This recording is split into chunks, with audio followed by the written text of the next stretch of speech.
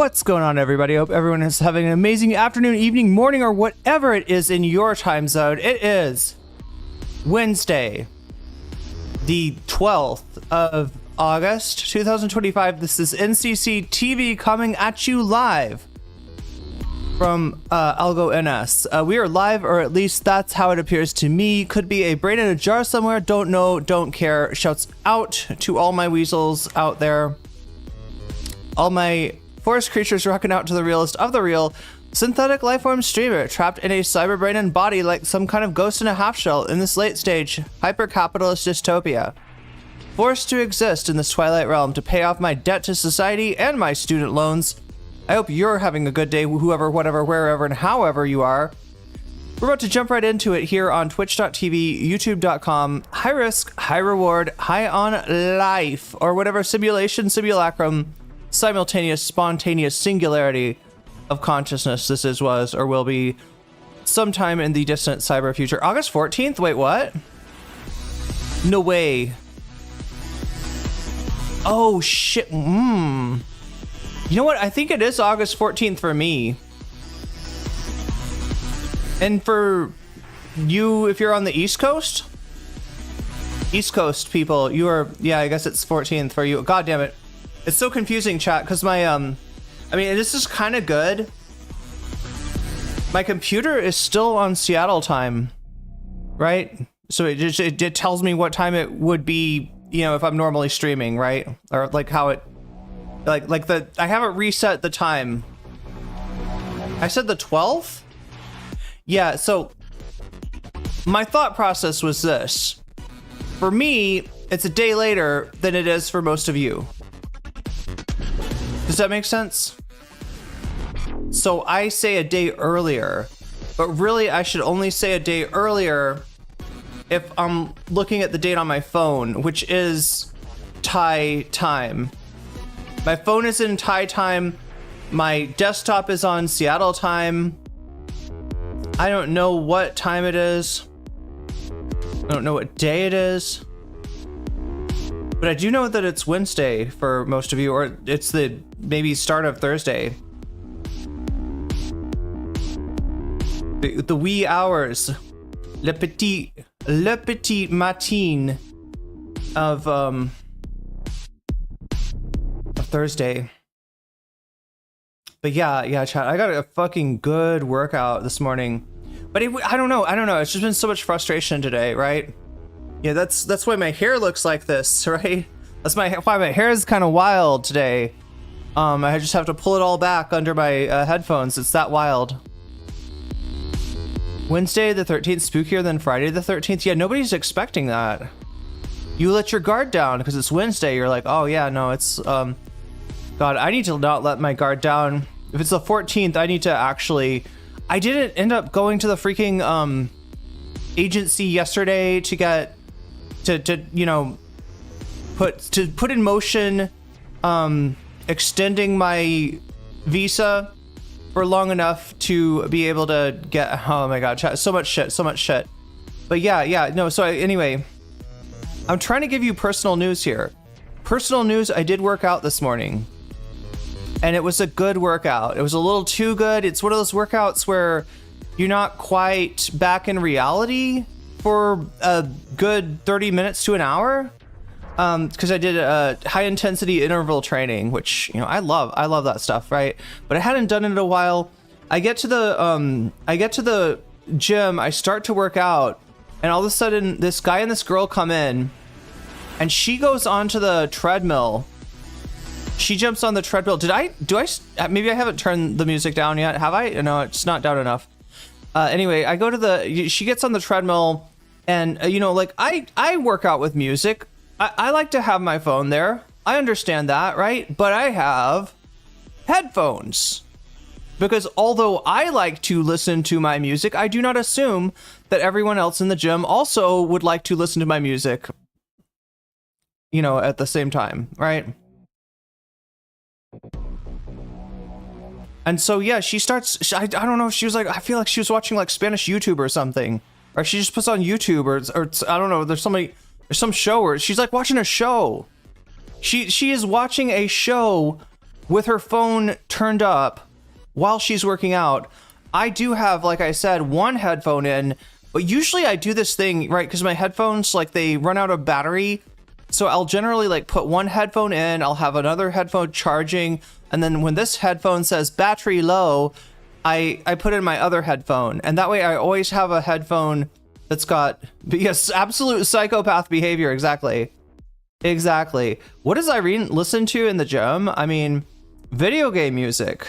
I listen to video game music because I swear to God, they make video game music addictive to get you addicted to video games, or to, you know what I mean? To like it's the kind of shit, you know what I'm talking about? Especially like JRPG music. A lot of it is just built for grinding, right? You know, it's just like, it's compelling, but it's not distracting. So that if you're grinding levels, you can just sit there and kill monsters over and over again. So it's kind of perfect for, it's the perfect workout music, right? Or at least what I listen to. Oh, it says battery low, please charge. Mine just says battery low. Yeah, video game music, yeah. Because like, I want to get addicted to not video games, but I want to get addicted to working out, right? Within reason. As I say that, I remember my ex-roommate, the Republican, the Republican that the world's nicest Republican, she was, right? And she also loved working out, and she loved eating keto. And that's a weird combination, yeah. But yeah, she was addicted to working out. I think, I'm trying to remember how much she did. I think, chat, that she did at least 3 hours of cardio a day, which might be too much. And the other thing that she did was she ate this keto diet. Like she like, you know, meal prepped this weird, like she had like, okay, you know how hamburger is, like how hamburger is like ground beef, like she got ground turkey. I think she somehow read somewhere that turkey is really good for you, and so she got like ground turkey, and she was always eating that. And the thing about the keto diet that I will say is, at least the way that she was doing it, it caused a smell unlike any other, right? Usually when I work out, like I will get sweaty, but I will not necessarily smell bad from it. I only smell bad when I am sweating because I am nervous, right? That's when I smell bad. It's the nervous sweat that like gets me. But for her, it was just all of the sweat. And so she would, yeah, she like wore like exercise clothes to the gym. She sweats, she's on keto. And I don't know what it did to her sweat, but it stank like horribly. And you don't want to tell your roommate that she stinks. You don't want to say that. You don't. That's tough news to deliver to somebody. Breath smell? I never got close enough to see. No, her smell was associated with her sweat. Ground turkey is I don't know. I feel like I've met keto people that don't smell. So I don't think I don't think it's necessarily so. I think maybe she just overdid it. Maybe it was just like she's got no carbs. She's working out 3 hours a day. And yeah, also exercise clothes are like, they're great at trapping smells, and they trapped that smell. So yeah, not only that, chat, the worst part was that I shared a washer dryer with this woman, right? And whenever her clothes were in the laundry, which was always, she's one of these people that like will do laundry and then forget about it. And then you come to do laundry and there's like clothes in there. So usually what we do is just because, like, you know, it's kind of like, if you're going to do that, like, right, like I can understand people not wanting their clothes touched or looked at or fucked with. Sometimes you wash your underwear and you don't really want people, you know, messing with that, right? But if you're gonna fucking leave it in there, like the rule was, right, that you just take it out and you put it on top of the dryer, right? But when you took this girl's clothes out of the dryer, and I'm talking about clean clothes, I'm talking about clothes that had just been washed, right? It still smelled. She didn't clean the smell, the keto sweat out, right? The turkey sweat out. She baked the turkey sweat in because it never got clean. and then she'd dry it and it would just be like the worst thing in the world. I never mix laundry. You do your own. I'll do my own. Well, yeah, we're not doing each other's laundry or anything. Well, wait, I guess so. Like if she left it in the washer, you know, it's the whole thing where like, you know, if it's somebody that like, if it happens like once or twice, I don't know. If you're living with 12 roommates, you don't want to wait. You can't wait. You can't wait for the roommate to come home and to take their order. You know what I mean? Saying like they're at class, they're working out, they're you know, off campus or something, right? And so they're like unreachable, and you need to use the laundry facilities, and there's clothes in there. So it was kind of like, yeah, like, do I understand you don't want, you know, your clothes fucked with? Yeah, that's why you should plan to take them out, or leave a note on there saying, you know, people can or can't do it, or talk to your friend and say, could you do it for me, or something like that, right? You got to do something. You can't just leave your stinky keto clothes like in the dryer. Straight up bleach the clothes. But yeah, I don't know if anyone ever told her you'll need 4 washing machines. What, for 12 roommates? No, we had 2 washing machines. We had 1 washing machine in the first floor and 1 washing machine on the 3rd floor. And that you know, I mean, I don't know, we made do with it. I mean, it was all right. It was a little bit of a, you know, you couldn't always wash your clothes when you wanted to, but if the clothes are sitting there wet and they start getting the smell of mildew, it won't leave unless you treat it. I don't know if it's a mildew issue, but yeah, maybe vinegar. Maybe vinegar would have helped, but I mean, she would have gotten mad though. She was like, why do my clothes smell like vinegar? Is somebody using vinegar in the washing machine? Yeah, it was the whole thing. And you know, the other thing too, because like during like at some point like it was a scent-free environment. Like that was the policy of the school, right? And nobody fucking followed that rule. Nobody followed that rule, right?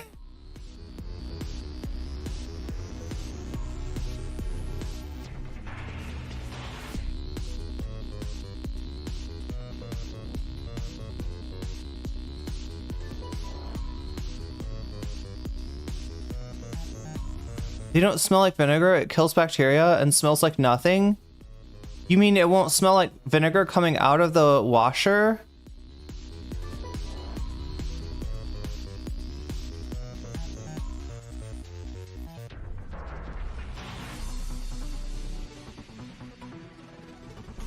People need to teach shared washing machine etiquette. You know, the other thing about it, I always think about this, like the school I was going to, like I was on a I was on a scholarship, right? But the tuition was really expensive, right? And well, I'm not going to say exactly what kind of school it was, but let's just say it's a, you know, kind of graduate program for a professional career. Let's just put it that way, right? And so everybody else there was rich. And I always wondered if it was maybe that they just had not grown up having to share things. Because I did get a lot of that, like, spoiled sort of mentality. Not from everybody, but from a lot of people. I mean, there were other people on scholarship there, too, that, you know.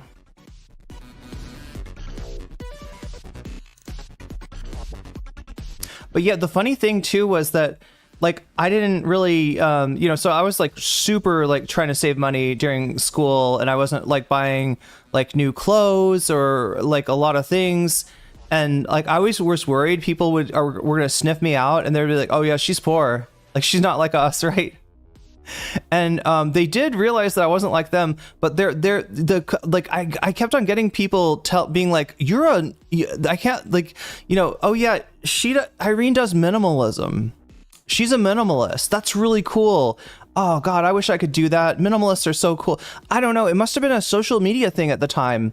right? That there were that like minimalism, like minimalist lifestyle was like popping off on in the algorithm or something. Because I always got like compliments of like, I'm so like, that's so amazing how you are a minimalist. I'm just like, okay, I guess I'm a minimalist. Irene Geller, minimalist. I wasn't trying to be a minimalist. I just, you know, couldn't afford shit.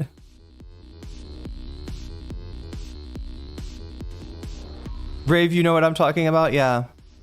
But yeah, does anybody know what I'm talking about with the Sloptubers today? I am sorry, chat, again, for starting the stream so late. I just, like I said, I really wanted to work out this morning. I had a little problem working out. I ended up leaving the gym, getting my other headphone. Oh yeah, her boyfriend or whatever was there lifting weights. And like, oh my God, her boyfriend's like, she's got a really hot boyfriend. But anyway, he's there like, you know, doing his like shoulder presses or whatever on the bench. And I'm like, hey, I'm gonna leave my phone on the machine because I didn't want I didn't want like her coming over and taking the machine, right? That would really piss. I was afraid I was gonna crash out. This is my apartment. I cannot make enemies here. All right, even if they deserve to be somebody's enemies, I cannot make enemies in my own apartment. You do not shit where you eat. That is a rule that I learned a long time ago and I try to adhere to. But this was really trying my patience because it's just like, who fucking comes into a gym with other people and puts their fucking, not even music, it was just like a show, just starts watching it like really loud, like watching a show. And like, I'm listening to music, right? I've got one earphone in, but I don't have two earphones in. And so I can still hear her shit. And I'm just like, what am I doing here? So I jump off the, I jump off the machine. I talk to her boyfriend. I'm like, can you watch my phone? I'm going to leave it right over there. I promise I'll be right back. So I go and I grab my other headphone, put it in. And as I leave, like, I was like, yeah, I got to go get my other headphones. Yeah, headphones are really useful, especially in the gym. I like look right at her. Yeah, I got to get my other headphones because you know what? Headphones are really fucking useful. They're really great to have. Like, I'm just like as passive aggressive as I could possibly be. And I'm so lucky I didn't say, like, I don't know. I was tempted to like say something, you know, rude, which I didn't. I mean, I don't know. It's a little rude. But yeah, I came, but anyway, the result was, chat, that it took me longer than I thought it would, to work out. And then I had to put together a thumbnail. What do people think about the thumbnail today? How do people like, this is a new style of thumbnail, right? This is like, I don't know. I was thinking about doing like a Pepe Sylvia thing. Because this kind of is, we got a mystery. We've got a mystery. We have got a conspiracy. It's a conspiracy against Willy Mac to ruin his wedding. Bad Empanada or Hasan or Kuihman or JSTLK, somebody, chat, is intent on ruining this man's wedding. And we're going to get to the bottom of it. We're going to find out who's trying to ruin Willy Mac's wedding. Right? And I legit don't know. So I thought we'd do a little mystery today.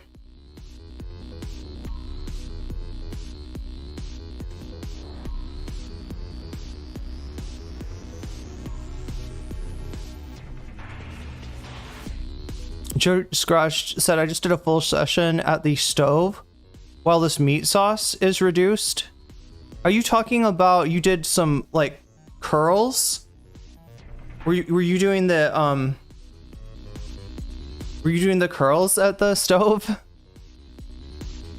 I got new neighbors 4 days ago. I already hate them. How do you show up acting like you own the place? It's like 5 guys and I'm pissed. But yeah, I avoided crashing out and making enemies at my apartment.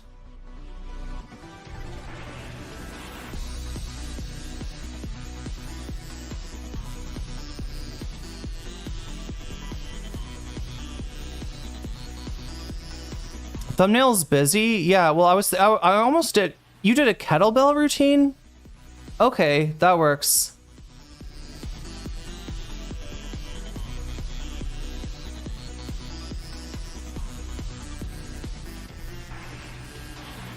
Round the stroke of the text? Wait, what? Let's see what this is. Round the stroke.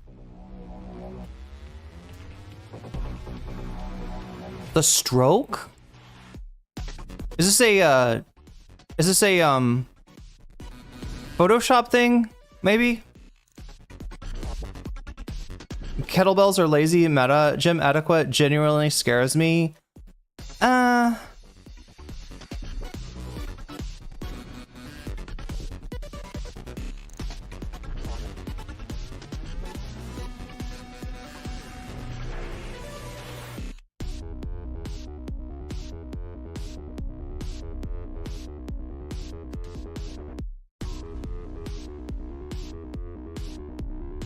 No, Spicy Boat. I'm waiting for Freakiest Friday. The spiky bit on the text. You know what? Unless that's what you're going for. Actually, you want me to wait. I'm tempted to actually show you what I was going for. Wait a minute. No.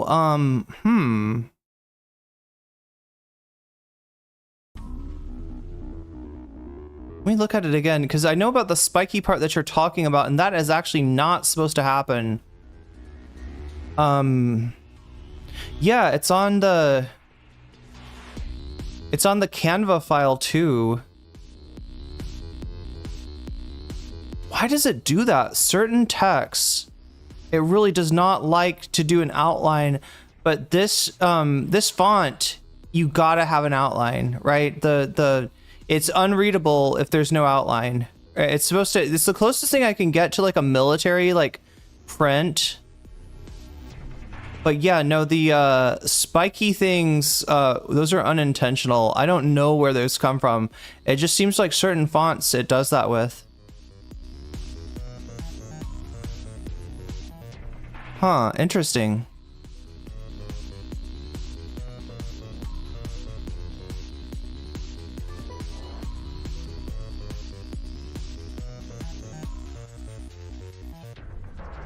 But yeah, I kind of had to throw this thing together last minute to make sure that I had something for the stream, and then that's what took me so long.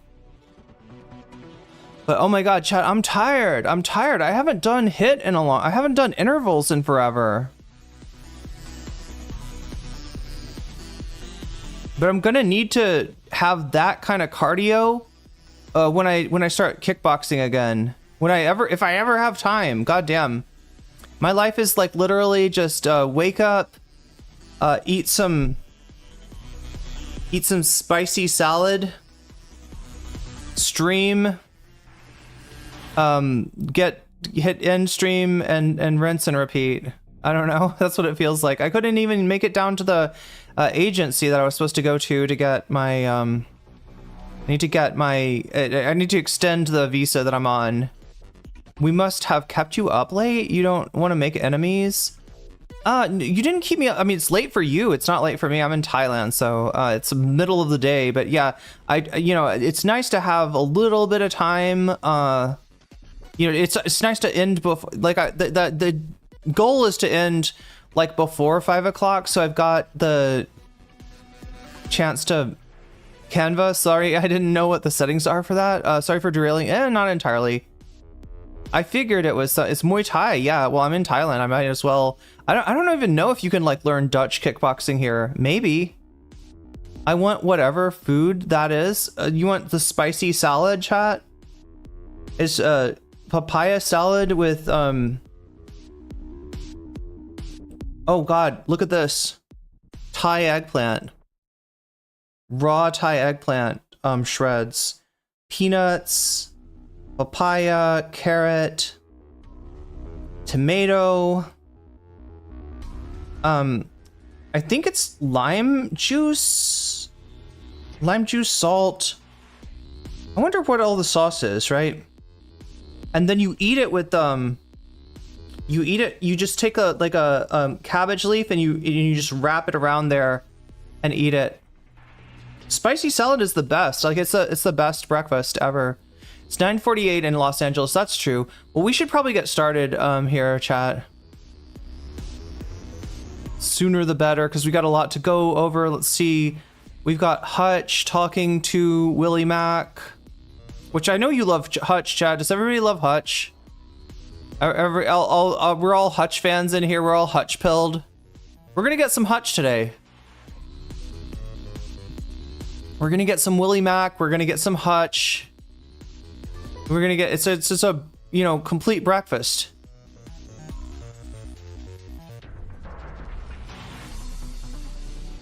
And we're gonna get some Bad Empanada. Who knew? Yeah, Bad Empanada is gonna play a big role here because Hasan says Bad Empanada is chaotic evil. Willy Mac and company think that Bad Empanada is an absolute psycho, is a dangerous terrorist, and they wonder why he hasn't been banned from YouTube yet. And of course, the answer, chat, as you all know, is that Bad Empanada is sleeping with Susan. Wait, what's her name? What was Susan's name?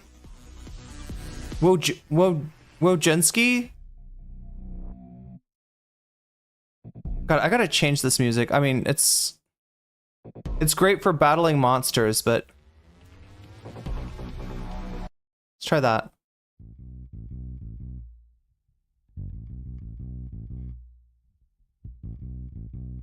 Susan Wojak. No. Susan Wojcicki? American business professional and former CEO of YouTube. What's she up to these days? Besides sleeping with Bad Empanada. That's why he doesn't get banned, right? As they like the former CEO intervenes on his behalf because obviously, yeah, he's a really bad man.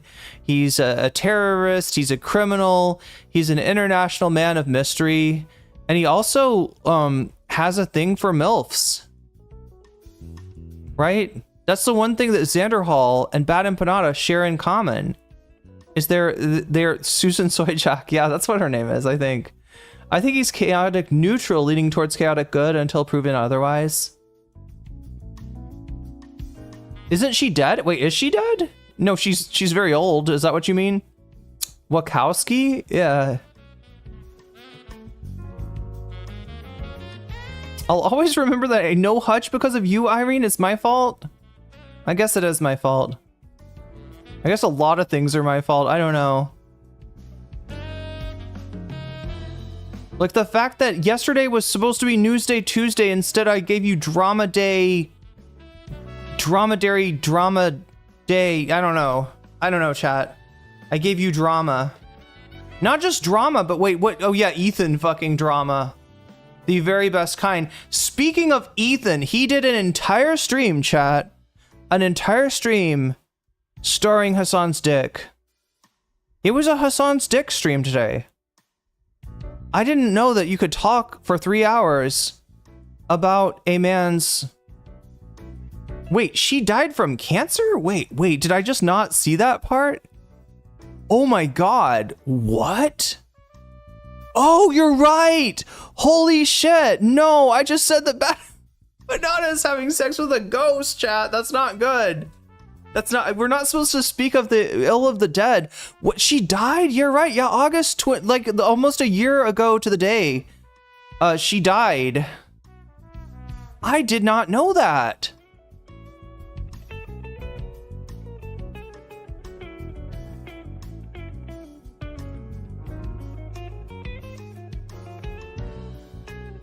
Oh no.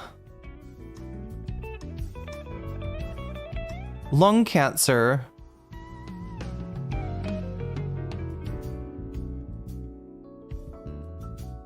Yeah, she seems like she had some real, she dealt with some real tragedy in her final year too.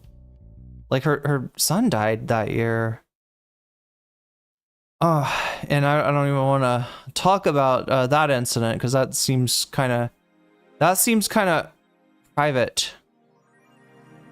Seems like a family affair.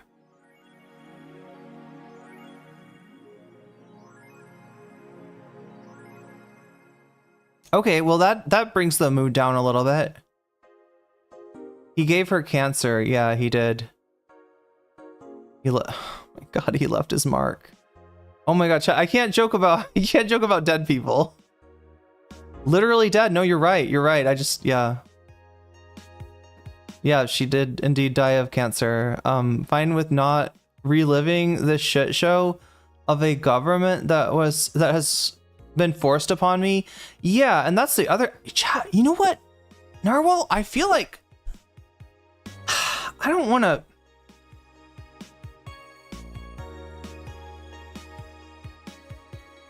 make this all about me, but I find myself getting too emotional in the political streams. Wait, she was on Blue Sky promoting it? Wait, who, what? Susan was on Blue Sky? Wait, who was on Blue Sky promoting what? Full leaked documents have been released from the docs. Ethan did on stream too. Wait, what? Government approved weed just rocked up in my mail and prescription baggies. Was it G13? Is that what you mean by government approved weed? Is it the government strain instead of a bottle? And I'm shook. Does the medical cost less maybe? Bad Empanada just has that kind of power, getting it on with a I mean, yeah, who else? Bad Empanada will only fuck a like a ghost or a monster girl, right? That's his. Anybody else just not interesting. No, Bad Empanada's not interested. If you're not a monster girl, if you're not a ghost, if you're not a werewolf or a succubus, or let's see what else, you could be like an alien, like that species, like that, you know, you could, yeah, he wants you to, yeah, he when you kiss Bad Empanada, you gotta put your tongue through the back of his head, right? That's the otherwise he's just unfulfilled, right? That's the kind of relationship that he needs. And so yeah, he's not gonna fuck you if you can't haunt him, right? That's his whole thing. Empanada gave her cancer. No, I did not mean to imply that I did not mean to talk ill of the dead. I didn't know either. I just found out she wasn't CEO anymore. Yeah, it still feels like she is. Like, people still talk about her like she's CEO, especially when it comes to Ethan, because Ethan, what happened with Ethan? Ethan did a whole stream on Hasan's dick. Like, did you know that Hasan's dick is fucking huge? Do you know that he has sex with all kinds of women? Chat, he's had sex with so many women that he's lost count.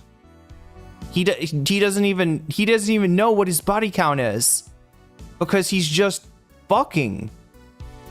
Dude be fucking constantly.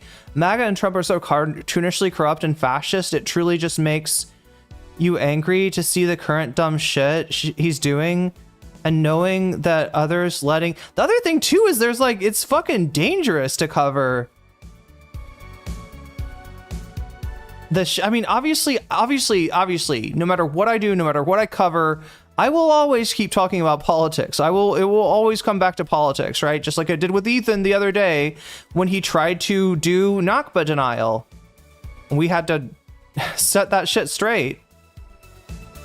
You're not too emotional. It's just like it's not like we're talking about taxes. Oh, even the taxes shit, even Trump's tax policy pisses me off. It's a genocide going on and people like Ethan are defending it, and you'd have to be heartless not to care.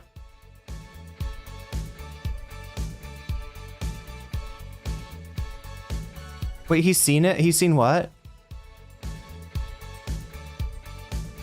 More sexual harassment from Ethan as usual. Yeah, pretty much. Ethan, a feminist gross perv, this gross pervert went on dates with porn stars.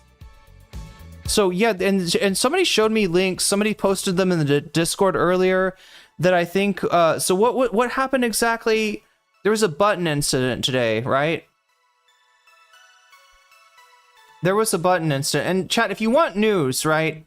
I do have 2 news items on the bonus content today, right? Both about Jeffrey Epstein and about Ghislaine Maxwell. Ghislaine Maxwell has not just had her sex offender exemption, right? Usually if you're a sex offender, you're exempt, you are not allowed to be, you're not even considered for a you know, low security prison like the one that she's in right now. But she's in that prison. She got an exception, one, you know, the obvious, you know, obviously from Trump or obviously from someone in the White House, right? And she's also apparently on, she's eligible for work release. She is allowed to leave the facility. Do you remember the thing with Epstein? Not the second arrest, right? Not the one where he ends up hung. Definitely not by himself.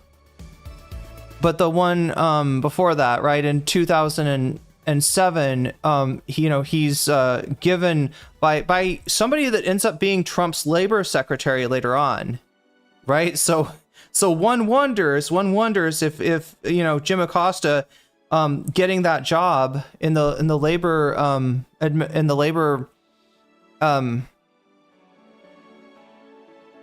what am I trying to think? Labor department, labor. I can't think of it, chat. It's what happens when I work out. But Daily Beast reported she's not getting a work, well, at least. Okay, so here's the deal. They did a Freedom of Information Act on Ghislaine Maxwell, and her like security is cleared for that. That doesn't mean that she's gone out of jail yet, right? Because that would be pretty bold. Like, can you imagine, chat? You're working at McDonald's, you're at the window, you pack up the fries and the burger and the nuggets and whatever else is in there, the drinks, right, into the bag, you get it all in there, you go up to the window, you hand it to the driver, and this window rolls down and Ghislaine Maxwell is there. And she's like, thank you. No, Ghislaine, what am I kidding, chat? Ghislaine Maxwell doesn't eat McDonald's. Ghislaine Maxwell's not eating at McDonald's, that's for sure.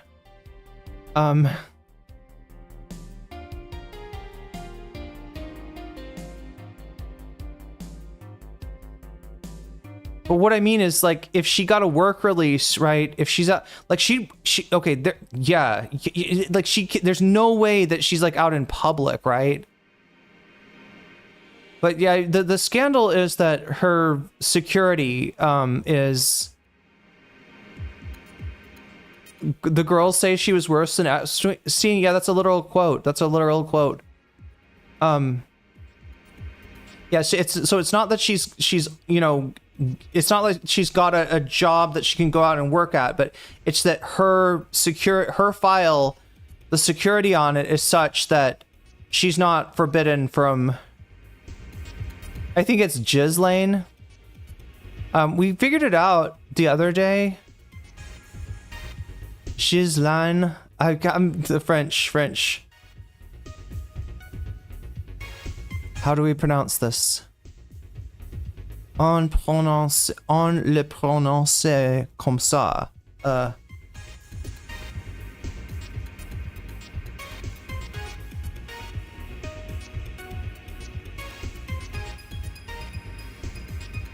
Oh wait, it's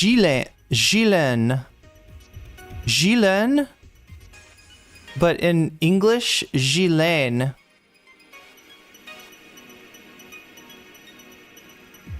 Wait. Ghislaine.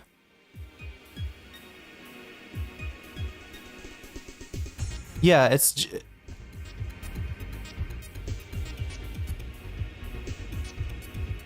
Bonjour, this is Julian, the Frenchman who makes French pronunciation videos here on YouTube, and we are looking at how to pronounce this personal name of French origin that is also used in other countries with French-speaking populations.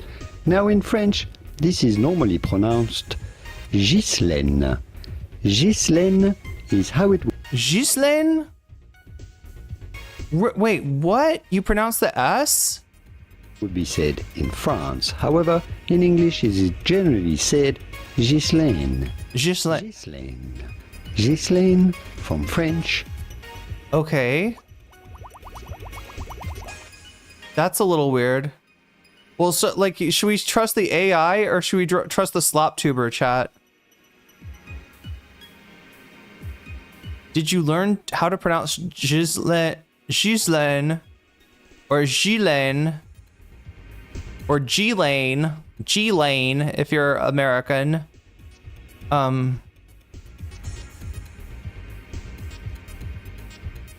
Did you learn how to pronounce Ghislaine Maxwell? In recent news, the name Ghislaine Maxwell has been a hot topic, especially following her high-profile legal battles. Many people are curious about how to pronounce her name correctly. If you have been wondering about this, you are not alone. The name Ghislaine is of French origin and can be quite tricky for English speakers. To break it down, the first part, GHIs, is pronounced with a soft ZH sound, similar to the S in the word measure. This makes it sound like C. The second syllable, lane, is pronounced as len. So when you put it all together, Ghislaine sounds like Seelen.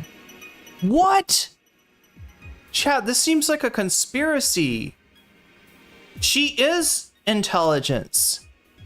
This is a family business, chat. Like they've gone back and edited everything so that you can't even tell how to pronounce her name. They've basically erased her from our ability to pronounce her fucking name.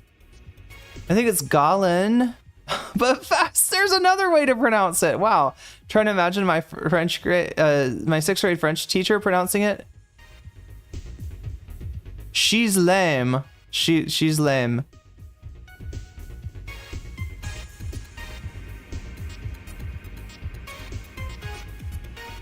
Oh wait, something happened on Twitch. There we go. Megastar, thank you for the gifted sub to. Oh wait. That's the other thing I gotta do.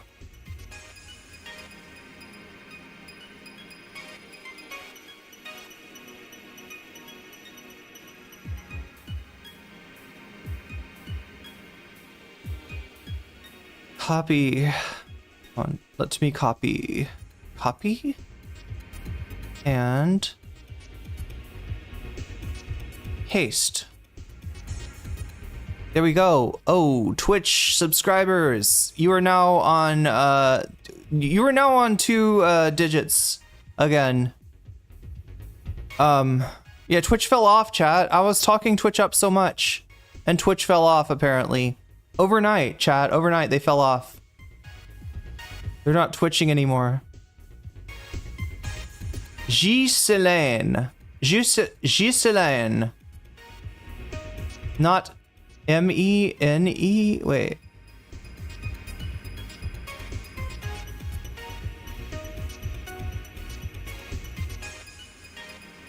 It's Ghislaine, and that's the end of it. How about Ghislaine?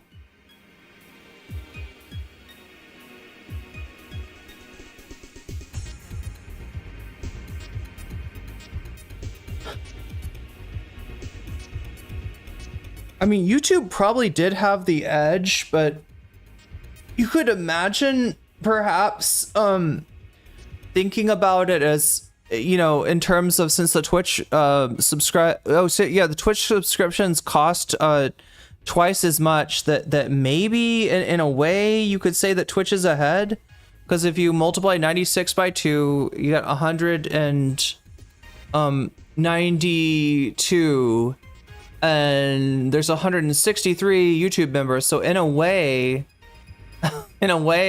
Twitch is ahead.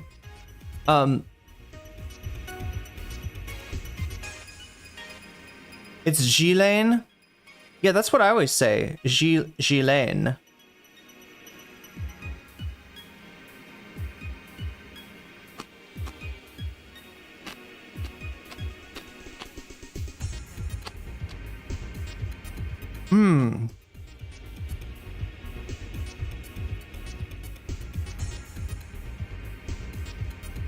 That is one spicy salad. God damn. God damn, and I didn't even eat the hot peppers, right? This is actually a long bean. It's not a hot pepper, but there are hot peppers in here somewhere. I can taste them. I just can't see them. They're hidden away, chat. They're trying to get me to eat them. Like I won't see the hot pepper. and I'll just accidentally pick it up and I'll eat it and I'll...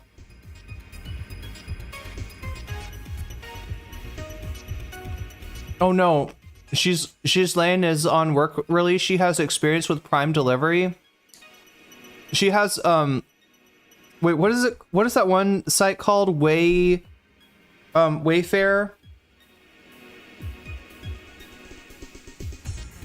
Ninja Pepper is trained in the art of stealthy spices. That sounds like almost sounds like a Italian brain rot. Like a pepper, but it's a ninja. Yeah, it would be. It'd be like it would be friends with Assassino Cappuccino and Ballerina Cappuccina. Oh my God, chat. You know, oh yeah, that's what I was about to tell you about the gym today, right? So when I was like, when I was mad, right? When this woman had turned on her phone to watch who knows what, some show on YouTube while she was on the treadmill, right? Completely ruining my gym experience, as I only had one headphone in listening to music and I could hear her music with my it was just totally ruining everything. Like, I thought about for a second turning off my headphone, pulling up, oh my God, it's gonna rain today, pulling up Italian brain rot and just jamming tra-la-lera tra-la-la, tra-la-lera tra-la-la. I thought about that, but then I realized that would just be embarrassing, because I am not the demographic for Italian brain rot. That would be a little bit infantilizing if I was like, no, this is what I listen to work out. What do you listen? What do you use to work out? I use Italian brain rot. What did we decide about?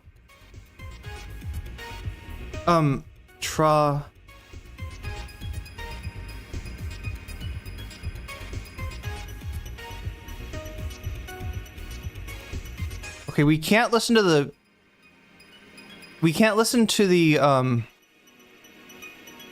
song. Oh. Trallallero trallallà, porco Dio e porco Allah.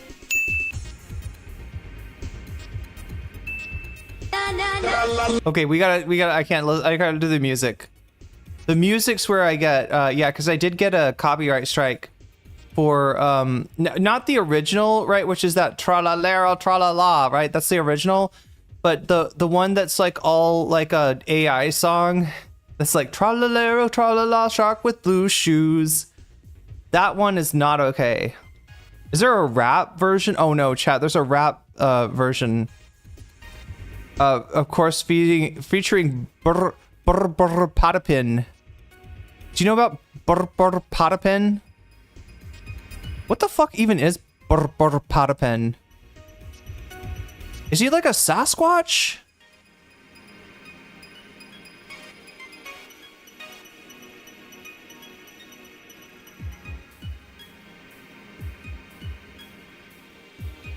Oh my God, they have like Italian brain rot battles now. Like, who would win between Trallallero Trallala and Bombardino Crocodilo, or Crocodilo? Bombardino. Okay, that's the one with the really fucked up backstory. Obviously, Tung Tung Sahur would you know, win the, if it's a tournament, like eventually Tung Tung Sahur would win out, because dude literally is made of wood and he has a baseball bat, right? I don't think you're beating that. I don't think you're beating that.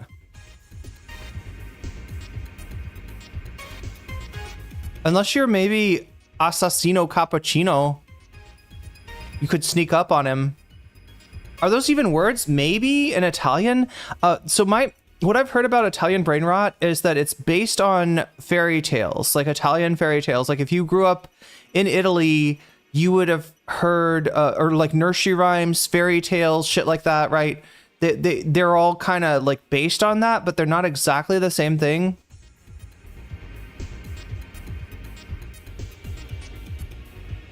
I DM'd the full docs with links for viewing another time. It's gross. It's written by DGG. Rave, are you talking about Italian brain rot? Sounds like a very extremely online gym bro slang for Some extremely unsafe, newly discovered synthetic steroid. Yeah, there we go. There we go. It's the hot sauce. I'm full natty except for this Italian brain rot. Brave, are you talking about when you say full docs with links for viewing? You're talking about the Ethan thing where he, yeah, Ethan's leak. So if you didn't see it today, Ethan was on stream. I hate that. I swear to God, chat, I promise I would not watch him, or at least not live, except for the fact that I've trained my algorithm to show me the H3 live stream, and when I wake up in the morning, he is still streaming. Right? He's just finishing his show when I wake up, and so I roll over, I grab my phone, I open up YouTube, and it's like right there. It's right there. Speaking of G-Lane's work release, a certain Kleinsman or Crash Out was talking about hiring her because pedophilia jokes on the show today. Yeah, this show was fucking unhinged, chat. I swear to God, he did nothing but talk about Hasan's dick for like 2 hours. Like he had been trying to, I don't know, cover Denims and iDubbbz and Casey, just like anybody else, or Bad Empanada or Noah Sampson. He'd been trying to just cover people around Hasan. And today he just lost it and did a, but anyway, you're a streamer, you got to stay informed, no shame, it's your job. Well, my thought about Ethan is that he's becoming less relevant. In fact, when I saw him today streaming with a sexy Hasan thumbnail, right? Hasan in the tub broke him. Was that from the GQ article, or is it I know that he's got the, wait, we've got that on bonus content, don't we? I can't, yeah, if I'm not careful, chat. What did I do? What? Oh, that's yesterday. God damn it. I scared myself. Wait, is it? Yeah, that's yesterday. Okay. Okay, let's see. I thought I'd accidentally put the topic I'm covering in, okay, that's what people are voting for. That's what people are voting for. 48%, 54 of you have voted so far. Of those, 48% are voting for Hasan in GQ. Ethan melts down. The only bonus content option with Ethan in the name. Second place, Ghislaine, whatever you want to call her, Maxwell, has been given. Let's see, how shall I put this? So it's not like she's out in the world working, but they're supposed to, on a sex offender in prison, there's supposed to be certain rules, right? One of those rules is that you don't put a sex offender into low security prison, right? And she is not just in low security prison, chat. She is in the modern day equivalent of what people used to call club fed. In other words, the nicest possible incarceration that you could imagine. She is in the most luxurious incarceration. Her incarceration. She is an incarceration where one can live their best life. They can teach yoga. They can go on runs with Elizabeth Holmes, right? That's, you know, she's living better than us, chat, in prison, basically, right? And she got that for fucking talking to Trump's lawyer. But in addition to that, there's a Freedom of Information Act that revealed that her file says that she is eligible for work release. She is eligible to leave the compound entirely in a similar way to what Epstein was allowed, right? Epstein didn't, like, in the first conviction, he hardly served any time, right? He was I think he was, what was it like? I think he was doing weekends in jail, basically, or something like that, right? What is that? Oh, it's another Thai eggplant. Yeah, a lot of the eggplants here are green, and you can eat them raw. They're these tiny little balls that are eggplants. They do also have like a purple and white eggplant that's a ball, and then you can probably find regular eggplants too. Is it the same president as Jin Shah?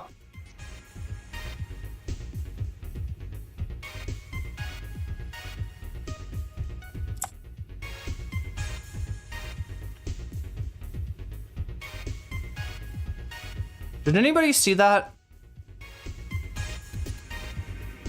Could you see that? What happened when I bit down on that long bean? Did that show up on stream?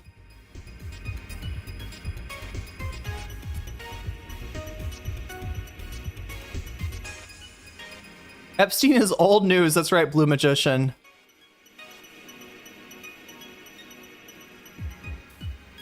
It's definitely not interesting that Trump refuses to release the files on Epstein. It's not like it's a continuing story. Hey, it's not like that's the reason for the crackdown in Washington D.C., right? There's no Blue Magician in Twitch chat assures us there is nothing to see here. All right. Epstein is boring. These are not the droids you're looking for. All right. Please pay no attention to the man behind the curtain, for fuck's sake. For fuck's sake. It's definitely not the reason that Trump has invaded Washington, D.C. Right. It's not a distraction. It's not trying to drown out the media cycle or anything like that. No, it's definitely old news. Uninteresting. The least interesting thing in the world when a child molester is given a jail sentence that basically might as well be a suspended sentence, then arrested again and mysteriously kills himself with in a place where there is no video camera. When an administration runs on releasing the Epstein files, right? When a president runs on releasing the Epstein files, JD Vance goes on Theo Vaughn. It's like, gosh, we gotta release those Epstein files. Gee golly, Theo, we definitely gotta release those. And then they hand out folders to right-wing influencers that contain the same stuff that we've already seen, nothing new in there. They'll wave them around, but it turns out it's a nothing burger. And then when Pam Bondi is supposed to release the fucking files, they've said that they're going to be fully transparent. Instead, we get Kash Patel saying, you know what, I've looked at the files and they're really not that interesting. There's nothing to see there, right? He killed himself, and there's really nothing more to say than that. There is nothing more to say than that. Yeah, definitely not an interesting ongoing story at all. All right, so what are we doing? Tralalero tralala.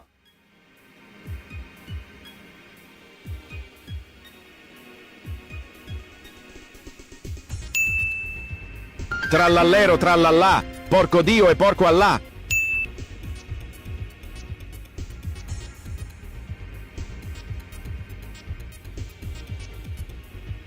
That's what he needs.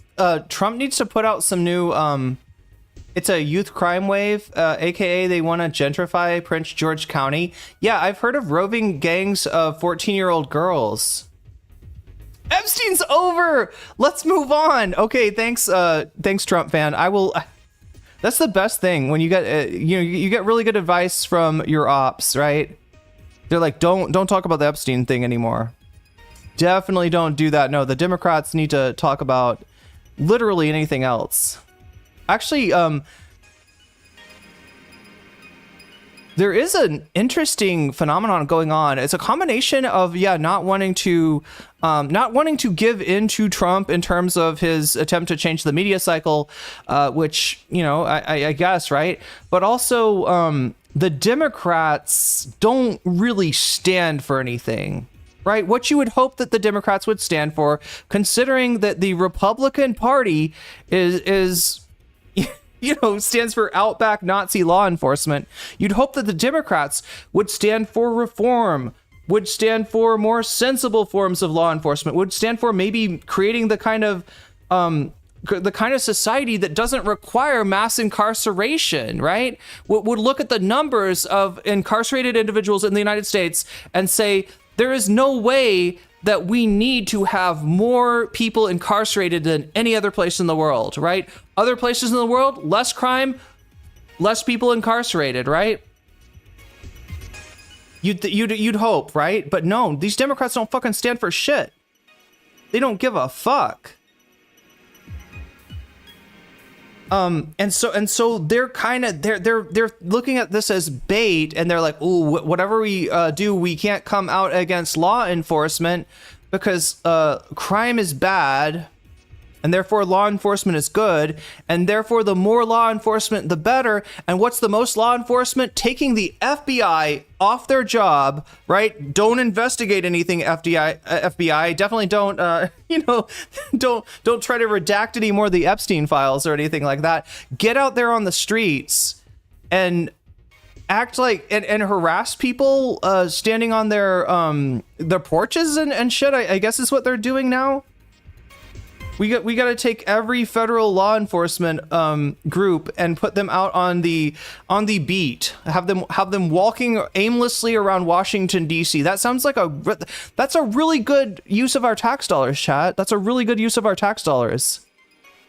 The current president was his best friend, and sorry, Markavius, you're talking to. Yeah, there's a little bit of a discussion. Blue Magician, you really know how to get things. You know how to start a discussion in chat. By posting rage bait and getting dogpiled, but enjoy your dogpile, I guess.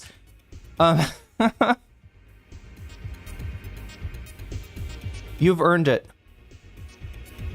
Feds are just harassing black people in DC, black people, homeless people. Yeah, they're But yeah, the Democrat response is really disturbing because they're, I don't know how much of this like deer in a headlight, they don't know what to do. They don't know how to start. So they're just kind of in analysis paralysis. And how much of this is just Democrats being like, oh, I think that we lost, we looked bad last time when we were perceived as weak on crime. So we can't come out against a fucking fascist takeover of an American city, of the capital of the United States. Is supposed to stand for freedom or something, I guess, right? We can't oppose that because we do not bite the long bean. Did anybody see that though? When I bit the long bean, did anybody see what happened? It fucking jizzed. It squirted, chat. We need to let Irene drink her coffee. Do I seem too sleepy? I don't know.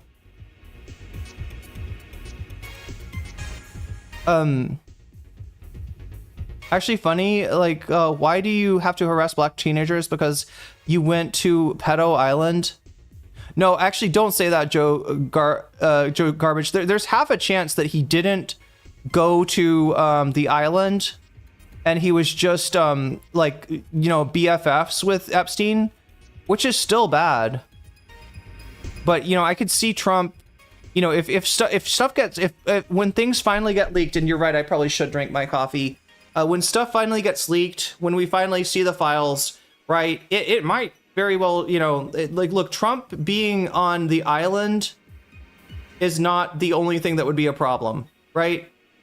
We get those files and we find out that he maintained his relationship in any way after he said that he had cut ties, which there is evidence to support that.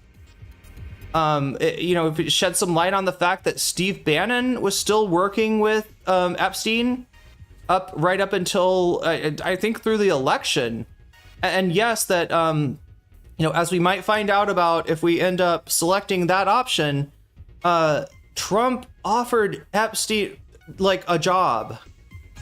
Anyway, we'll have to go to Kyle Kulinski for that one because he's got that story. But during the first Trump administration, before his second arrest, apparently there was some kind of attempt to offer Epstein a job, maybe to keep him quiet, right? So that's what I mean. Trump is saying that there's nothing to see here, but we don't know what's in the files, so I wouldn't get too ahead of ourselves as far as predicting like it's going to be Trump went to Little St. James or some kind of there's a lot of things that are. In fact, just the fact that he won't release the files is sus. Even if it, like, say it's this, chat. Say it's not Trump, but say there's 5 Republican congressmen let's say for, you know, the purposes of, you know, for a hypothetical, right? There's Trump never went to Little St. James, but 5 Republican congressmen did, right? 5 Republican congressmen are exposed as having participated in Epstein's freak-offs, right? And the normal thing to do would be that those people lose their job. But if we're concentrated on, if we're looking for exclusively, you know, Trump on Epstein Island, that he might be able to, like, what he likes to do, like the no collusion. There's no collusion. There was no collusion, right?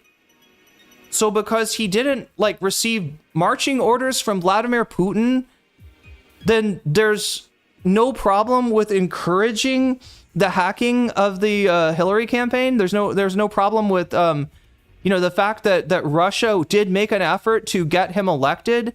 You know, it's not.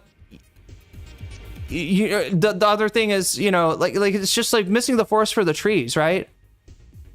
You know, you got idiots like Hillary Clinton, losers like Hillary Clinton, losing their campaign, trying to then turn around and blame Putin and Trump for it, right? As if like they had messed with the voting machines, right? There's no evidence of that, right? The Steele dossier, you know, was not confirmed. But what Mueller found was not actually a clean slate. What Mueller found was something that in normal political times chat would have been sent to the Congress. And there would have been a referral made for a, you know, for impeachment and subsequent removal from office, right? We don't live in normal times. We live in times where the Republican Congress and Senate fear Trump. And so you're not going to get that result. 11 Russians were indicted in federal court. This is the thing. I would love it if his trying to turn the subject of Russiagate would actually end up in people re-examining that instance, because what was found was not nothing, right? It just wasn't what the Hillary Clinton campaign. The Hillary Clinton campaign wanted to be exonerated, right, for running a horrible campaign. Even saying that like X or Y factor that is not Hillary's own shitty campaign, you know, lost her the election is I think is you know, being too kind to her, right? It was so close that, yeah, if she had done something like, I don't know, gone to Wisconsin or actually stood for something, actually had policies instead of just being like, I am not him. That is why you should vote for me. Because the other option is Donald Trump, and you don't want Trump, so elect me. I'm not gonna. There was no campaign. There was no platform. There was no positive affirmative message of what the you know, new you know, what America was going to look like under Hillary Clinton, because she didn't want to do any of that shit. She's got the same donors as the Republicans, right? She had Trump. Trump was her donor. Several prosecutions from the Mueller probe. Yeah. And the one prosecution that couldn't go on was one of Donald Trump. And that was specifically because he was a sitting president. The only way to deal with a sitting president, the only way to prosecute a sitting president is to impeach, remove, and prosecute, right? The removal step was never going to happen. The removal step would have been impossible to happen.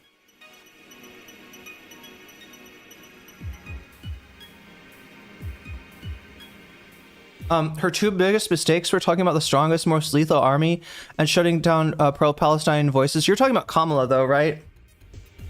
I was talking about Hillary, but yeah, Kamala also ran a terrible campaign. And yeah, the buck does stop with her. Now, she got bad advice from the Biden officials that ended up running her campaign. The people that went on Pod Save America to try to convince people that it wasn't their fault. Right? These are people that should never work as political consultants again. These are people that should find a new career, and yet instead, we had the Pod Johns trying to rehabilitate them. It's okay. It's easy to mix up. They're two very similar failures in a lot of ways, right?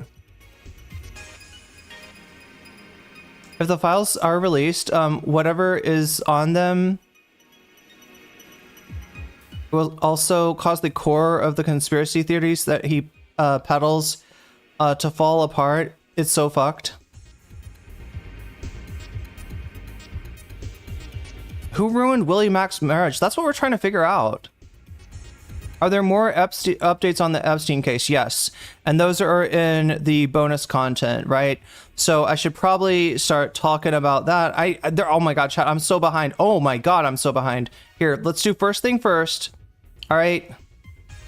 We almost got a butterfly yesterday.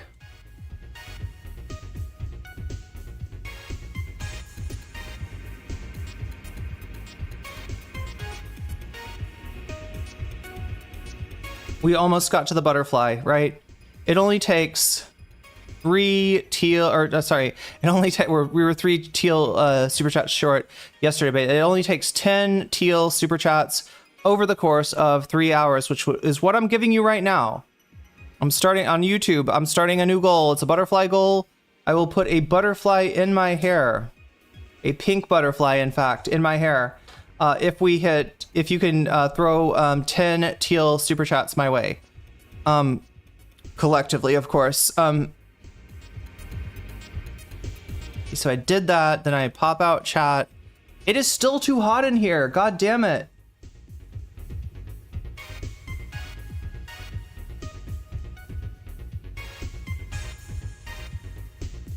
Either that or I'm sweating from eating spicy salad. I don't know.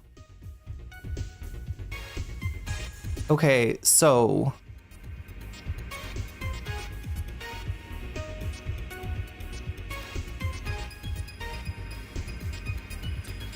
now I got this song in my head. Tra-la-lero, tra-la-la, shark with blue shoes.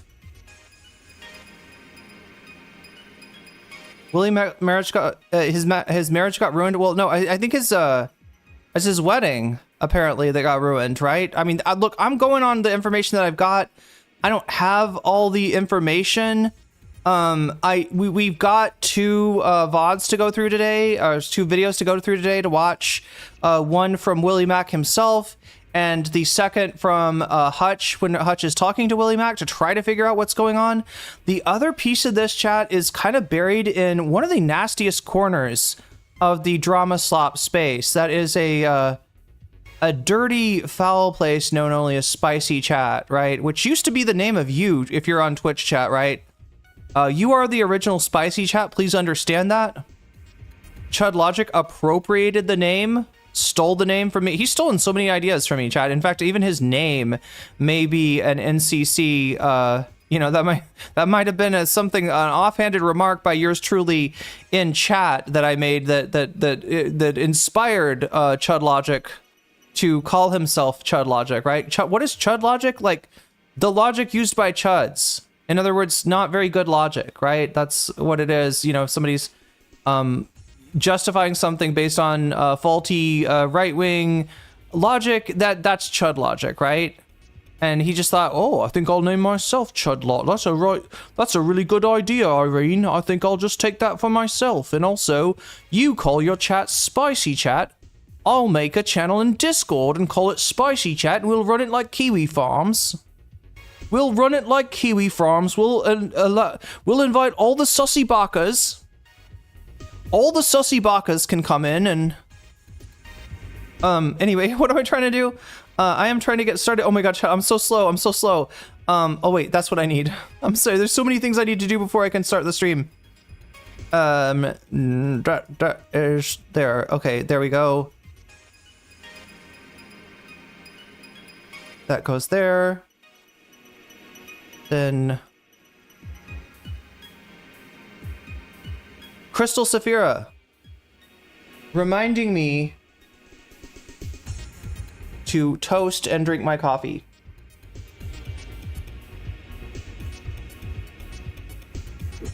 With that super sticker. And also reminding me to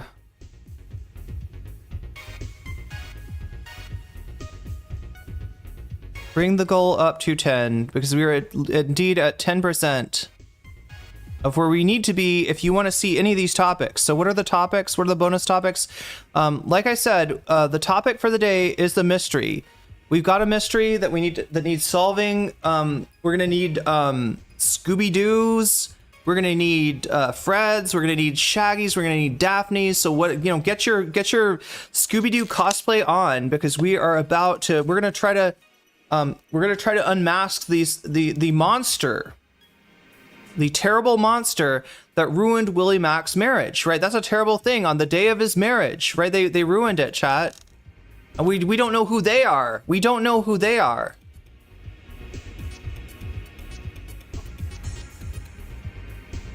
And that's what we will endeavor to find. Who are they?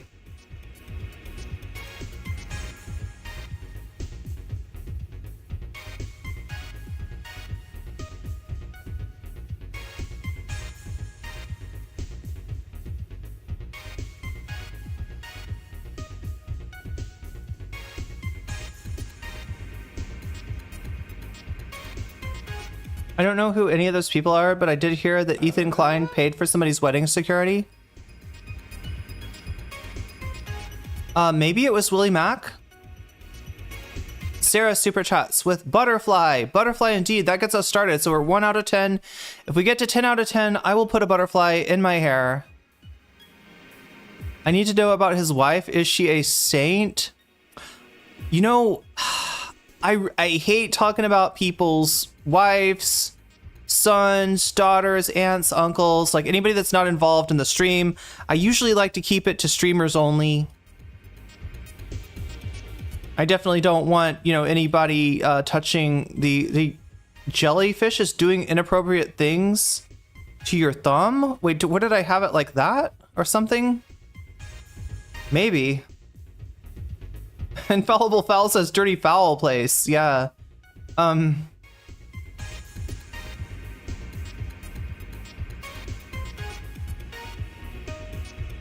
But there is something about his wife, isn't there?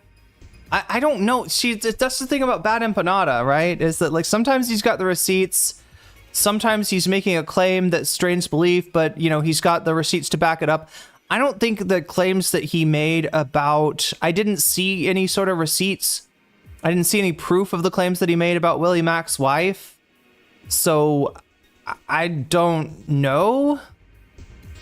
I don't know if she's a normie. I mean, she's a normie as in she's not doing content, right? But the implication is that she's Israeli, but I think she moved away when she was like 3. Willy Mac has, yeah, well, he got married. He had a marriage. He tried to get married. Wait, chat, isn't this like kind of like this reminds me of something. Oh wait, there's also, okay, I'm still not doing everything that I need to do. Marriage, Dr. Jekyll. Infallible, super chatted $5. Teal. Teal? Peter Teal?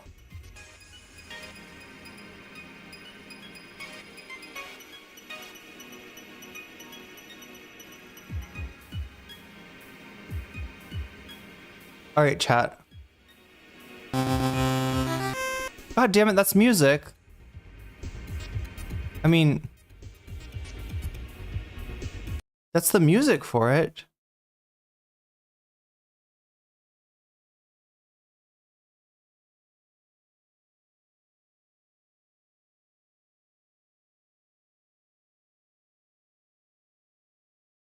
All right, let's take a look at this.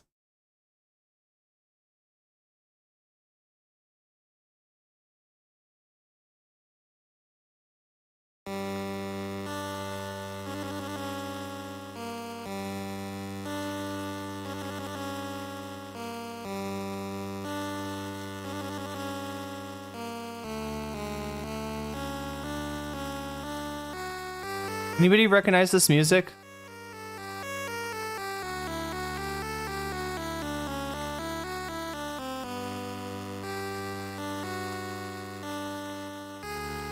This is Willy Mac, all right? He's a chemist. He's a doctor. He's busy in his studies. And he's trying to split good from evil, the good of humanity from the evil of humanity. You know, split them in two to try to make humanity good, right? He's trying to make humanity good again, I guess.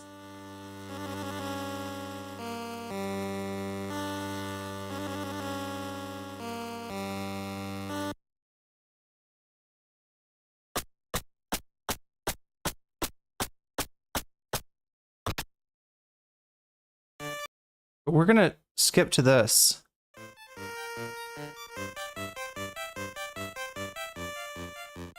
There's Willy Mac. He's going to his wedding. Look at that. Willy Mac and his beautiful bride will be joined together in holy matrimony.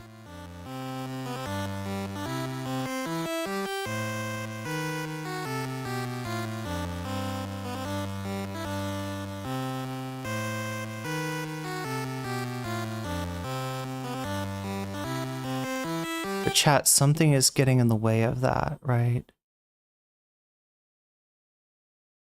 And it's this man. It's this man, chat. It's Mr. Hyde. There he is. There he is. Mr. Hyde has disrupted the wedding. Actually, we don't know though. We don't know who disrupted the wedding. That's just one of the possible culprits. Is that NES, Dr. Jekyll, and Mr. Hyde? Yeah, I think at the end of it, I don't know. I've never played it. The Angry Video Game Nerd covered this, and it looks like such a frustrating game. Like, this is apparently what video games were like back in the day. This game is a fucker, right? You have a cane as your weapon. You should be able to kill enemies with your cane, but just try it and you will get fucking owned. Everything in that game kills you. Little kids come up to you, they kill you, right? A fucking bird kills you. A dog kills you. Everything kills you. Anything that touches you, like, right? The only thing you could do with that fucking cane apparently is kill a bee. There is one mob in the whole game that can be killed by Dr. Jekyll, and it's the whole thing is that, like, you know, it starts off you're Dr. Jekyll and you're just having to avoid every single enemy. The controls suck. You move super slow. Everyone in the town hates you. Everyone in the town is trying to kill you, and so you end up you know, just trying to, like, jump and avoid them and everything. And then, like, you get to a certain point in the game and it changes, and now the screen is reversed. You're going, instead of from, like, left to right, now you're going right to left, but you're not Dr. Jekyll, you're Mr. Hyde, and you actually can fuck some shit up. Yeah, you just become Mr. Hyde if you want to kill. Yeah, that's right. Mr. Hyde, like, fucking owns everything, right? And so you keep on switching back between Jekyll and Hyde, and you're trying to get Dr. Jekyll to his wedding. And I think that's the good ending if you end up you know, getting married to Bad Empanada. Oh my god, it's Bad Empanada. Chaotic good. Chaotic good. What does this gameplay look like, though? It does look like Castlevania.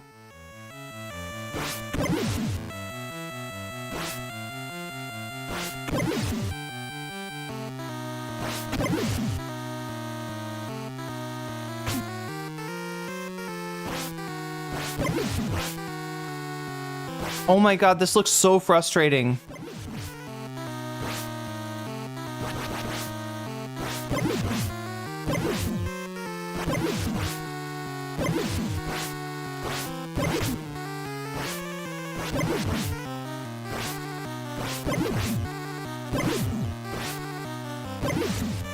What happens if you win? Oh no.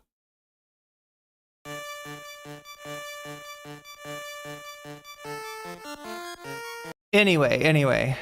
Anywho, we got a lot to talk about today. We can't spend too much time on classic NES. Awful, impossible game. Luckily, nowadays, we have save states. Oh yeah, you can play it on emulator. It's apparently way better.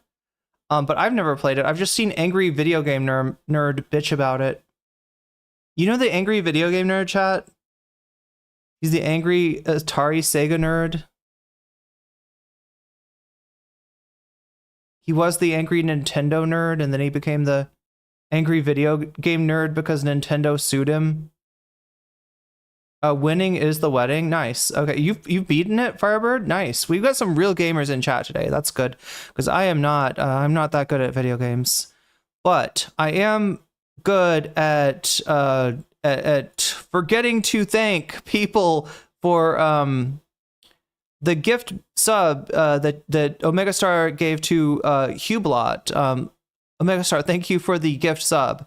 I did see that, and I just now got to it. But anyway, and that gets us to 15%. So yeah, we're at 15 out of 100.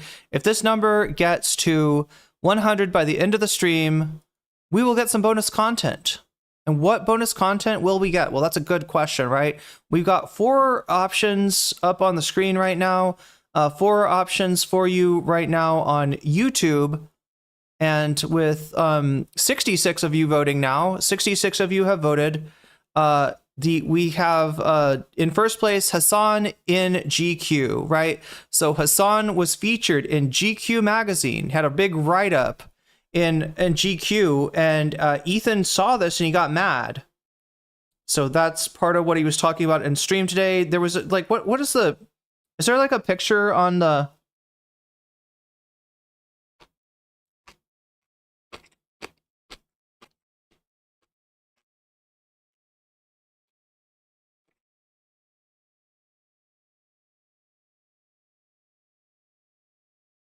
Omega says, I picked stupid as sexy Hasan and his ostensibly large member. All right, well, thank you for helping me show off how... Let's play a game, chat. All right, we're not going to play an NES game because I suck at video games. I don't think you'd ever want me to do a NES stream or like a, you know what I mean? Like a old 8-bit video game stream, because those games are legitimately hard. They're like insanely hard. I don't even know how anybody ever enjoyed any of those games, right? What's up, Vamps? I don't know how anybody enjoyed any NES game because they're just too hard. The Super Mario is fucking hard, right? Legend of Zelda is like hard, right? You gotta put a bomb in the exact right place to open a door, and you know what I mean? It's hard. It's really hard. And I did do a nostalgia video game. I did do like a retro video game stream once, I think, where I tried to play Sonic 2 or Sonic 3, and god damn it, chat, I got stuck on level 2 dash, I think it was 2-1 or 2-2, right? It was a water level, and I got fucking stuck, and I could not get past it. So I'm not gonna play video games, right? But what I am going to play with you is a different kind of game, and this game involves possibly getting me to hang out a little longer than I normally would and cover not just the main topic of the stream, not just the mystery of Sergeant Sloptuber, of Willy Sloptuber, or who ruined Willy Sloptuber's wedding. That's really what Final Fantasy 1. I've seen somebody play it. It's dangerous to go alone. Thank you. I will take that wooden sword. Just getting ready for work. Well, good luck with that, Vamps. I hope you have a good day. It sounds like Sonic 3. Yeah, it was like a water level, and it was like the screen keeps closing in on you, and then you get to this place and you're supposed to run up this wall, and I couldn't run up the wall. Like Sonic runs up the wall and then he slips back down, and I'm just like, how do you run up the... I couldn't figure out how to get Sonic to run like vertically. Mario 1 is the hardest, but Mario 3 is easy as fuck. Is that the one where you can whistle? You can just do a whistle and go to the end level? I'd love to see you play a story-heavy game, like Soul Hackers, maybe? I don't know. Yeah, I mean, I don't know, chat. I need to play some video game. Hydrocity? Oh, Hydro City. Wait, is that how it's pronounced? But anyway, regardless, chat, the game works like this, all right? There is a poll on youtube.com. You can vote on it, right? 71 of you have so far. That determines which bonus item, if this number gets to 100, that I will play. Now, how does this number get to 100? I'm glad you asked. Every time somebody does a super chat, super sticker, if you get yourself a membership, if you gift memberships, if you support me on Throne, which right now I'm trying to crowdfund that Vietnam trip, I think we're over halfway there. I think we're kind of closing in on it. We're starting to close in on funding that trip that's coming up very soon. And or if you sign up for my Patreon, which also gets you a fancy shout out, more on that later. Or if you support me on Twitch, and there's a number of different ways you can support me on Twitch. You can do it for free, no cost to you. If you got Prime, hook that baby up to Twitch and use it to redeem a Twitch Prime sub. You get one of them to give to the streamer of your choice. If that happens to be me, you will get all of the emojis, all of the, and on Twitch, the emojis actually, you know, move around. They're animated, right? So you'll get all the animated emojis and everything that comes with being a sub at no cost to you. I always want to point that out because that's like probably the best value out there. There's, you know, what's better than free, chat? I mean, like that's, you literally can't beat it unless I was like paying you to post jellyfish in chat, which I'm not Hasan, so like I can't do that right now. But regardless, if you support me on Twitch through a Twitch Prime sub, through getting yourself a sub, it does cost $6. And that's why I'm like kind of not super surprised. I mean, I don't know. Like we always had this like rivalry. It's a friendly rivalry, chat. It's a friendly rivalry betwixt Twitch and YouTube. And it's a rivalry to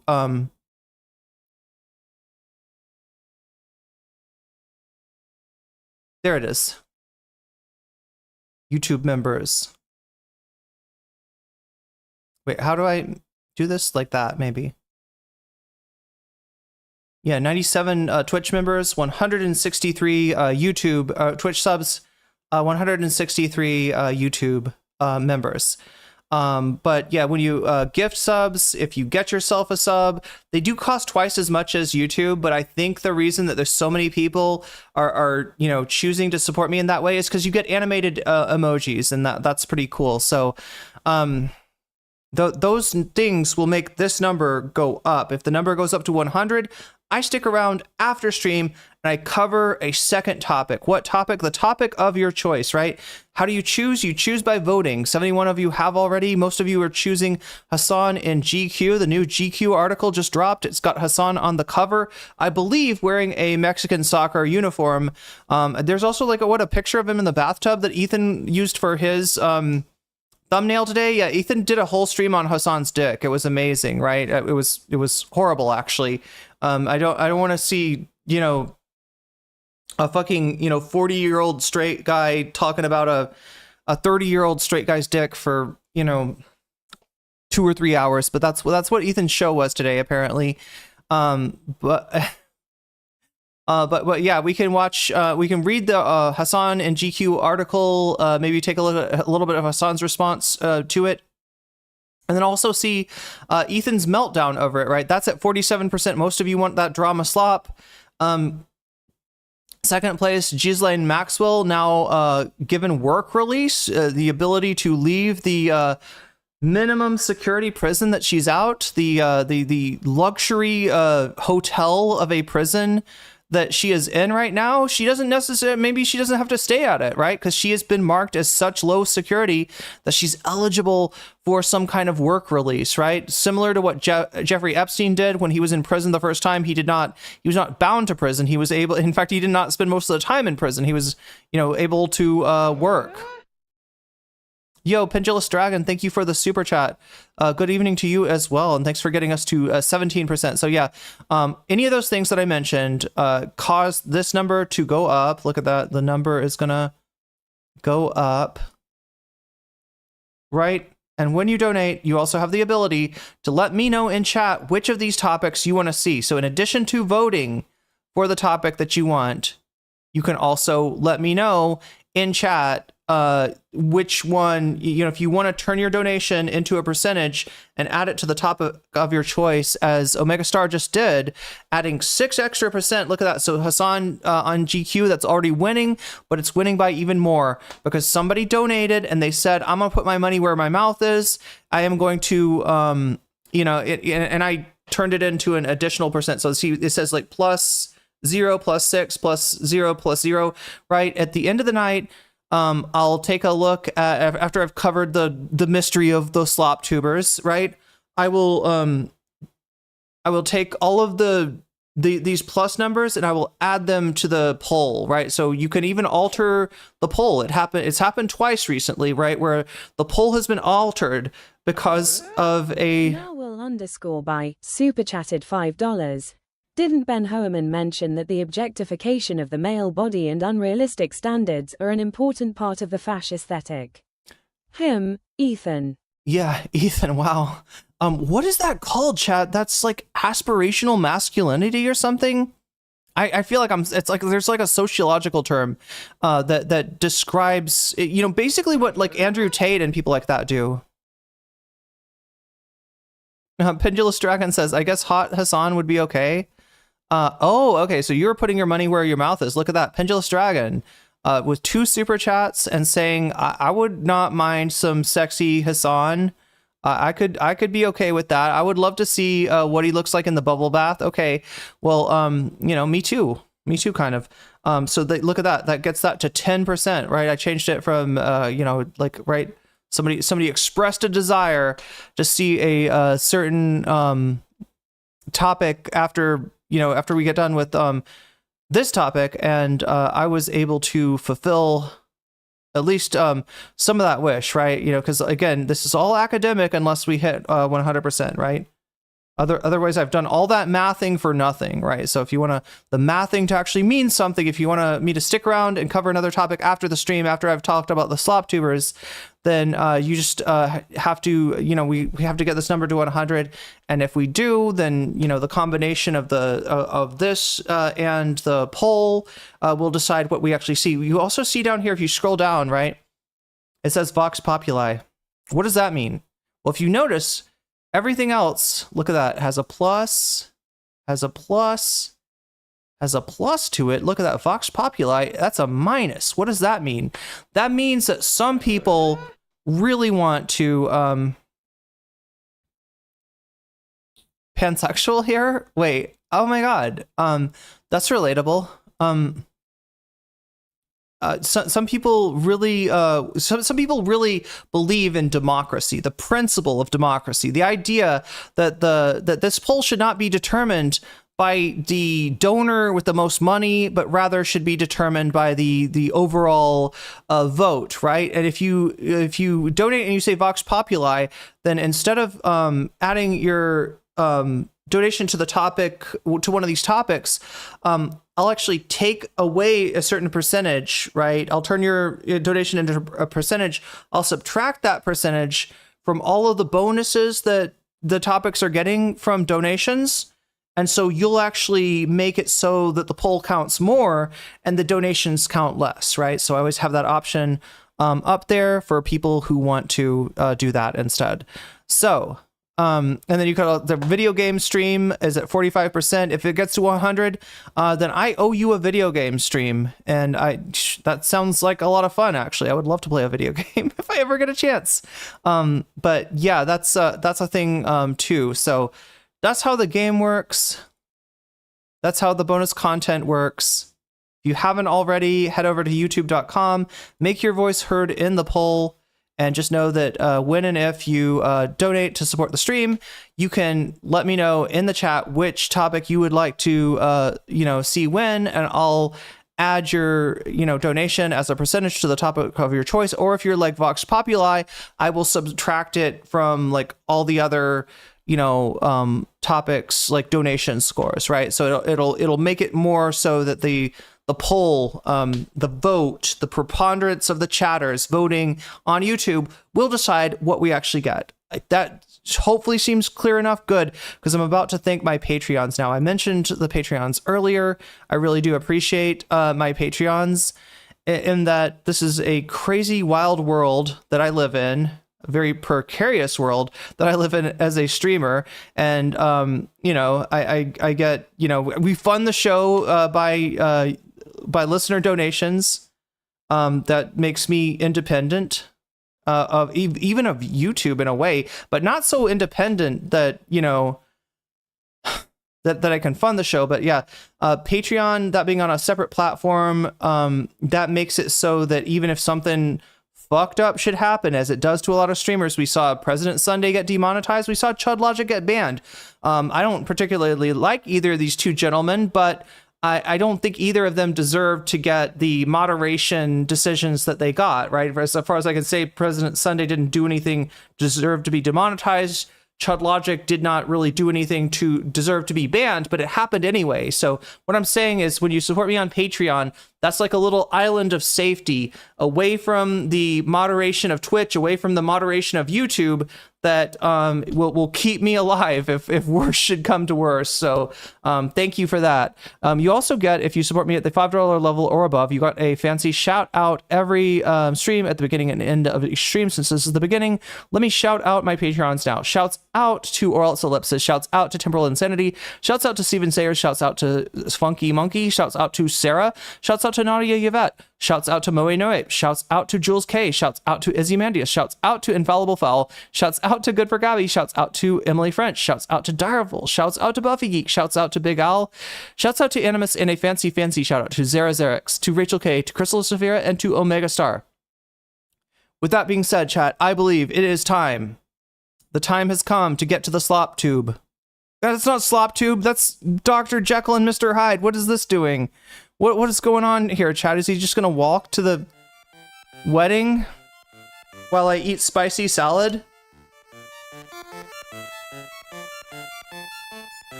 No fall damage?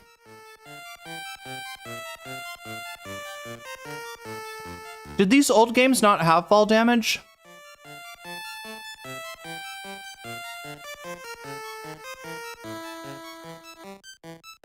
Anyway, chat, just kidding.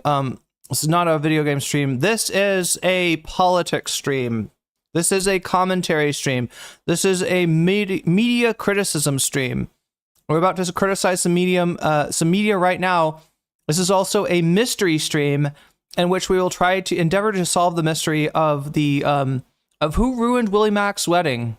Bad Empanada is a known doxer and harasser. If you go on his Twitter account at any time, you could see him doxing people. He's probably the most famous for being the one who claimed he called CPS on Ethan and Gila. He's constantly encouraged and defended people doing it. He literally opened up a CPS merch line because he thinks it's so funny. God. No, he is CPS. Look, Denims did CPS, as Ethan claimed, and obviously Ethan's always right. So, Denims did CPS, right? But Bad Empanada is CPS, right? When the CPS person showed up to Ethan Klein's house, it was actually Bad Empanada in disguise, right?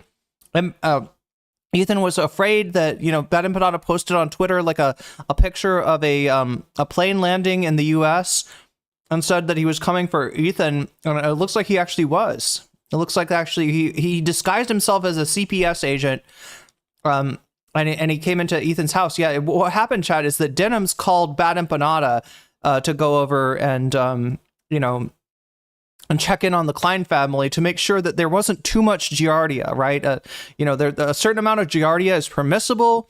You know, but too much Giardia is not good. All right. If you get too much Giardia in the house where you're raising kids, then someone has to send you a skull. Right. So that's what happened, is that Bad Empanada went into the house. There was you know, he took out his PK meter like a Ghostbuster, and he determined there's too much goddamn Giardia in here, so he had to send the skulls to Ethan as well. So he did send the skulls. He did. He is CPS, but he did not do CPS. That was obviously Denims, because Denims bad. Got a hat. I did CPS. The CPS logo with the two skulls, of course. Two skulls. Not a reference to anything in particular. He knowingly defames people. In my last video, I pointed out that Bad Empanada constantly claims that Lonerbox's dad was part of a militia group that killed a bunch of civilians. No evidence for it. His response is to give the most forced laugh I've ever... Lonerbox has actually implied that, right? There's all kinds of jokes. If you look at Lonerbox's Discord server, there's all kinds of references to, you know, to phalangism, right? Which is the, you know, the phalangists were the ones that did the massacre in question, and Lonerbox is the one kind of playing fast and loose with the idea that maybe he has a family member that was involved in the shit. I don't know if there's any truth to it. Lonerbox is also a known liar, so maybe he's just he's just claiming to be the descendant of a phalangist for clout. But I don't know, Chad. I know that we're still, listen, this is, some of this stuff is mystery. We don't know the full truth yet.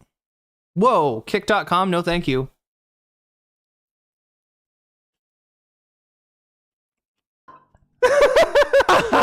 And then he just doubles down on everything he made up. It's a beautiful laugh, though, isn't it, chat? Don't you think it's a beautiful laugh? He complains that I call Lonerbox, that I said that Lonerbox's dad participated in the Sarah and Shatila massacre, which he absolutely did, by the way. Lonerbox has never disproven this. Until he disproves it, it's true. So I guess I shouldn't be surprised that when my docs gets found, Bad Empanada immediately posted everywhere. Uploads a video blasting my name, my bride's name, the address of her wedding, all over the internet. It's also come out that he's swatting people.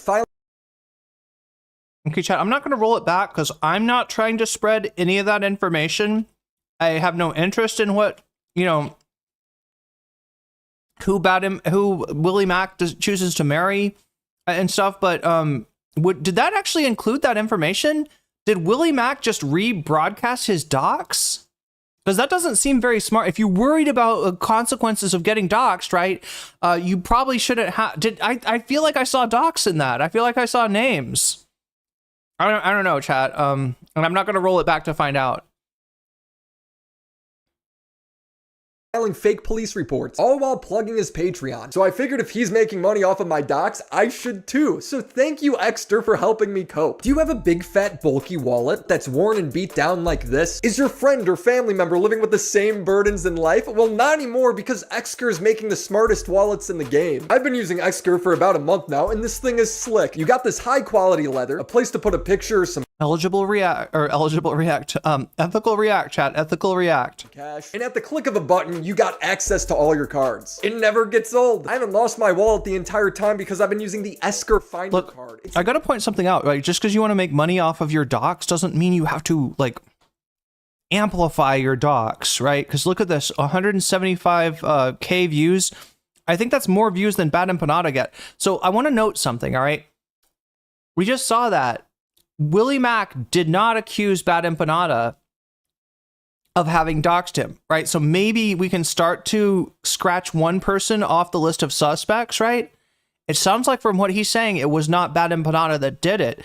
It sounds like maybe Bad Empanada only spread his dox rather than the actual doxing, right? So that's one person off the list. Who did the dox though? Who's ruining his wedding? Literally shaped like a credit card. It fits seamlessly into my wallet, and like all great wallets, it comes in a variety of different colors and designs. So no matter who you are, you can find the one that suits you. xxed also sent me this travel pack vacuum kit. This little thing's the vacuum. I have this big pile of clothes. I squeezed all of these clothes in. It barely zips up. The vacuum attaches here, and boom, it's like 25% of the size. It will fit much better in your suitcase or backpack. From wallets and key cases to backpacks and card draggers, xxed does it all in a stylish and convenient way. So make sure you use code WillyMacShow at partner.xxed.com/WillyMacShow 2025 to get up to 42% off your order. Thank you, xxed, for sponsoring this video. So where were we? Oh yeah, Bad Empanada fabricating entire background stories about me and my wife. A certain Sloptuber who does nothing but make videos in which he attacks pro-Palestinian people and de facto, as a result of that, helps to further Israel's genocide in Gaza, has been outed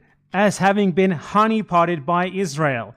Israel is literally assigning Sloptubers government-assigned Israeli wives. Man, Mossad's really good at their job, because me and my girl started dating 8 years ago when I was still a nobody on YouTube. So the Sloptuber in question is Willy Mac Show. He's suddenly making pro-Israel content constantly. He's suddenly making nothing but videos attacking pro-Palestine people. I covered Assad before all this. It just turns out a war starting in the Middle East didn't make him any better at covering the news. So guess what? I was able to make more YouTube videos. He never addresses my actual points. It's just character assassinations for why I should be doxxed. Bad Empanada then doxes another YouTuber with the justification that he's a Nazi and that it's for journalistic interest. And then he says that's why it's important. Wait. Me and my wife, because she's Israeli.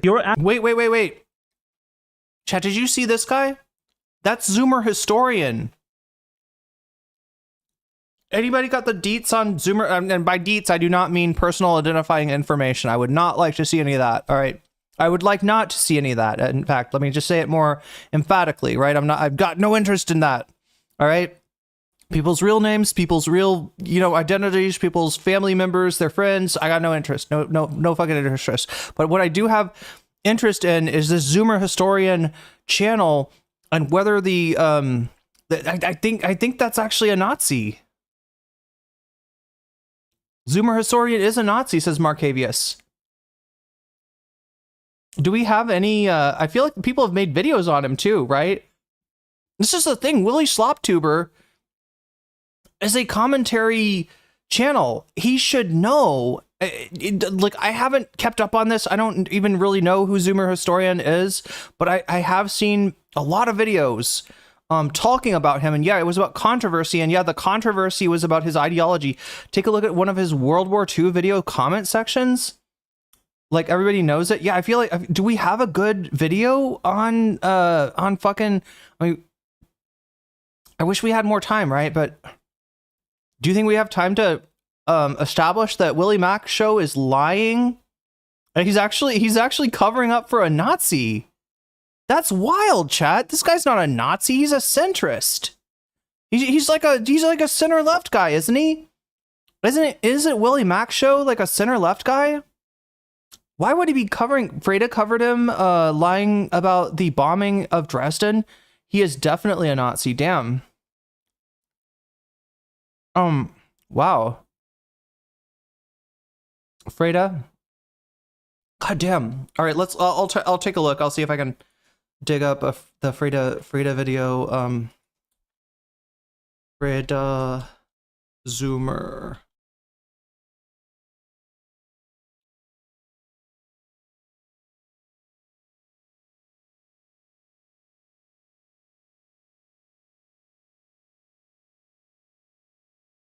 I'm trying to find like a clip. History of Everything's got a video called Zoomer Historian is full of it. He got, okay, wait, which one? What if alt hits hates history? That's about what if alt hits though.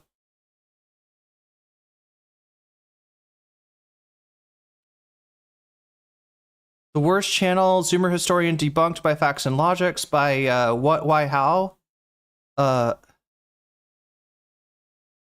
God damn it, YouTube is really onto this thing about like not letting search be search.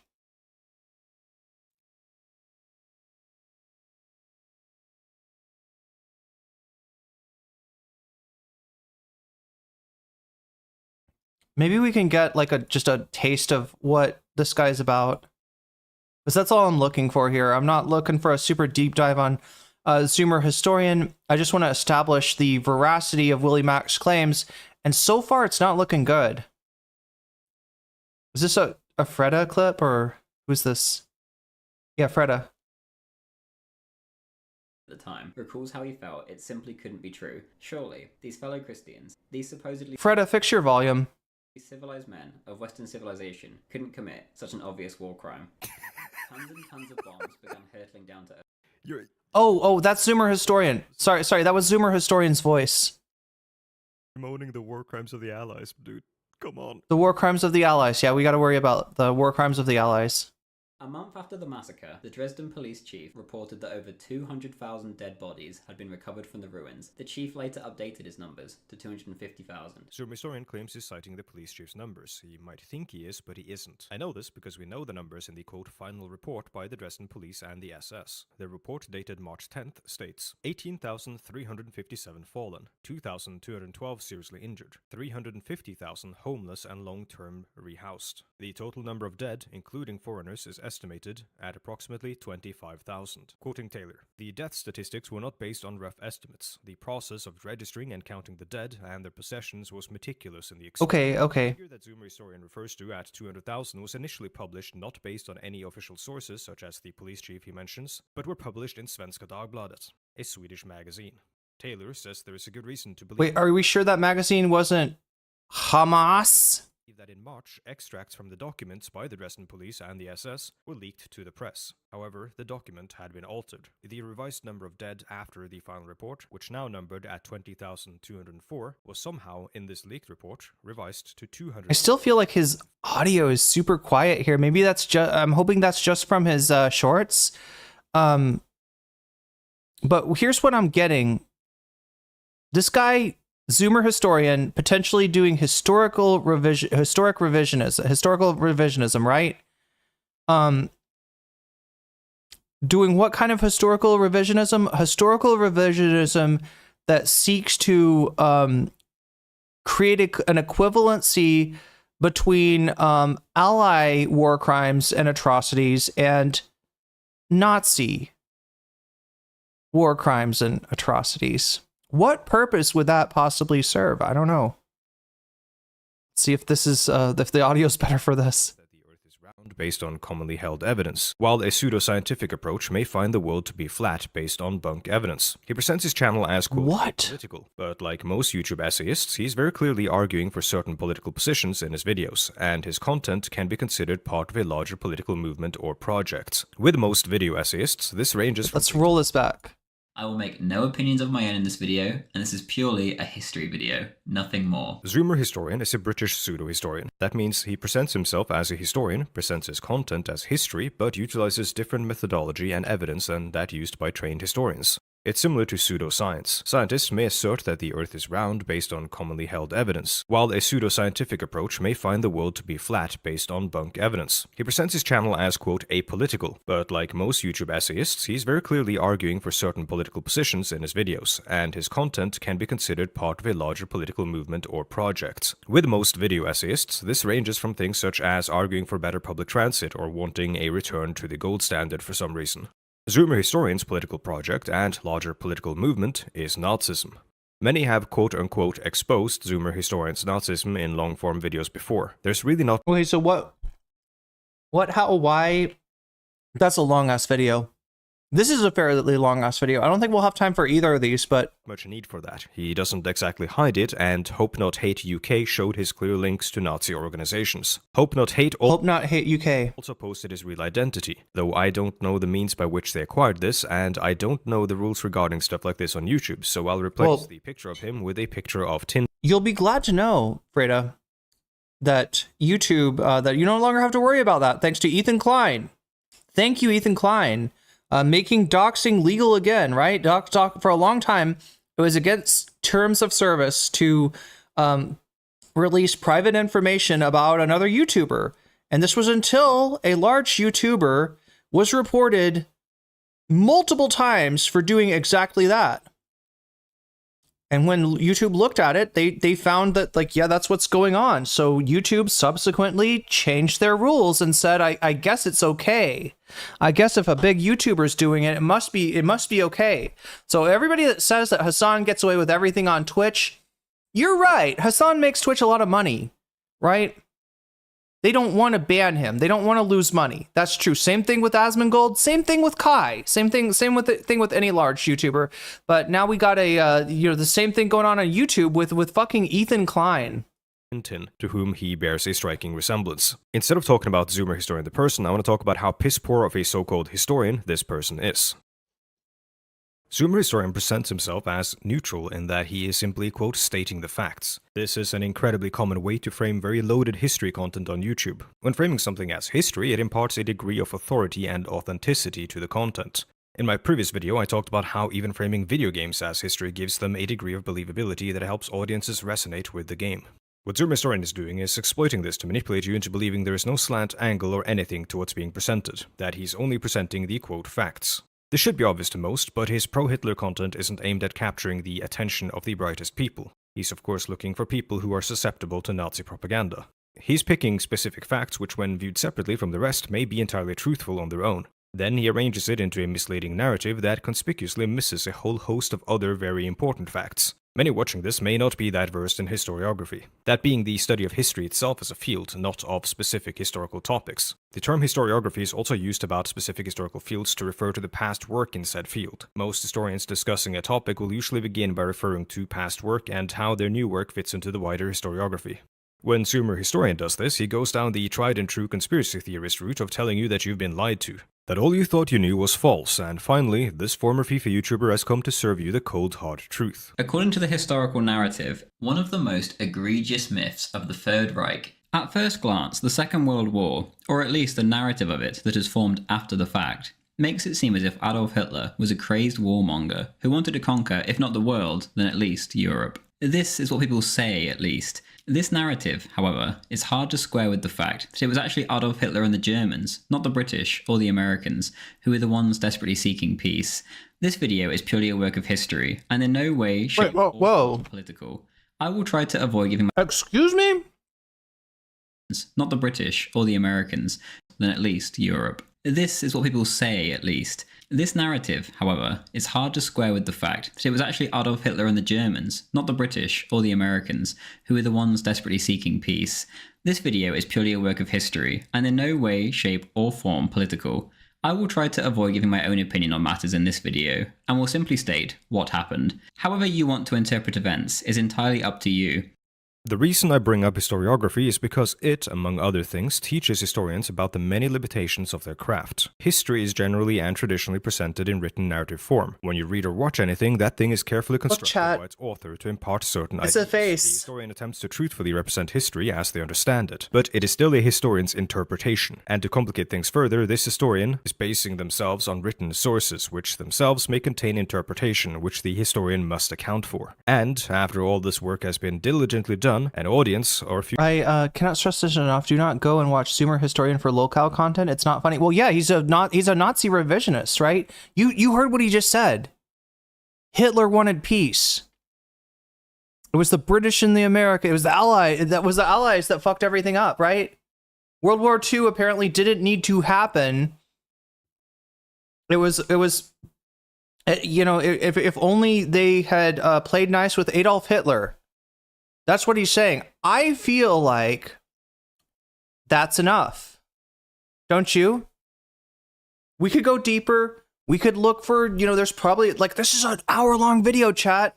And there's a 2-hour video from what, where, why, or whatever, how, what, why. I think this is enough for me. Willy Mac, Willy Slop Show is literally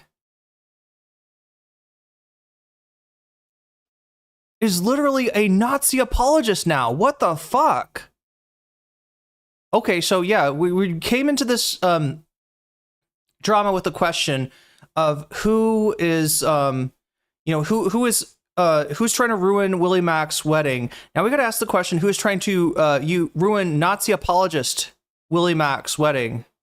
And the question, you know, that might be on your mind is like, did Willy Mac mean to do apologia for a Nazi channel, or is he just that lazy?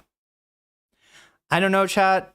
Kind of doesn't matter. This guy gets, you know, hundreds of thousands of views. Even if he's just a useful idiot, he's still doing harm here. So should be doxxed. Bad Empanada then doxes another YouTuber with the justification that he's a Nazi and that it's for journalistic interest. And then he says that's why it's important to dox me and my wife. Wait, who's doxing who? Holy shit, Chad, do you see this? Freda wasn't sure about the dox. Freda, okay, so just let's go back. Let's go back. All right. Doxing means sharing private information. It's usually sharing something like a name, something like an address, you know, like where the person, you know what I mean? That's generally what we're talking about when we say doxing, right? So, you know, you shouldn't dox people. Okay. True, but, you know, maybe there's exceptions, right? If somebody is a child predator and they might be in your community, right? If there's a public interest in this person, right? That a reason that the public should be interested in, a public, you know, concern, right, etc. Then maybe you can justify it, right? But one of the things you got to worry about is what is called a fail dox, which is when you think that you have identified a internet personality with a real life person, and it turns out you're wrong, right? So Freda was worried that this dude that we're seeing here might not be Zoomer Historian, I think. I'm guessing that was the concern, right? We know that Zoomer Historian is doing, basically Nazi propaganda, historical revisionism. That part's for sure. Zoomer Historian, bad dude. And is that a fucking Sonnen rat? Oh my god, chat. What's the symbol on his hat? Why is he wearing a safari hat, chat? Why is this dude wearing a safari? Is that like some kind of, I don't know, like, what is that country in Africa that all the Nazis love? Because, like, he does look like Tintin. Well, yeah, so in other words, Freda didn't want to show his face because he wasn't sure. He was like, on the off chance that this is a fail docs, that this person that's being showed is not actually Zoomer Historian, I'm just not going to show his face, right? Willy Mac show, no such concern. A guy that's exposing Nazi, like, Holocaust revisionists, or like at the very least, like World War II revisionism is what we saw on that video, right? It took more care in, making sure that he's not associating somebody that might be unrelated with the with somebody that's doing Nazi propaganda, right, on the internet. So and Willy Mac show, not so much. Rhodesia, yeah, that's what I was thinking of. Yeah, is it like a Rhodesia? Is it Namibia? It does look like a colonizer hat, yeah, for sure. So, something like, I mean, like, it's definitely giving.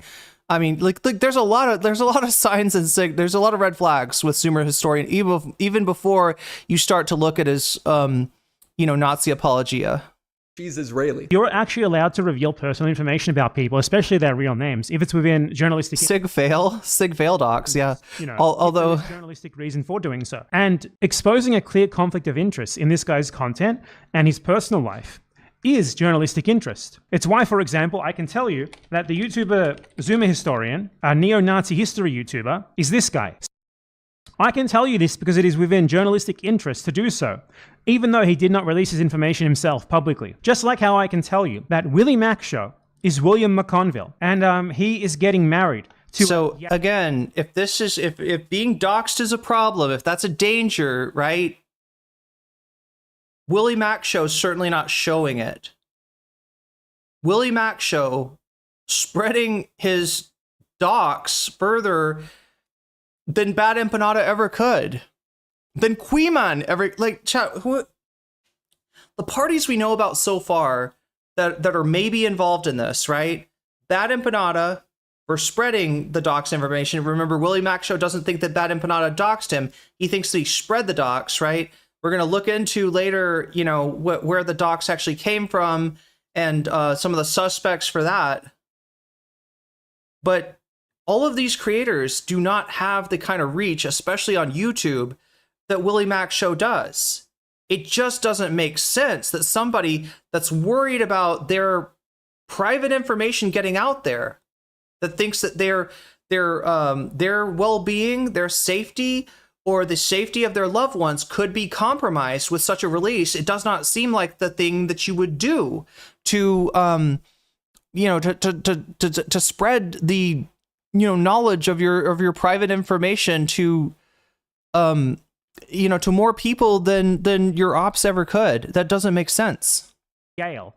Now, I am not going to give you the full name of the person he's getting married to. He literally just scrolled down and showed her full name. I reported the video and he added this little blur, but it still doesn't cover her name. She is Israeli and she was assigned to him by the Israeli government. They've taken down this page, but as you can see, it is freely available on Google. They, for some reason, as the guy who is a public figure, decided to just publicly announce in public his wedding. How is this allowed on YouTube? He does this thing where he constantly tries to justify his reason for doxing me. He's like Ethan doxed Denims when he sued them. This guy has no right to complain about revealing his real name to be doxing. Because Willy Mac show... I feel like Ethan's doxed people by more than just suing. Went on the H3 podcast, which is a podcast that frequently doxes people. In Ethan's recent video talking about his lawsuit against 3 young women, he included unredacted legal filings that he made that include their real names and their real locations. That's just how legal filings work. Here's a video clip of Ethan Klein doxing a random Instagram commenter on his show. Ethan goes through the guy's Instagram, brings up pictures of his family members. Commenter commented from their Instagram account with their full name talking trash to Ethan. It had loads of pictures of them and their family on it. I didn't get sued. I didn't comment on your video with my full name. At the end of the day, my crimes are merit. Infallible Foul, thank you for the super chat. I didn't even see that. Did I thank you for that already? I think I heard it, but I didn't see it. A Jew and going on a podcast. He's nonstop lying about me and my wife, saying she was in the IDF. His fans are saying she murdered babies. He's saying propagandists should die as he's calling me a paid propagandist. They're saying we're valid targets. He posted a photo of what he thinks is my wife in the IDF, but they're actually just pictures of random teenage girls. I asked my wife what this was, and she thinks it's the Israeli Girl Scouts, so he's just posting little girls on Twitter. My wife didn't serve in the IDF. She came over here at 3 years old. On top of it, he doesn't even know her politics on that situation. He's just... Yeah, so like I said before, the whole claim about the IDF honeypot wife, Bad Empanada didn't provide any you know,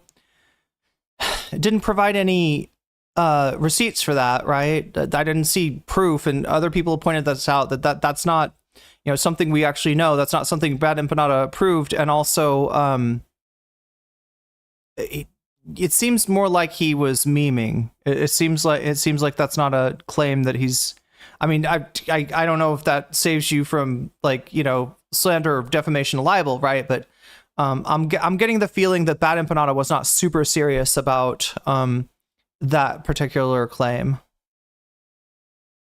Being racist. But the worst thing he did was post the date and address of our wedding the week before it took place. He does it multiple times throughout the video, showing an archived page of our site, because we did take it down to try and hide it. But nope, there it is. The time, the date, the address. Yale and William McConville are getting married very soon. Yale, who is Israeli and Israeli government-provided wife. So now our wedding is being messed with, and they were waiting. He speaks like the double chunk chocolate cookie.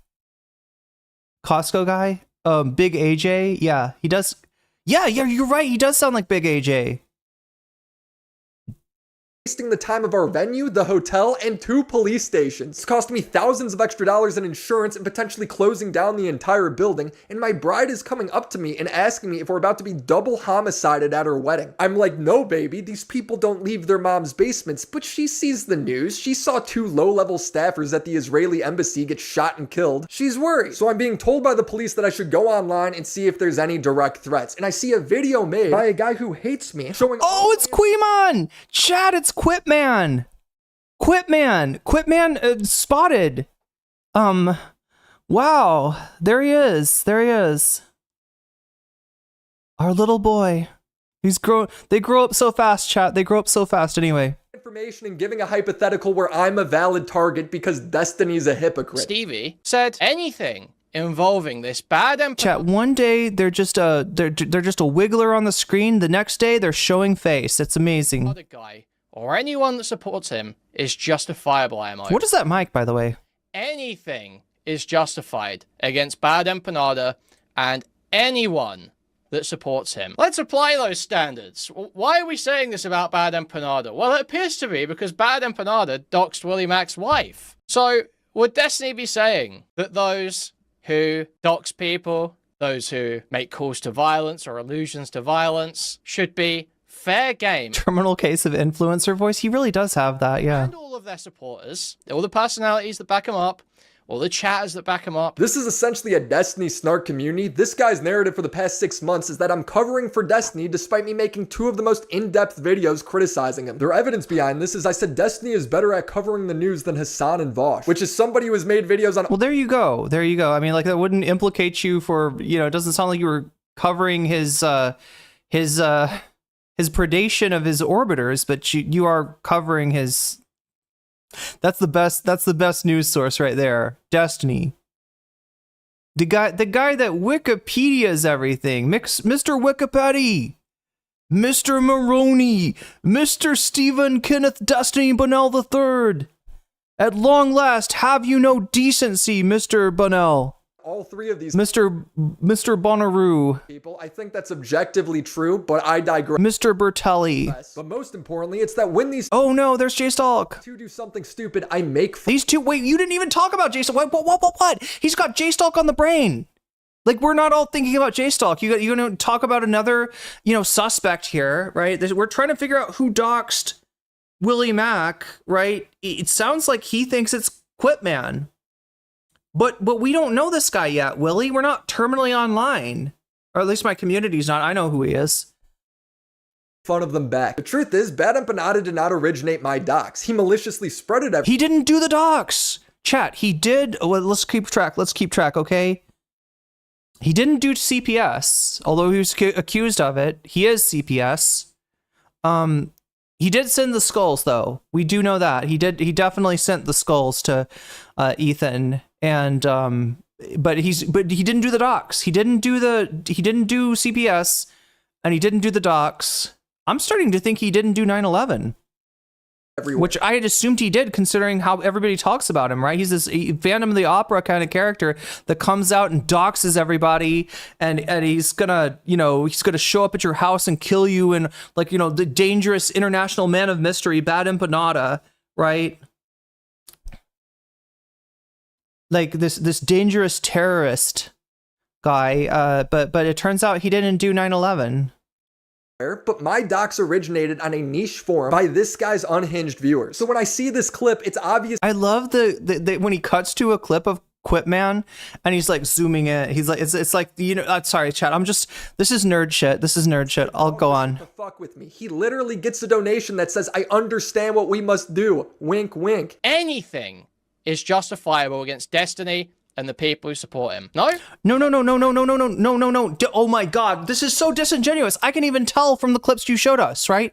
Now, normally, this is like Ethan decontextualizing Hasan, saying that anybody that thinks that Kamala and Biden wouldn't have been as bad as Trump is delusional, right? That sounds pretty bad if you think that it would have been just as bad to have a Kamala Harris administration as it would have, everything that Trump's doing, Kamala was going to do. No, that's not true. That's obviously not true. If Hasan was saying that, I would say he's full of shit.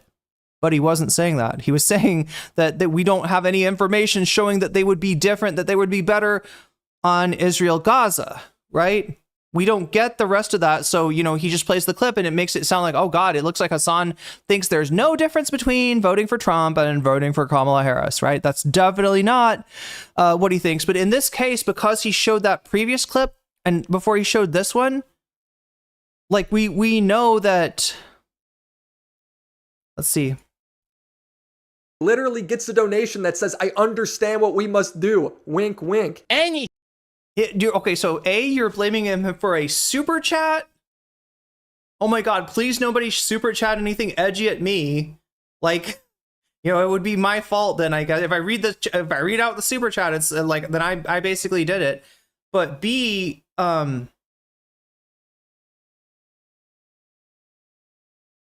he's joking. He's being sarcastic. The sarcasm comes in the justification, which you showed earlier, right? The justification that there's nothing that's going too far against Bad Empanada, right? That's what Destiny and his community and other Sloptubers were saying. And then Kuihman takes that notion and he applies it on the other side, right? Okay, well, what about Destiny, right? It's not wink wink. I mean, the wink wink here is that he's not that he's just applying these people's own standards to themselves and seeing how they like that. That's not Kuihman saying fucking please rid me of the street. Kuihman's not doing a Thomas a Beckett, okay? That's not what's happening. Anything is justifiable against Destiny and the people who support him. No? Is that not the standard? That's what that was the standard that they established. That's what he's pointing out. This is like somebody reading fucking Jonathan Swift and saying, this guy says we should eat babies. This sick motherfucker here should be thrown in jail because he just advocated eating people's babies. Did he? Did he advocate eating babies, or did you just miss the entire fucking point? What he's laying out for me here. Now, I have principles. I don't think it's no bad tactics, only bad targets. That's not me. As he's literally showing my... Right there. He says the thing that's wrong, right? He applies the standard that these people, that Destiny and Dan have for Hasan, have for, so many different people, right? Any of their ops, right? They have this, there's no bad tactics. There's only bad targets. You can lie, you can cheat, you can steal, you can do docs, whatever the fuck you want to do, right? They literally did say that He is saying that to make fun of what to show the absurdity, to show the how wrong they are, right? And you're taking this as like, oh no, he's completely serious here. This is what Kuihman really thinks. This is what he's advocating. He's saying stand back and stand by. Chat, does anybody think that Kuihman is saying stand back and stand by? I don't know. I'm not buying it. But Destiny is very clearly laying out that those are the standards that he believes in. Those are the standards he wishes. What do you think, chat? One in chat if you think he's being purposely obtuse. If you think that he knows what Kuihman's actually saying and he just thinks that his audience is that stupid. One in chat if you think it's that. Two in chat if you think that Willy Mac actually is that daft. I can say daft, right? Does daft England is that ableist in England? I don't know. To be enforced. There's daft punks, right? So is if you're a doxer, if you call for violence, anything is justifiable against your new supporters. Order taken. Okay, that's not what I'm saying, Max. Actually, I just explicitly said otherwise. Actually, Max. He's got a shit-eating grin on his face. He knows what he's doing. The fuck? The fuck? Willy Mac show, at long last, sir. Have you no decency? Have you no decency? Do you think that we are that stupid? Or are you... Do you somehow do research and cover this stuff without actually grokking the information that you were transmitting? What the fuck? I don't think I've ever seen anything like this. It's usually not this brazen. A lot of Sloptubers are disingenuous, right? A lot of people, I've had it used at me. I've been decontextualized to fuck, by Dylan and his minions, right? But he did it well, right? He did a good job. Good job, crew. You did a good job, rat fucking NCC, right? But this is not a good job. This is not winning any awards. Wow. He is that stupid. Wait, do you think that's it? Do you think he is that stupid, or do you think that I can't tell if it's just that he has such low regard for his audience, or if he's really that fucking daft. Like, either way is pretty shocking, honestly, considering the size of this guy. Like, what are we talking about, right? 100,000. He's in the hundreds of thousands of followers. 219. He's two Vanguards, chat. This guy is 2 times the Vanguard. So I guess not huge, but pretty big. I mean, the Vanguard have a fucking play button, chat. So yeah, they're he's 2 play buttons. Or sorry, wait, did you get a play button at 50K? Is that right, chat? Do you get a play button? Is it at 100K or 50K? I forgot. Then gets retweeted by his friend JSTLK, who pushed the exact same narratives about me. I'm obviously very unhappy about this. It's affecting my real life, but instead of anyone actually acknowledging this, they do what Bad Empanada did and try to hypocrisy hunt to justify their actions. They're like, why aren't you— Well, I'm not justifying any actions. Just for anybody who's wondering, I don't want anyone to tap the glass. I don't want to know any fucking real life information about it. There's Augie RFC. What did Augie do? Now Augie's getting involved, chat. I thought Augie had retired. This is a blast from the past right here. This is like this is Xanderhall's old friend. This is the guy that came on I think he like chased Keffels out of a debate one time. Like he's been gone for a while. What are we talking about Augie for? Mad at Destiny. He quote tweeted your docs too. Why aren't you mad at Destiny himself? Destiny is defending my already viral docs that's already in the hands of all of the people who hate me. We're acting like context and scale don't matter. It was actually kind of nice to see— I'm sorry, who's acting like context doesn't matter? The guy that just showed a sarcastic Kuihman and represented that as if he was 100% 10 toes on the ground serious? Who's decontextualizing Willy Sloptuber? Someone with a big audience who I've criticized in the past stand up for me and say this is wrong. But look at this comment. Willy refuses to acknowledge the obvious, that Destiny is the biggest proponent in spreading his docs. No, it was actually Bad Empanada who did that. Do you know how time works? Wait, am I gonna get an episode yelling at me now? You think, yeah, Willy, he's gonna do an NC, he's gonna do a thumbnail where he makes me look more ugly, and he's gonna turn me into a zombie. Like he's gonna be like Defenders of Hasan, or I don't know. What would the angle on that be? You know how this works, right, chat? He's gonna do his videos. Okay, so for anybody who doesn't know, like here, let's look at his channel. Let's look at his channel. Let me show you how this man works, right? And to a certain degree, how Sloptube content works. All right, here we go. Willy Mac show. Earlier this week, we got to view the. All right, see this thumbnails? There's some AI, I think, involved. Definitely photoshopping people's expressions. You know, you could tell, like, you know, if he likes you. Wait, what is this content cop? Destiny, the interview. Confronted Destiny on his crimes. He's been kind of slow on videos lately, hasn't he? Ethan Klein and Hasan. There's iDubbbz. Yeah, like you can see he kind of fucks with people's. He fucks with your face if he doesn't like you. Ethan Klein. That's a very good picture of Ethan. You know.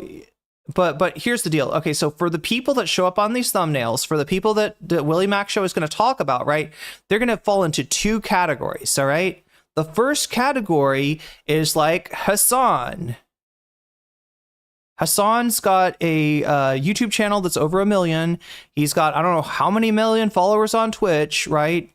If you search his topic, you know, if you search the keyword Hasan, you're going to find a lot of videos with that keyword in it, right? Hasan is a big topic. Hasan is a big streamer.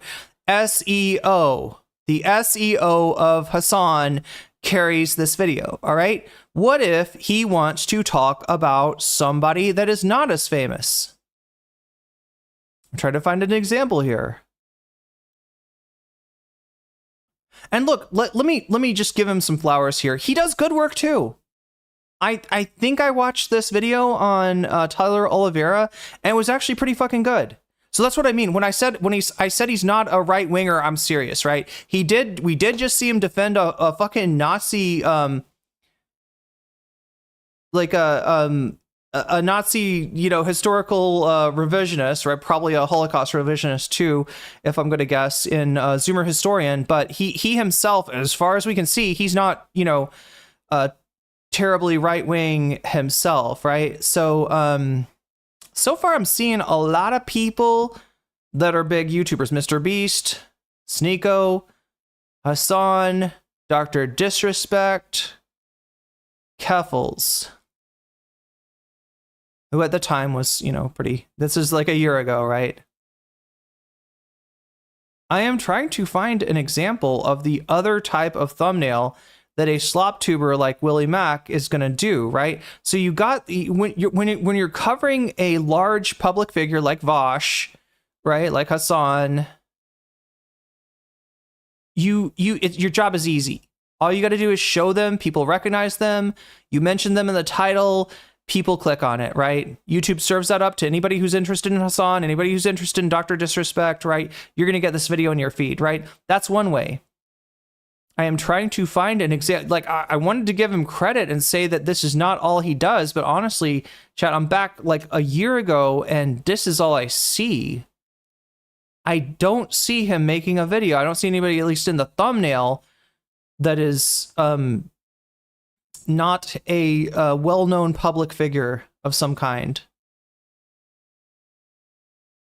Miskiff, Keffels again, Andrew Tate, Jake Lucky. Oh, T channels. There we go. Oh shit, you can't see this. How do I show you this? Let me just search his thing up for T channels. See, it's slightly off the screen, but I will show you. Okay, look at this.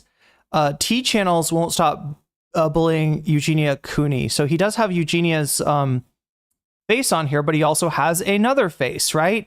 Now look, the only name in this title is Eugenia Cooney, who is a large public figure, right? That has SEO. That works, right? The T channels, the other face that we're seeing in here isn't even named. Do you know why, chat? Because she doesn't matter. What matters is that she's a T channel. And you have a certain feeling about T channels. T channels are basically commentary channels run by women. And dudes that watch commentary slop like this look down on commentary channels run by women. Do not follow, with a few exceptions. God, I can't even think of her name. What's her name, chat? There's like one viable female commentary creator that I can even think of, and I cannot call her name to mind, right? Because she's just not given the opportunities of the rest of the, even though she's there, you know, she's friends with these guys, she's not really given the same sort of you know, she doesn't have, she's got a glass ceiling to contend with. I can't even fucking remember her name. That's how buried she is. But regardless, chat. So what I'm saying is that if on the off chance, like, this video pissed Willy Mac the fuck off and he decided to make a video about me, it wouldn't be no comment chick won't stop bullying Ethan Klein. You know, it wouldn't be like that, right? It would be, you know, he'd find a way, he'd turn me into like a T channel or something, right? He'd turn me into, you know, I don't know, just name an archetype, right? That's what you got to do with anybody that's not famous. That's what you got to do to get those numbers. The numbers that Willy Mac show gets normally on other people's SEO, he can only get them if he, you know, basically turns me into a silhouette, right? And puts me in a box, right? Like the, you know, the what is the Innuendo Studios. What's the one where it's about right-wingers putting people into boxes?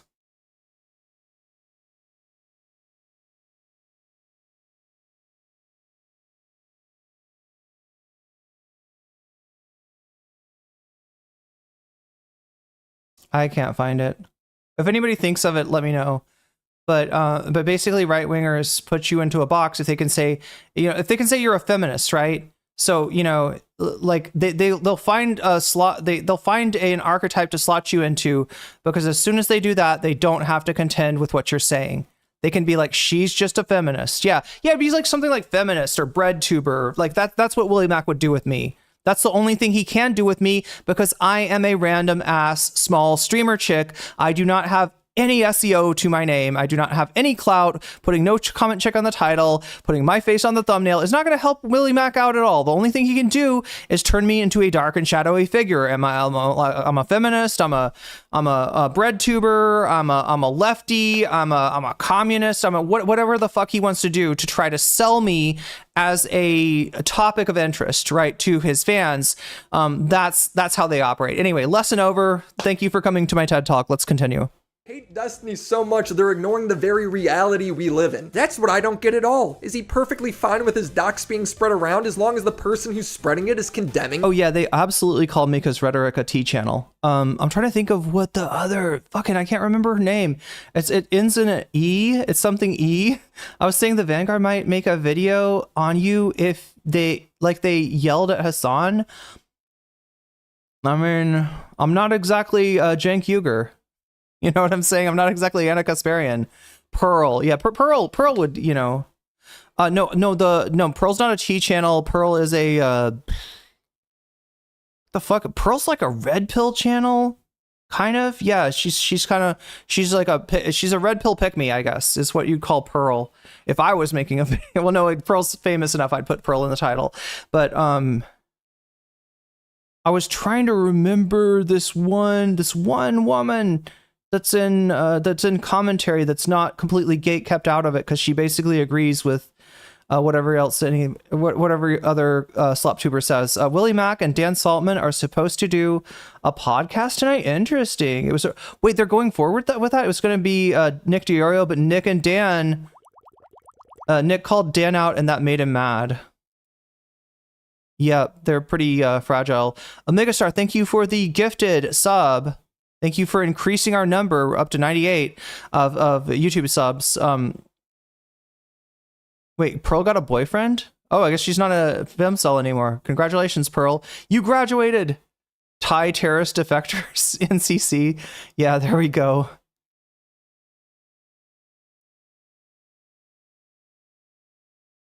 He picks easy targets. Yeah, definitely. We're at 37. It's not Shoe on a Head either. God damn, I can't remember her fucking name. She was like, I feel like she stopped making videos too. That's what I mean. It's hard to make, you know, it's easy for a fucking dumbass like Willy Mac to have a channel that actually pays the bills for him. It is much harder if you are a female content creator. T channel is very similar style to content, but marketed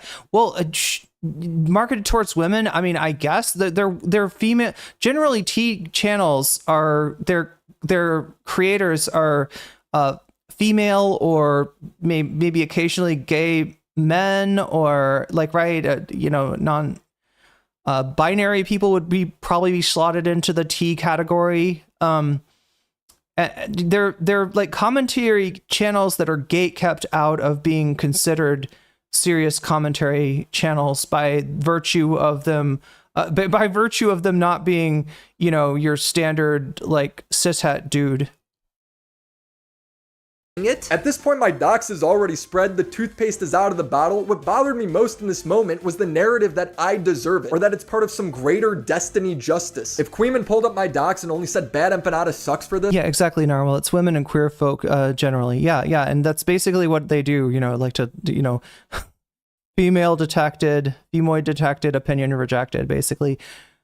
They hate Mika because she made a video calling out Ethan, and I think she kind of cooked him, low-key, with kid gloves. Yeah, she wasn't going too hard on him.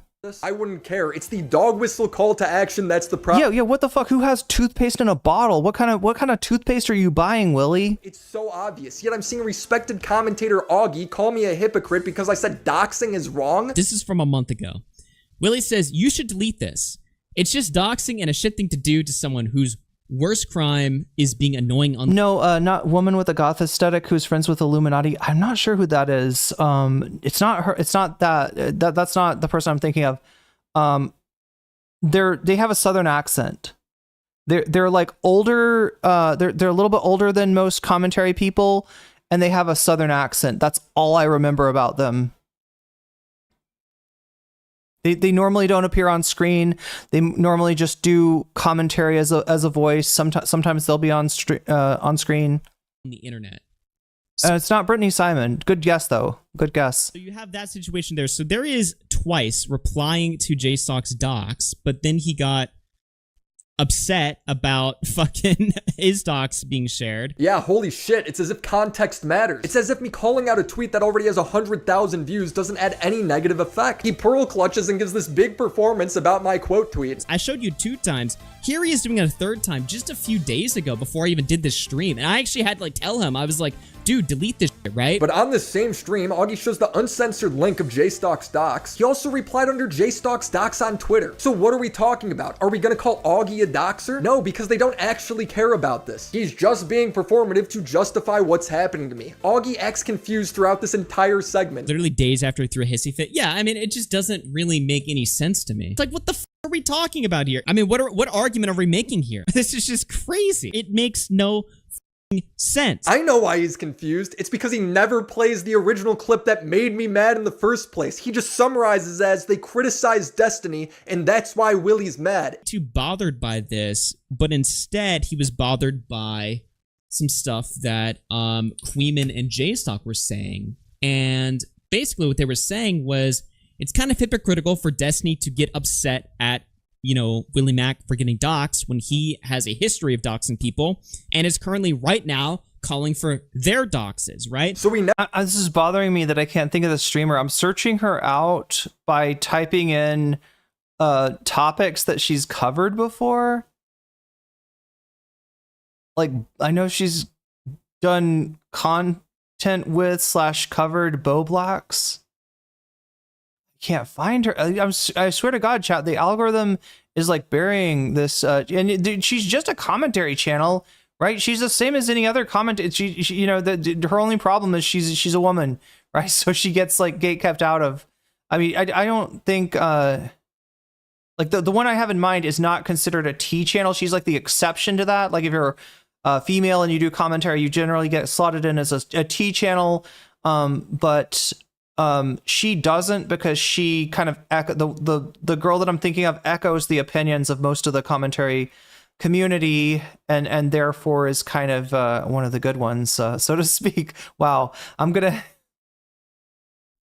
anyway. Never plays the context and then acts like the reason I'm mad is because they called Destiny a hypocrite. He's complaining about context again. How is that possible unless you're He's complaining about context. I'm sure Augie knows what a dog whistle is. He's like, unless Kuihman pulls up Willy's docs and then says, I love doxing Willy, it's all fine. It wasn't even really a point against Willy Mac. It was mainly a point against Destiny. I don't think at any point Kuihman was like, I mean, I'm sorry, what was a dog whistle? What was the dog whistle that he said? Kuihman and JSTLK were saying, and okay, let's go back. I wasn't paying attention. Too bothered by this, but instead he was bothered by some stuff that Kuihman and JSTLK were saying, and basically what they were saying was it's kind of hypocritical for Destiny to get upset at, you know, Willy Mac for getting doxxed when he has a history of getting upset about Willy Mac getting doxxed people, and his current when Destiny has doxxed people right now, calling for their doxes, right? So he never plays the context and then acts like the I feel like Destiny doesn't have to call for doxes himself. I feel like Saltman handles that just fine. Destiny gets to keep his hands dirty because he's got keep his hands clean because he's got other people to do a lot of the dirty work for him. But I don't know, you know, probably going back you could find. The reason I'm mad is because they called Destiny a hypocrite. Nothing about my wedding or my bride. How is that possible unless you're being bad faith? I'm not even sure if Augie knows what a dog whistle is. He's like, unless Kuihman pulls up Willy's docs and then says, I love doxing Willy, it's all fine. He's saying that Kuihman dog whistled for him to be doxxed? I thought the claim was that Kuihman just kind of like low-key you know, doxed by like he didn't redact something on screen. I thought that was the claim. I didn't know the claim was that Kuihman asked his chat to, you know, I didn't know the claim was Kuihman said stand back and stand by. It wasn't really a point against Willy Mac. It was mainly a point against Destiny. I don't think at any point Kuihman was like, yeah, and he got doxed and I love that. You know? I don't think he ever said that, right? Bro, if you're this stupid, make life better for everybody and just quit. Destiny has recently doxed JSTLK and Kuihman. I'm sorry, Willy Mac. Was that a dog whistle? Let's hear that once again. You know? I don't think he ever said that, right? Bro, if you're this stupid, make life better for everybody and just quit. Make life better for everybody and just quit. I don't think you're allowed to tell somebody, Willy Mac, to quit life on stream. You want to talk about dog whistles? I can read what you're saying, bad faith too, Willy. It's a easy game anybody can play. If you really want to play this game, that's how it works. All right. He just told this guy to unalive himself, chat. Oh my god. We must protect the internet from Willy Mac. He's out there telling people to unalive. Destiny has recently doxed JSTLK and Kuihman. His motivation behind this is that everyone they associate with him ends up getting doxed and harassed, so he's doing it back to them. The victims I know are Destiny's girlfriend, Dan Saltman, and his Kuihman. Wait, my wife. What is this? Kuihman is my least favorite Eva Mega Evolution. Oh, Eevee. I'm sorry. I thought you were talking about Ava. Chat, I've got Evangelion on the brain ever since I fucking watched that shit. I still don't understand. He told him to go Minecraft himself in Roblox. Yeah, that's what he said. Hutch and his that's what I heard, chat. Family. Augie pulls up Destiny's employees saying she was swatted. I was also swatted. Now, why would she be saying that she was also swatted in a reply to this clip? Is she saying that JSTLK and Kuihman had some part in her getting swatted? Or that their communities had some part in this? Yes, obviously, but it's all just a coincidence to Augie. Augie pulls up another example of a Destiny viewer saying they're getting threatening letters sent to their house, and Destiny... I don't believe them, but even if that happened, it's still not that community's fault. A couple months ago, because I'm a fan of Destiny in the JSTLK server, someone... 1 hour and 27 minutes left on the butterfly goal. We are 3 out of 10 of the 10 of the way there. 37 out of 100 towards getting bonus content. I'm just keeping us updated. This community sent a letter to my home. I've moved since then. Thanks for telling us, by the way. to my house saying I defend Destiny because I want to rape my wife and my patient. I'm gonna put an X to doubt on that one. And even if it did happen, right? Who's responsible for that? What about the guy dog whistling that I'm a valid target and getting a dono saying they understand his orders? Anything is justifiable against Destiny and the people who support him. I don't think creators are responsible for every one of their unhinged viewers, but it is not normal for a community this small to have so much doxing coming out of it. I've made videos on communists, Nazis, misogynists. Kaffles? That's your communist? Holy shit, chat. Look, here's the truth. Here's the truth. He's not entirely wrong. Kaffles was a communist. Like 10 years ago, I believe, right? You could, Kaffles would have called herself a communist. Omega Star with the, oh my god, that's a lot of butterflies. Wait, butterfly, butterfly, butterfly, butterfly, butterfly, butterfly, butterfly, butterfly, butterfly, butterfly, butterfly, butterfly, butterfly. Damn, that's a lot of butterflies. That's like, is that 13 butterflies? Oh. Thank you, Omega Star. People who support him. I don't think creators are responsible for every one of their unhinged viewers, but it is not normal for a community this small to have so much doxing coming out of it. I'm sorry, it's not normal for, wait. Okay, I'm sorry, I missed it again. Oh wait, no, he's about to do the, I didn't miss it. I didn't miss it. He was right about to do it. But it's weird because do you see the, butterflies and stupid sexy Hasan? I will add that to the super stupid sexy Hasan counter. I think we're at 47 now. That's almost halfway there. We're halfway there. Oh, living on a prayer. Take my hand, we'll make it, I swear. Whoa, living. Oh my god, chat, my voice is so raggedy. It actually works. It actually fucking. I don't like that. I don't like that it actually works, chat. I don't like that it actually works. Wait, something just happened.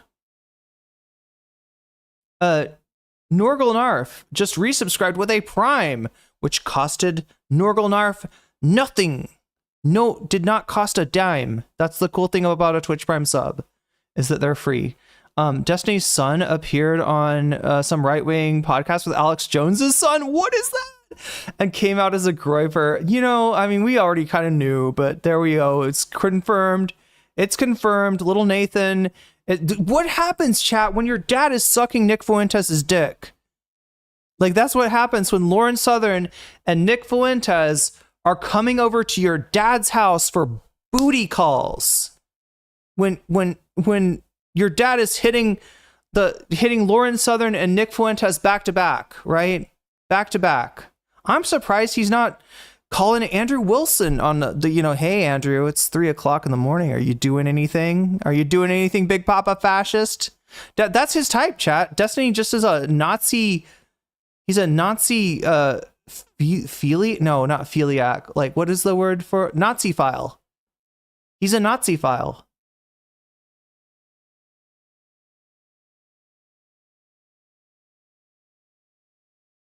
Not the Nepo Nazi sons. God, that sounds so cursed. Oh God, I gotta remember this too, chat. Meghan McCain just interviewed JD Vance's wife. Apparently JD Vance's wife, their marriage is not going well. JD Vance's wife is actually on the left. Obviously JD Vance used to be more in the center, but now is, part of a American fascist movement, and that's not going well. There you can see in a lot of her public appearances, she's not super into it. He's not super into her. He talks about his kids as my wife's kids. There's a lot of information pointing to that marriage, sort of falling apart behind the scenes. And Meghan McCain did a cringe interview. I mean, it's Meghan McCain, right? So what are we expecting? But yeah, did a very cringe interview with Asha Vance. So I gotta keep that. And what was the other thing? Oh my God. Somebody else from the first Trump White House just got I think interviewed JD. They just got a podcast, and their first interview was with JD Vance, I think. So there's some Vance tint for anybody looking for the, me to cover politics. I will I just have to figure out how to get some views from it, because YouTube does not like small streamers covering politics, apparently, unless they're covering it in the shorts category. Against Destiny and the people who support him. I don't think creators are responsible for every one of their unhinged viewers, but it is not normal for a community. Okay, so that's a slight. Not normal for a community this small. Right, that's Kuihman. And what is the other one? JSTLK, okay. Wait, JSTLK has a channel? What? But anyway, he's saying that he's little broing them. He's little broing Kuihman. And look, chat, I don't think Kuihman's going to be his little bro for long. I do think that Kuihman probably has more of a future than Willy Mac, and you can clip that and ship it. Small to have so much doxing. Kuihman's got some talent. I don't agree with a lot of the bullshit coming out of his mouth, but especially, you know, his political takes, but he does have the talent coming out of it. I've made videos on communist, Nazis, misogynist, feminists. I'm sorry, we missed it again. God damn it. Misogynist, feminist. That's equally bad, chat. That's equally bad. Being a misogynist or being a feminist, it's equally bad. I don't think. Let's look at what he's got for communist. I gotta pause this right on the thing. It is not normal for a community this small to have so much doxing coming out of it. I've made videos on communists. There we go. Funny fish face. Keffels was not a communist at this time, right? This is kind of like late stage Keffels. I think I think this is Keffels in Northern Ireland. You know, she's this is after the fall. This is after the fall of Keffels. And no, Keffels. So here's the deal. Okay, let me, because I knew Keffels way back. We were like friendly with each other. We would have probably done content together. Had we not streamed at completely different times. In fact, she was always coming into my chat trying to initiate something like that. But she did run as a communist for some Canadian political office, right? And she was a communist, I think, up until the point that she started. I don't know. I think it was like Vosh. I think it was around the time of Vosh that she let it be known that she's not a communist. She does not like communists. Yeah, she's like pretty much anti-communist, right? At this point where Willy Mac is showing her, at the point where Willy Mac would have talked about her, she had not been a communist for a good 5 years, right? She also had a breakup with, I think one of her ex-girlfriends was on tanky Twitter, and so that kind of, burnt those bridges anyway, even if she had didn't have like an ideological objection to communism, right? She became staunchly anti-communist by the time that this stream would have happened. Communist, Nazis, misogynist, feminists. Yeah, so remember, Nick Fuentes, Keffels and Nick Fuentes. Well, two sides of the same coin. Feminist and misogynist, two sides of the same coin. And traffickers, people with millions of followers, yet this tiny little community is where all this doxing takes. I can't stand the constant zoom in. Anybody else noticing this? Willy Mac's, it's making me seasick, chat. Anybody else getting that? There's a constant zoom in. Right? Anytime they flash on screen show Willy Mac, it's like a zoom in. And like the way that's a strategy for maximizing watch time, right? Because there's like a subtle thing that if a shot is moving a little bit, people will watch that video for longer than they would watch a video that's not moving at all, right? But it's not supposed to be as noticeable. It is making me fucking seasick. I'm going to vomit, chat. I'm potentially going to pull a Xanderhal. Would you like to see me pull a Xanderhal on screen by fucking vomiting and maybe getting myself banned? Because vomiting, I think, is TOS.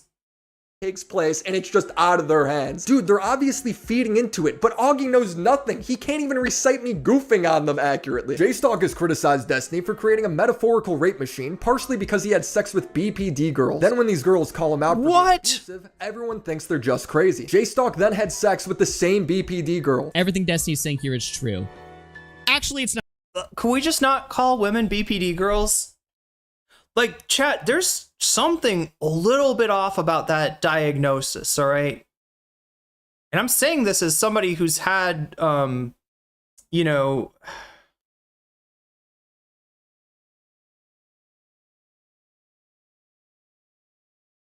saying this as somebody who's suffered various types of abuse at the hands of people who, you know, also happen to have BPD. For me to associate that with the, with a personality disorder would be wrong, and for me to call them BPD girls. Do you see what that shorthand? That puts them in a box. Oh, a BPD girl, cool.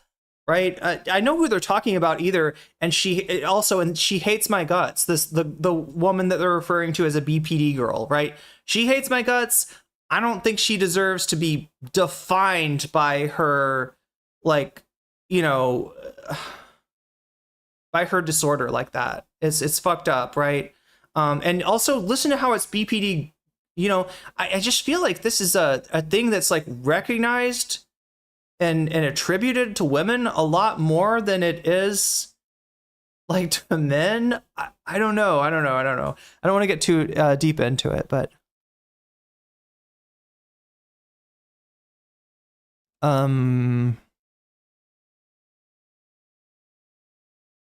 BPD girls. Then when these girls call him out for being abusive, everyone thinks they're just crazy. JSTLK then had sex with the same BPD. Great. Everything Destiny's saying here is true. So it's not just me. He literally basically, wow.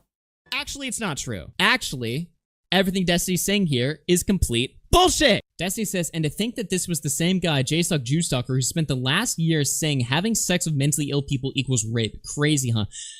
I think the statement was that Destiny chose his... Destiny slid into DMs preferentially of people that were perceived as having a mental illness, with the intent being that, if anything comes out about them, if he acts inappropriately towards them and they make claims, they will be less likely to be believed, right? I don't know. Anyway, let's see what Augie has to say about this. No, you retard. That was never the argument that you have sex with mentally ill people, that means you're raping them by default. The argument is that you don't give a fuck about their consent because you share their images, videos of them doing all kinds of sexual stuff. You'll share that with anyone. No, Augie. JSTLK actually specifically said it's not about sharing images. I think that the main talking point is that Destiny distributes people's nudes. And, it's like a weird sex... I think... It's Nicholas Diorio talking to Augie RFC. Ryan, they're watching Ryan Beard's content. Nick, who's the other person in chat? That's not the same. Oh, that's JSTLK. Okay, so JSTLK. Sharing images. I think that the...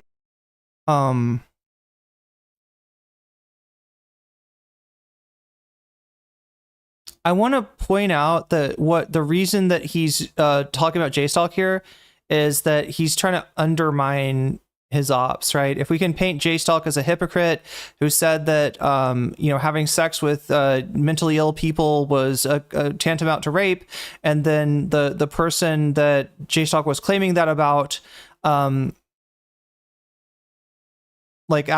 having, been used and abused by Destiny, then has a relationship with JSTLK, that makes him a hypocrite. That he by his own, definition is having sex with somebody who can't consent. That may or may not be true. I don't know. I don't know that much about JSTLK. The main talking point is that Destiny distributes people's nudes. And it's like a weird sex... I think that's not the main talking point. I think one of the a massive talking point here is the infinite rape machine, okay? How does the infinite rape machine work? It's a massive talking point, which you'd know if you were part of if you watched the Sunday video. It's not just about nudes, bro. It's about a system that let this happen for so long. And what does Wait, no, yeah, he said it's not just about nudes, but we didn't hear him say was that it's about that people, that reach that meet a certain threshold of mental illness cannot consent. And therefore, JSTLK is a hypocrite because the guy that, the girl that he said, was too mentally ill to consent with Destiny. You didn't just show what you just claimed. This is a classic Sloptuber trick, right? Make a claim, show something that sounds kind of like a receipt, But if you actually pay attention to it, which most of the audience, their fucking eyes are glazed over at this point, they're sucking on a pacifier. I don't know. They're not gonna, but it passes as a receipt, right? It like I said, I made a claim, I showed you something that's kind of related to that, therefore claim is true. No, I'm sorry. It takes you gotta use your critical thinking skills if you have them, which apparently your audience doesn't. Chat, we're over halfway done with this video, so we're getting through it. If this guy's radio announcer voice is bothering anyone, don't worry, we will be. Oh no, the second video is him talking to Hutch. Okay, chat, I lied. I thought I was like, yeah, we're almost done with this. Yeah, aren't you? We got through it, chat. We got through it, or we didn't. Chat, I'm celebrating way too early. We have not, in fact, got through it. Not by a long stretch. Let's make it happen. Sunday say part of the machine is Destiny targeting mentally ill women. And the victims. Okay, so Sunday's the one that came up with the concept. I watched this video with y'all. I don't remember anything about an infinite R machine. That is news to me. Video.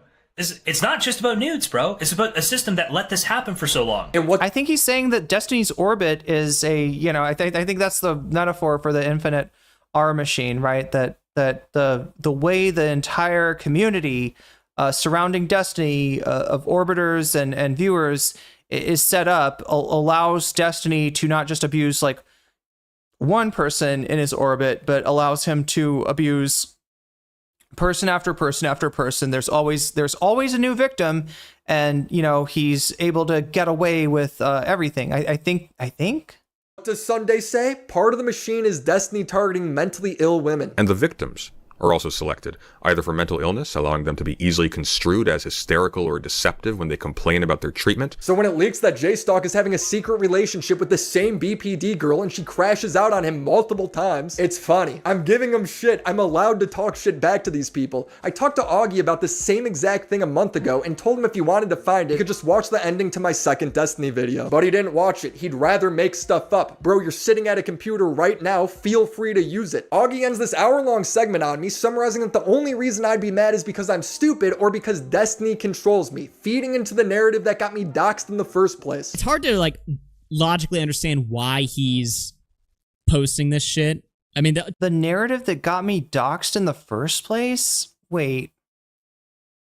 The two options is literally just he's like brain dead retarded right now, or he's controlled opposition. Really? That's all you could think of? Well, let me give you a controlled opposition for Destiny, I'm guessing. Third option. Our wedding is having to prepare for fake bomb threats, and my bride is worried about us and our family getting shot. Augie never once brings this up as a possibility for why I'm frustrated. It doesn't cross his mind. Seriously, if that's the extent of your analysis, you need to quit. In my last conversation with Augie, he told me a story about how he quit drama for a year because a guy named Salvo was doxing and harassing him and his family. So where is that same sympathy when it's happening to me and my wife? He shares the same empathy meter with Ian. My empathy meter's only maybe like a quarter of the way filled up. The most reassuring news I got was when my wedding planner told me that she talked to the venue and they told her that the riffraff doesn't bother them because they've done celebrity weddings and that they're in a Jewish neighborhood, so they're used to getting calls like this. In one sense, very reassuring because it means our venue wasn't spooked, and in another sense, very depressing because it means people are just calling and harassing this place because they're in a Jewish neighborhood. I don't know what should happen when it comes to Destiny or a snark community doxing each other and others, but what I do know is Bad Empanada needs to be banned. He nonstop slanders people, doxes people, and harasses them. He recently swatted Kraut by falsely reporting him.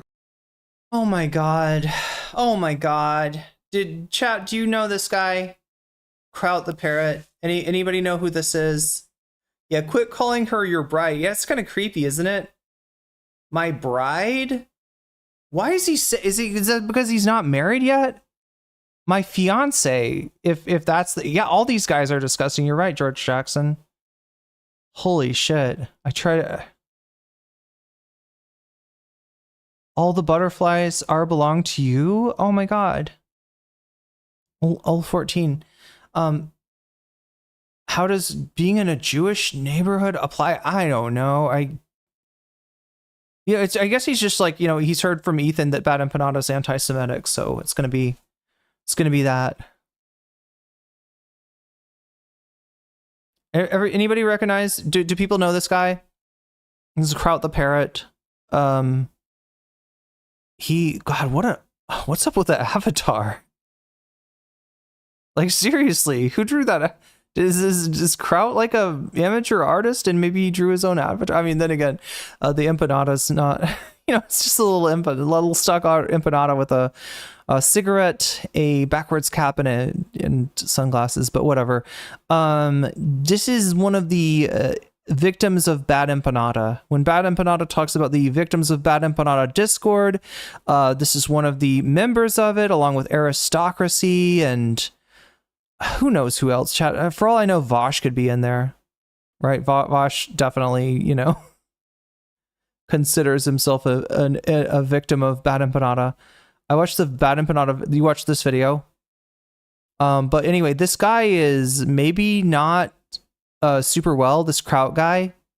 This Kraut guy seems paranoid, I'm gonna say, and he is. Either lying about Bad Empanada or hallucinating, things that Bad Empanada is not actually doing to him. Is he the same guy as Kraut and T? Is this the same guy? I think I assumed he was, but I'm not sure. Maybe there's a different Kraut. I mean, look, sauerkraut is a tasty treat. It's a great pickle. It's a great topping. And so I prefer kimchi myself, but, there could be more than one Kraut running around. It's also like what the U.S. soldiers called Germans during World War II. They called them Krauts. Basically, he's a nobody. Yeah, nowadays for sure. I don't know. I don't even know. I've only really heard of him in regards to this, and maybe a long time ago.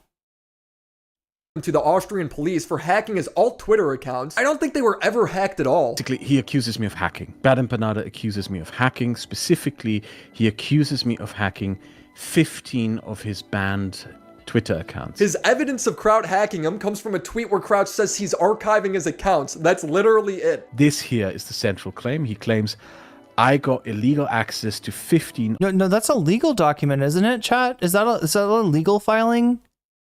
Did Bad Empanada can anybody who saw that video, can you tell me, did Bad Empanada end up suing Kraut? Of his 22 temporarily banned X accounts. Well, what did I tweet? I tweet, yeah, we managed to get archive files containing everything Bad Empanada tweeted with 15 of his 22 suspended accounts. Well, how did we get this? We went to Wayback Machine and typed in his accounts. So f***ing obviously is not you hacking him. He's saying, what's his politics, chat? What is Kraut's politics? If it's Kraut and T, I remember he was was he like an atheist channel?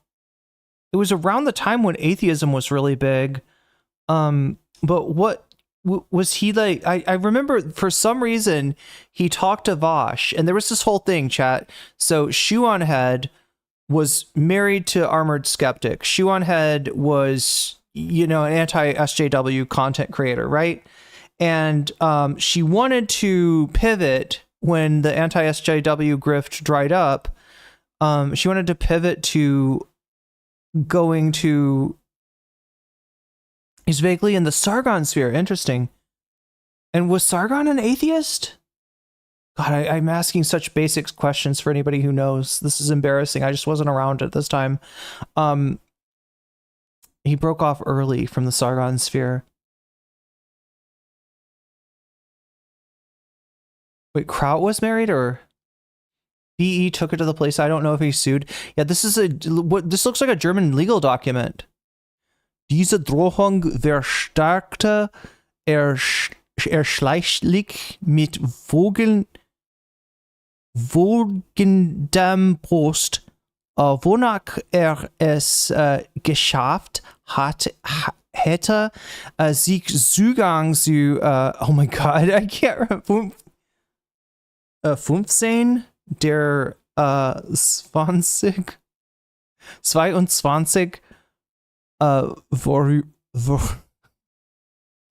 is Austrian. He's Austrian. Better known online as Kraut, formerly Kraut NT. He's Anglo-Austrian YouTuber, commentary, and documentary maker, focused primarily on history, politics, politics, societal issues, and religion. Kraut was best known for his criticism against. Okay, so he like Shoe on Head and Armored Skeptic was an anti-SJW. So yeah, Shoe on Head wants to pivot from being anti-SJW to being a leftist content creator, which is great because Vosh does leftist anti-SJW content, right? That was the whole thing about Whiteleaf. That was the whole thing that was Whiteleaf's whole game. Anybody in Whiteleaf, where you're talking about Shark or Demon Mama or Riverboat Jack, right? They are, the one exception I might draw would be like Lance, who maybe did not know what he was getting into and thought this was just about a website. But it turns out that Vosh's sysadmin running your website gives Vosh way too much power over you, and Lance got the fuck out, right? Lance got out while the getting was good. But yeah, that was essentially what they did. So Vosh would, he would rehabilitate people, right? He would talk to Shu. Shu would say, yeah, and then I realized that actually the right is the real danger. And he's like, well, I'm glad, that was very smart of you, Shu. Very good job. I'm very proud of you. And now you're not a edgy anti-SJW right-wing streamer, and right. So he basically cleanses their sins. He's You know what I mean? He's giving them like a new lease on life, right? He's granting them forgiveness, right? They come there, confess their sins to Vosh, and Vosh makes it all better. And it works for Vosh because Vosh at the time, he'd get into beefs with people like Thought Slime, right? Actual leftist would, he'd constantly get into conflicts with, and any intersectional leftist obviously is on some level Vosh's enemy, and so he wants more leftists like him. He wants more anti-SJW leftists. Hence, it's good for Vosh to rehabilitate Shu, because if you can call Shu a left tuber or a bread tuber or anything like that, that makes bread tuber more heavy on the anti-SJW. And essentially, what they were trying to do was replace, the core of BreadTube with something a little further to the right. But Kraut, the reason I'm bringing up this is that Kraut came on Vosh's stream and wanted similar rehabilitation. Vosh did this for aristocracy. Vosh gave aristocracy, that racist monster, the patina of respectability. Right, made people think, oh no, she's cool, she's a leftist, right? She's actually a monarchist, but whatever. Possibly even a Yarvanite, if I'm being honest, right? But yeah, this is how right wingers have infiltrated the left YouTube space by getting by getting Vosh's grace. And Kraut was hoping for the same kind of thing. Kraut was hoping to pivot from his anti-SJW days to a BreadTube type audience, and Vosh would not give him the okay. One of Vosh's better moments, I would say. One of Vosh's better moments there. Anyway, Kraut was one of the prominent figures of the so-called skeptic community. However, from 2019, Kraut had stopped making. Yeah, that's around when he talked to Vosh. Stopped making commentary videos. Instead, started to focus on animated country ball educational videos. Oh my god, those are so educational. That tweet. You should see the ASEAN ones.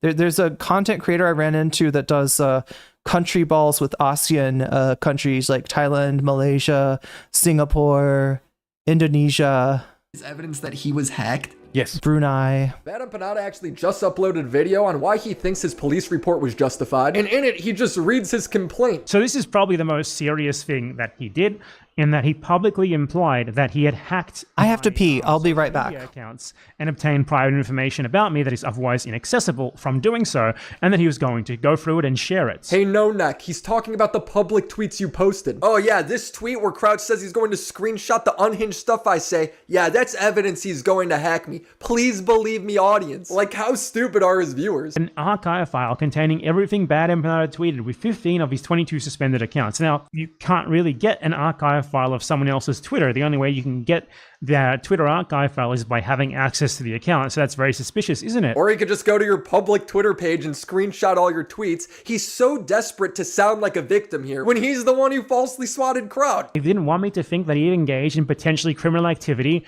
Why did he make public posts implying that he was engaging in that activity? Public posts that clearly the Vienna police who investigated the case thought were suspicious enough to warrant an investigation and an interview. What Bad Empanada is not telling you is that the police dismissed his complaint as having zero merit. He's essentially reading his own complaint and then acting like that somehow makes it more legit. It doesn't. This is only a small portion of how stupid this police report is. In short, the police closed the investigation because it was a massive waste of time, but this still allowed Bad Empanada to get all of Crowd's personal information. When the police closed the investigation, Bad Empanada wrote an email threatening Crowd to stay silent on it. Hi, Joseph. I did not swat you. You gave me legitimate reason to believe that you were hacking my accounts in an attempt to divulge my private information and posted very public threats against me. I'm relieved to hear that you apparently denied that you were really engaging in this behavior. I will not apologize for taking basic measures to protect myself, like filing a police report. When you publicly made such statements, I would prefer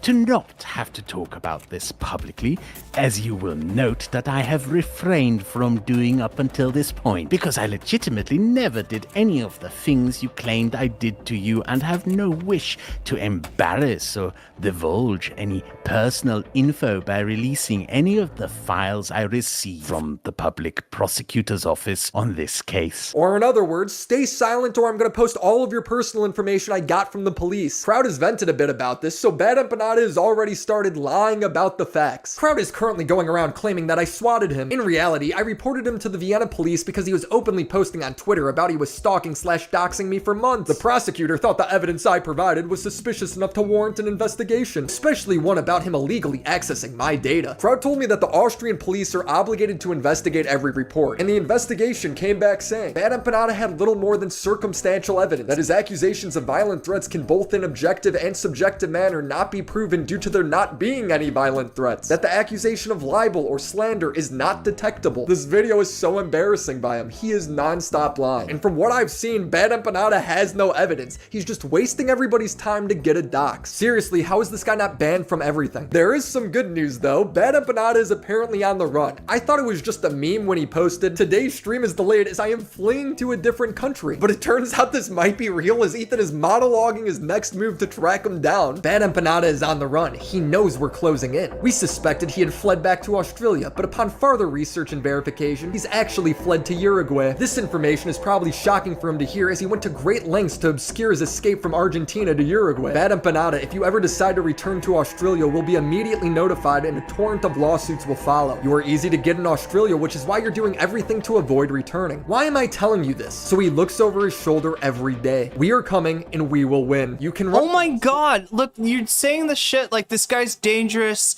this guy's making threats. What do I come back to? Something that sounds like you making a threat. Right? Wow. And again, like I said, if Bad Empanada, look, what does Bad Empanada do? Like, he you know, he flips out on he's an asshole on Twitter, right? That's kind of like the worst that anybody's got on him.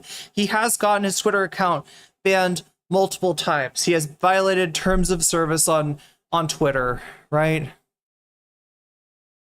This is Ethan Klein. Oh my god. Willy, I would not be hitching your fucking train to Ethan Klein. I think that's a huge mistake. And if you don't want to be perceived as a deorbiter, you know, stop covering for deorbiters. Like Ethan D. Klein.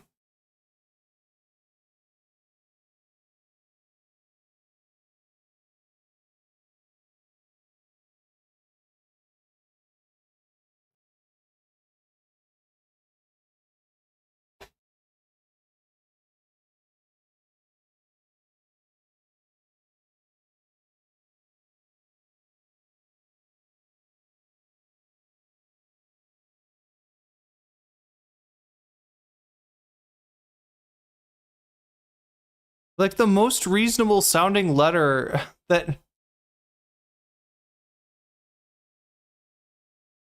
complaint as having zero merit. He's essentially reading his own complaint and then acting like that somehow makes it more legit. It doesn't. This is only a small portion of how stupid this police report. I'm sorry, wait. So, fuck, I peed at the wrong time. Chat, what did I miss? Bad Empanada reported Kraut to the Viennese police. Vienna, Austria. It's a criminal complaint. That's Ethan. What's the difference? Willy is reading it. Call Interpol. Bad Emma Panda has escaped. Yeah, that's right. That's right. So much lore between these people. Yeah. Just BE that just does something. Does stuff sometimes.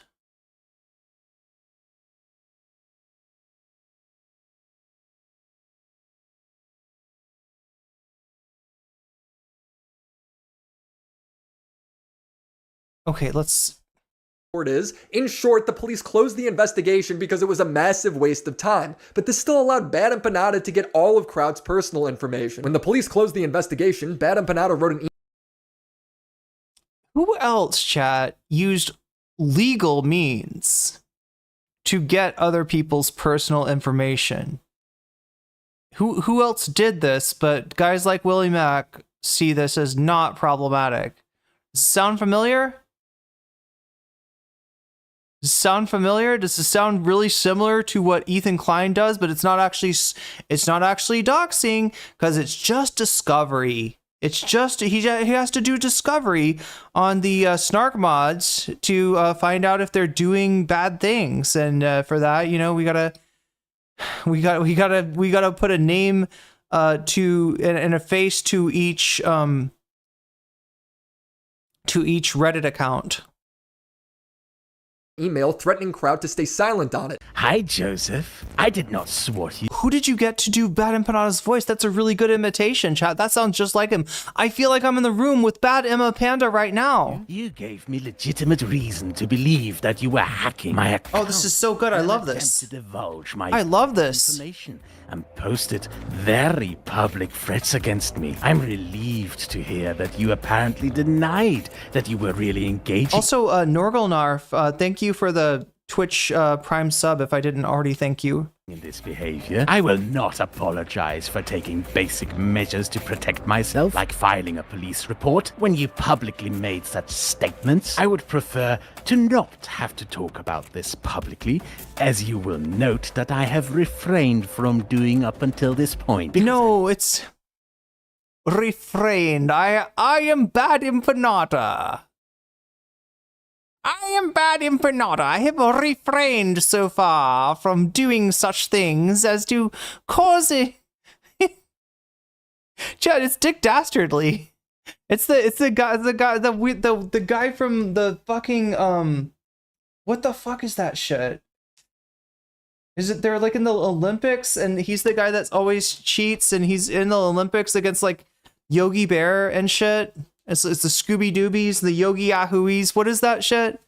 And the dirty dogs or something. We're at 54.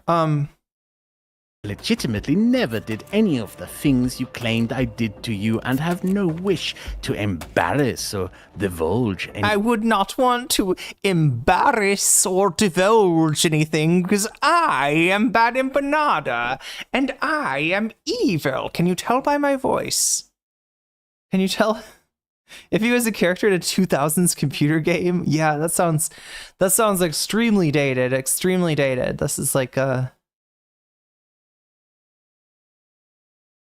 this is beyond, it's so stupid, it's a meme. Willy Mac is a very, like, his brain has been eaten by something, chat. He shared a steak with RFK, and he didn't ask what's in the burger. It's wacky racist? Wacky racist? Oh no, wacky racist, I'm sorry. Wacky racist would be, it would be something else. Empanada famously a Sith. Oh yeah, the Sith guy. Yeah, the Palpatine guy. Personal info by releasing any of the files I received from the public prosecutor's office on this case. Or in other words... No, I'm sorry. You missed something. You're supposed to finish up with a mwah ha ha ha ha ha.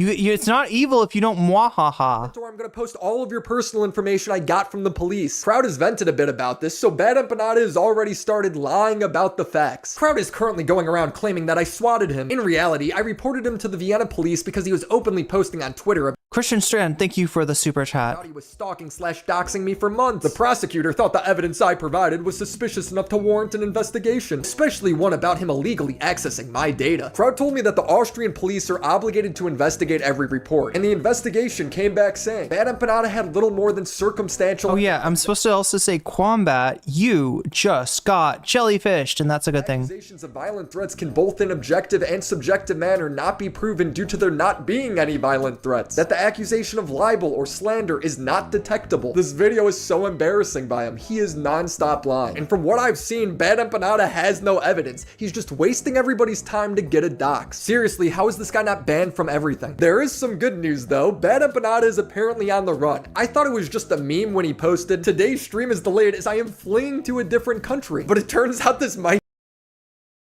He does that all the time. He's been doing that ever since Ethan has been talking about him as an international man of mystery. Right? This is not anything new.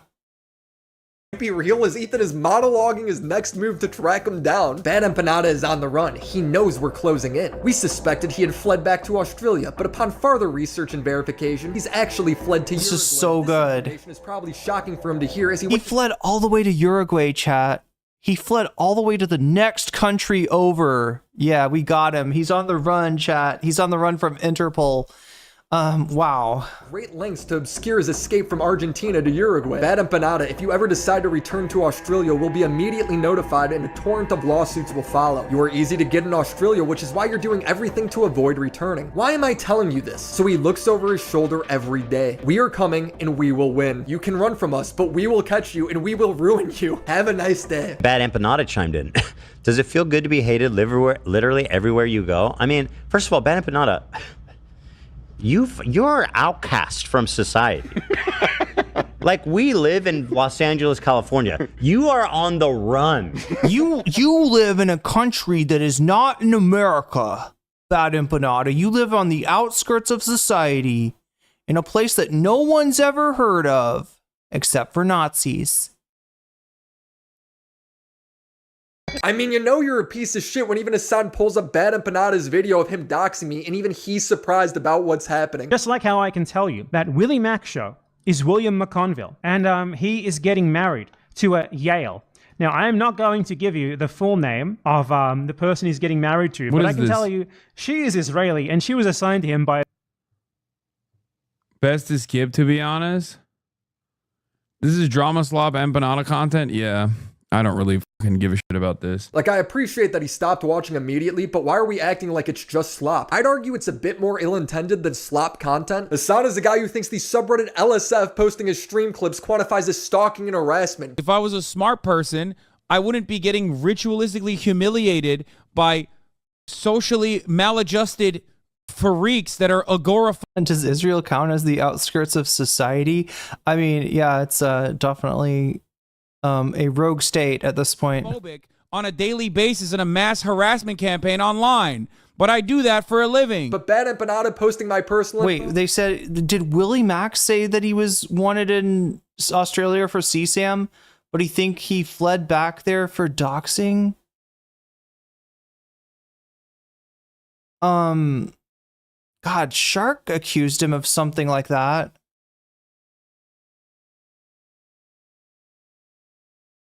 And Eris was the other aristocracy, not Eris from Final Fantasy VII, who did nothing wrong.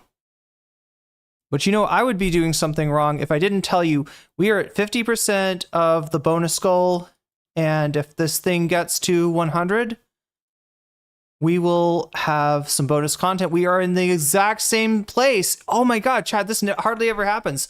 Butterfly goal, 50%, 5 out of 10. We're 5 teal super chats from putting a butterfly in my hair. We are also 50 points away from achieving bonus status. What is winning? Hasan in GQ. The new GQ article came out. Hasan has reacted to this, and so has Ethan Klein. And Ethan's not really handling Hasan's new write-up in GQ very well. So that is, yeah, justice for Aerith. Aerith?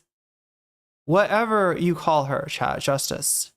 Justice should prevail. But yeah, Hasan's in first place here, followed by Ghislaine Maxwell, possibly on given work release. And then third place is Trump offered Epstein a job. Fourth place is Hasan reacts to Destiny on CNN. What's up, not Spencer? I almost called you Spencer. That would have been a mistake. Anyway, Kuihman coined the term Willy Slackjaw. Oh, is he the one who came up with that? I think that Hasan picked that up. Did Hasan unwittingly pick up a Kuihman quip, a Quipman Qui jaw when Willy Slackjaw, when Willy made soft apologies for Destiny in his terrible video? Oh, I remember that. God, it's been so long, and I watched so much content. I thank you, chatter, for reminding me of something that I had forgotten. Kuihman got it in his head and turned drama shitters against the pro-Ethan narrative. Oh, Kuihman got in his head, yeah. Yeah, no, that is interesting new development, right? And you wouldn't think it'd be that rare for the drama tubers to... Look, these are guys that are their favorite insult for is like to call somebody chud logic, right? Now, by saying chud logic, I don't actually mean chud logic. I mean a word that I don't particularly like to say, but I also don't like constantly saying the R slur, the R slur, the R slur. It's a bit clunky. It doesn't. So instead, since it's chud logic's favorite word, I just like to say chud logic, right? It kind of gets at the same idea that you're saying when you say something is the R slur, you're kind of saying that the thinking process isn't too great. Unless you're using it in a more obviously ableist way, right? What you're getting at is the thinking process isn't too great. Hence, it's the kind of logic that you'd see from chuds. Hence, we call that chud logic. So yeah, most of the Sloptubers would have to admit, if they were honest, that what that what Ethan does is chud logic, right? By their own standards, Ethan meets the threshold for being chud logicked, and so and so you'd think that wouldn't be something that they want to. Yeah, they wouldn't want to hitch their train to that, right? They wouldn't want to be associated with that fucking epic level of cringe that Ethan displays. I feel like we've even heard like people like Destiny and Dan sort of acknowledge this, right? But yeah, no, Willy Sergeant Sloptuber here is absolutely on board with the Ethan train. And yeah, Kuihman's kind of like the first one we noticed that was like, wait a minute. This is not great logic. Kuihman convinced Augie that Willy is a moron, and now Willy and Tommy C are paranoid. Oh, they're worried for... So this is a question that we had, not Spencer, actually. Right? Earlier on, we saw Willy Mac react to Kuihman, who was obviously being sarcastic. Right?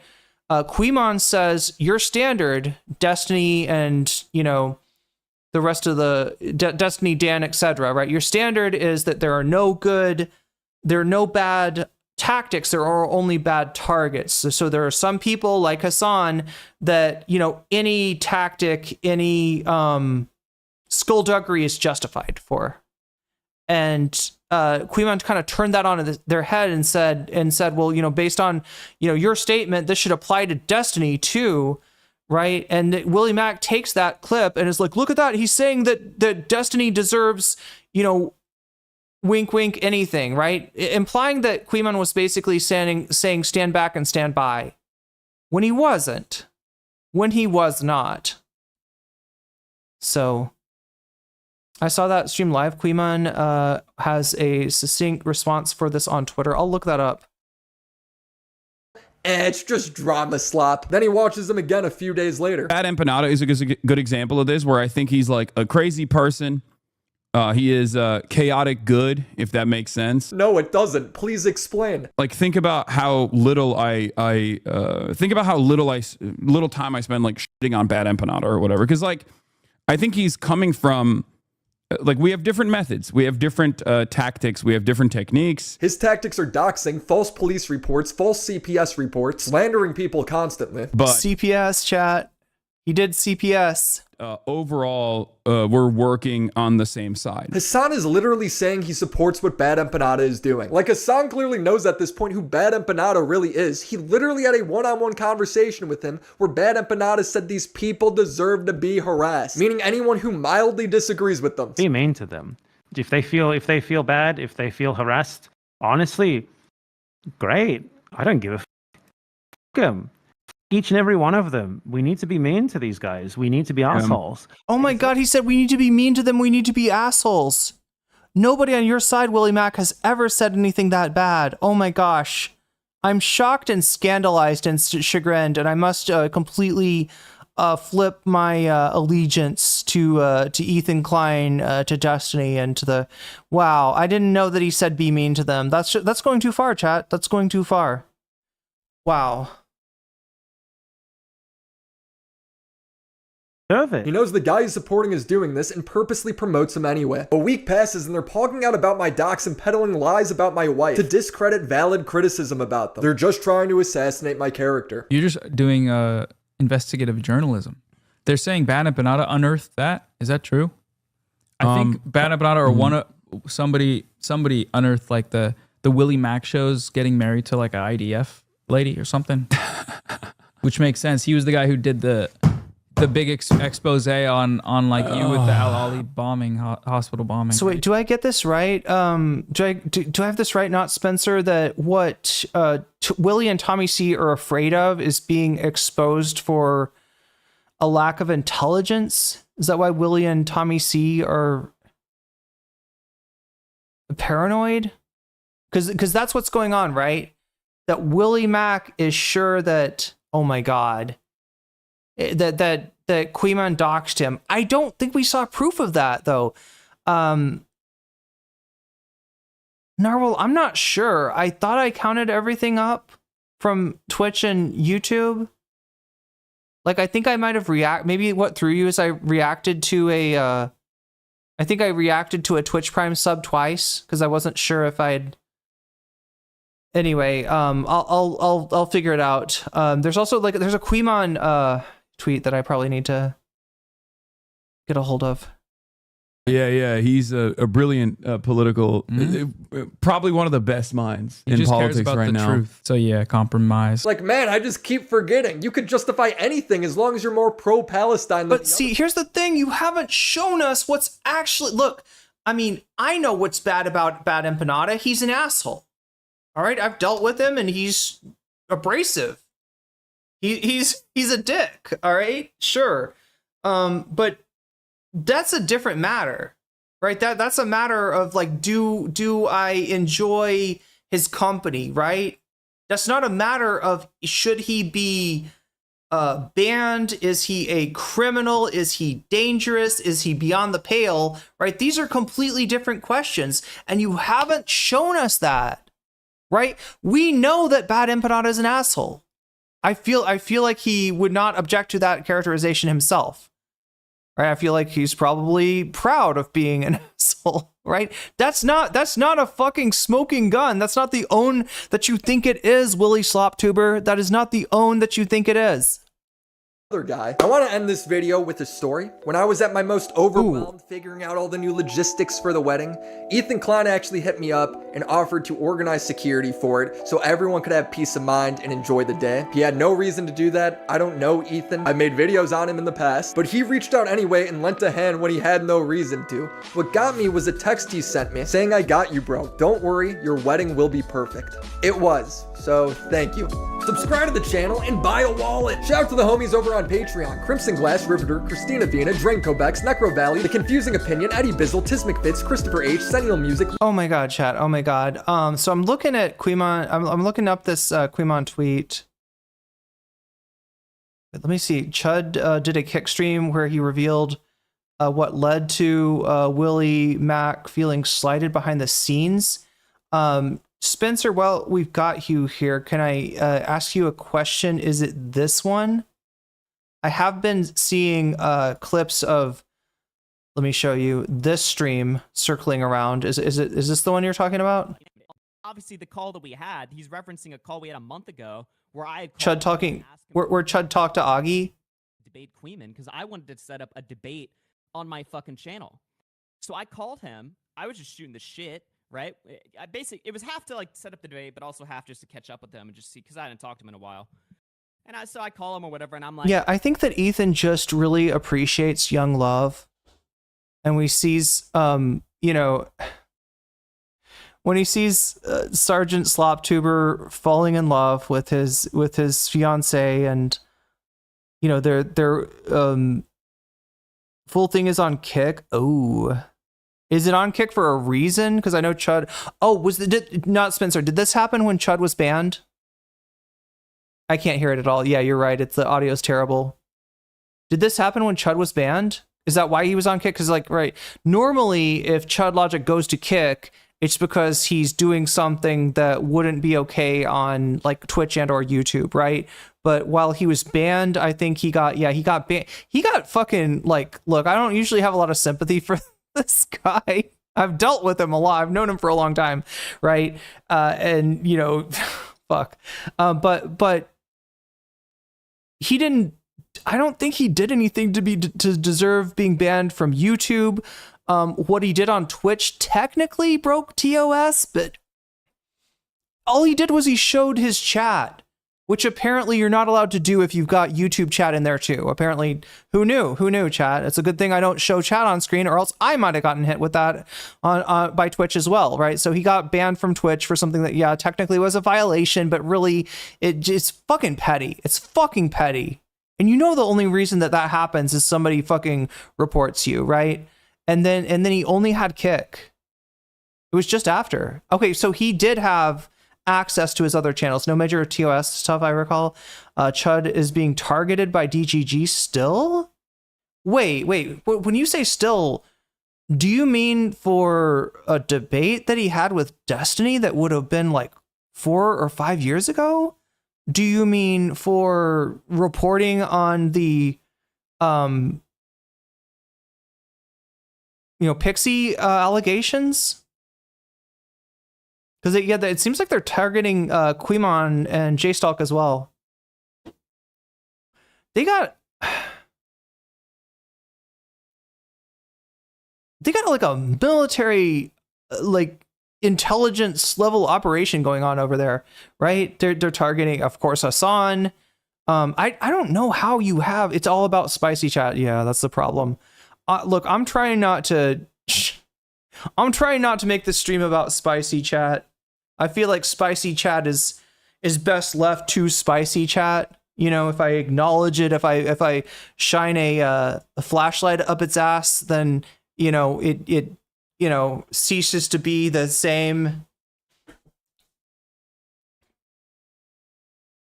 But yeah, I did mention it earlier. Not that I'm recommending it to anyone.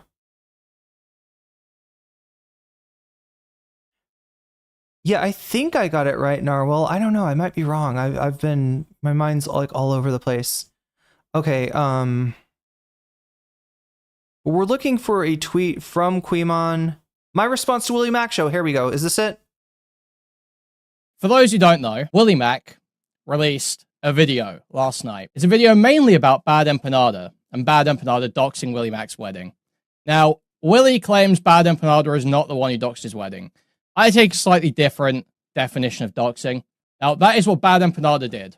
100%, that is what he did. Now, did he originate this? Wait, what? Sorry. For those who don't know, Willy Mac released a video last night. It's a video mainly about Bad Empanada and Bad Empanada doxing Willy Mac's wedding. Now, Willy claims Bad Empanada is not the one who doxed his wedding.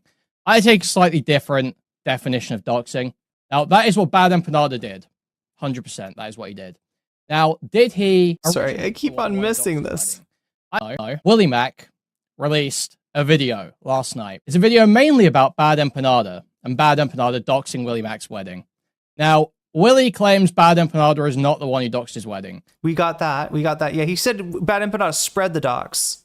I take slightly different. I take a different. Okay, so my position on doxing: any instance of someone publishing a collection or piece of personal identifying information that is obscured from the public in general, or isn't directly linked to the content creator. This is a more comprehensive, I would say, more accurate definition of doxing. Sometimes people will reduce it down to, to the point where if it at any time was in any way publicly accessible, then it's not doxing. But obviously, if there's information, buried in some, dark corner and taken off the internet, and you'd have to use archive to even find it, and somebody digs it up and, puts it in front of a large audience. Yeah. Is that still doxing? Yeah, I kind of think so. Yeah. I mean, there's a, I have some, hypothetically, I feel like maybe exceptions should be made when it's in the public interest, right? If there is a, if Ghislaine Maxwell gets a job in your school district as a teacher, okay, anyway, she's a public person. That's a bad example, but right, if there's a fucking pedophile moving in, right, you might need to know. Of course, you don't want to fail docs and then identify somebody who's not the pedophile as anyway. But anyway, let's let Kuihman. Different definition of doxing. Now, that is what Bad Empanada did. 100%. That is what he did. Now, did he originate the dox? No. The dox originates with a Kiwi Farms post by a completely anonymous account, as far as I can see, that has 2 posts, neither of which mention me. I don't know how I'm supposed to have any control over that. I don't know how I'm supposed to take any responsibility for that. So there's fucking nothing I can do about this, despite what Willy Mac probably wants you to believe. Willy Mac's basis, ascribing this to me now, a clip that takes place weeks after Willy has already been doxed. He uses that to claim that I am the one doxing him, or that my fans are the ones doxing him. And that necessarily has to be the case, because in the clip Willy Mac's talking about, I'm reacting to a Destiny quote tweet of Gato Fumador. And this Gato Fumador person posted a video, a clip, of Bad Empanada's video of Willy Mac's dogs. Gato Fumador, Queen in Yellow, is who we're talking about. Now, in Willy's own video, Willy says he does not blame Destiny because by the time Destiny quote tweets his docs, it's already viral. It's already broadly seen. So I am absolutely baffled how I'm supposed to have any responsibility when the quote tweet I am covering to make my point about Destiny already has like 100,000, 200,000 views when I'm looking at it. And I have a few hundred live, and then I censor it for the VOD upload. Because obviously I don't intend to dox Willy Mac. So a few hundred people saw this on my stream when hundreds of thousands have already seen it through Destiny's video. Yet Willy Mac uses that. Christian Strand says Gato Fumador is like a cat smoker in Spanish or something. No, it's a smoking cat. Logic to absolve himself of any culpability in JSTLK's docs because Destiny or Destiny's fans had already posted it with hundreds of thousands of views. But for some reason, this logic that Willy Mac uses to absolve himself doesn't apply to me. And that's not the only point where Willy Mac is refusing to apply vindicating logic that he knows to be true, that he knows himself to believe, where he refuses to apply it for me, but is happy to apply it for himself or for his friends. So, great example of this. The Dark Viper drama. Chud was obviously going back and forth with Dark Viper pretty hard over a copyright strike. Kiwi Farms latched onto it. Kiwi Farms ended up doxing Dark Viper. Dark Viper made these massive claims of people etching stuff into his door, scratching stuff into his door. And what did Willy Mac say? What did Willy Mac say? He said you can't ascribe that to child logic community with no evidence. You're prescribing a doxing allegation to his community based on nothing. It's crazy. You need to show some evidence to start ascribing. Oh my god, he's using DaVinci. Hey, fellow DaVinci user. To child's community. You can't just smear him with the insane behavior of some Kiwi farmers who happen to have latched onto this drama. I mean, Christian, I'm not great at Spanish. I only know it because the image on the avatar is that of a smoking cat. And it's not like he's just said that once, either. In the Keffels drama, Willy makes the same points. He says it's insane for Keffels to ascribe the actions of Website Zero, who, we won't say the name here for all the many reasons people have said before. Really? Wait, are we still not talking about the farms? No, Website Zero. Okay, chat. Website Zero does not exist, all right? For all practical purposes, for the safety of all of us, all right? Website Zero does not exist, and if you know its name, don't fucking say it. He's actually right about this one. This is a place that's worse than Kiwi Farms.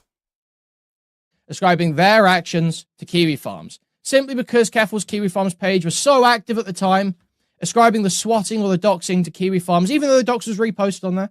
Ascribing the doxing and the swatting to Kiwi Farms is absurd. Website Zero is what Keffels portrays Kiwi Farms as. Kiwi Farms is a glorified gossip forum where people troll and use slurs. People do dox on it, but it's not what the site is for. Saying otherwise is like getting doxed on Twitter and then saying all of Twitter is a doxing site. Website Zero is a malicious group of hackers.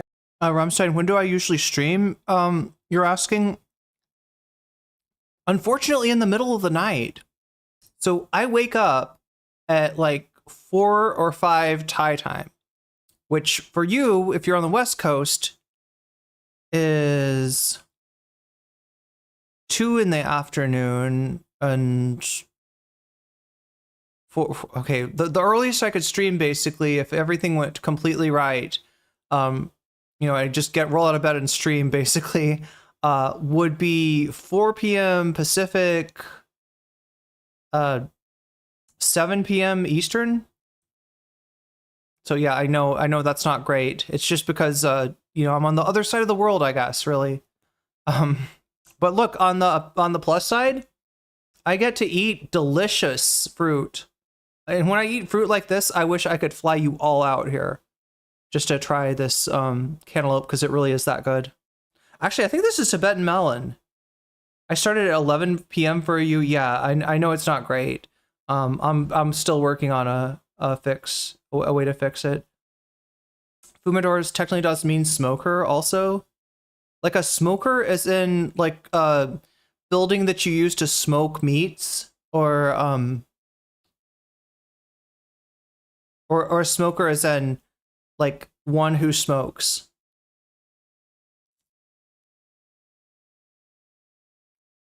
Hackers and doxers meant to harass their target, not just online, but in real life as well. Saying in her DMs with Destiny, I was scared. Website Zero users aren't stupid like Kiwi Farms users. So this whole campaign is built off of a lie. Website Zero was too scary to go after, so she made it about the infamous troll site. Like what, is 4chan next? Because just because there's a bunch of activity there doesn't mean it's them. And they moderate against it. They moderate against it, much like I do. Much like I always would. I even moderate against doxing. So even like it's Kiwi Farms level. He would obviously make those points back then. He has in his Keffels videos. He covered Keffels himself. He wouldn't consider himself part of the harassment against Keffels. That would be absurd. Yet, in this video, he is perfectly happy to take a bunch of unsubstantiated harassment claims from Not So Erudite, that my community or JSTLK's community has swatted her, trying to get her deported over here is being claimed. Taking this absurd claim from this schizophrenic Odashara on Twitter that JSTLK's community sent a letter to him, something that he's been asked for evidence for before and has refused to provide. He said he threw away the letter or some shit. But he's perfectly happy just to repeat these with little to no interrogations to the truth of the claims. Anyone with any fucking sense who's left in the pockets of commentary community, or whatever that means at this point, has immediately clocked that this is an utter breach of standards, a complete abandonment of the very logic that has allowed their career. Why is his audio so bad? Like his stream isn't flourish. for 10 fucking years. 5. Do you think he has it set up differently, or is it my fault? I don't think I'm clipping. No, it's him. It's him. 10 years. The exact delineation of responsibility, drawing clear lines where when you moderate your community to keep a behavior out, you can't be blamed for if some anonymous schizophrenic who latches on to the stuff you're saying goes and does something in a place where you have no control. They need that logic to stand. How many dramas, if you accept this logic, how many more dramas can these people survive? How many more dramas can Willy Mac survive? How many more dramas can Nicholas Diorio survive if that logic is accepted? How long is it until they are covering someone who is also being spoken about on KF and they get doxxed? What is my level of responsibility here? How could I have made the point I made about Willy Mac without being accused of dog whistling to swat his wedding?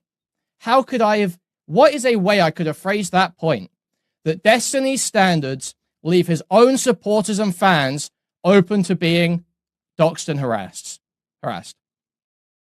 How could I have phrased that to where Willy Mac could not have accused me of dog whistling in the way he did? There is not a single way I could have phrased that where he wouldn't be able to make that same allegation. Especially when in the clip, and you might not realize this when you watch the video through a first time, because he chops up the clips and leaves parts, it gives a 5-minute gap between stuff. But I explicitly state that I'm not okay with doxing. That I don't believe it's no bad tactics, only bad targets. That's, in fact, been a key point that I have been hammering for 5 months at this point, maybe. For a long time. This has been a key point that anyone who has been even in like osmosis range of my community knows I have been hammering about Destiny, about Ethan, about all these commentary guys. There's not a wink and a nudge. There's not a, oh no, but actually we do. No, I don't. Unequivocally. Obviously. Like anyone that has watched any of my content would know.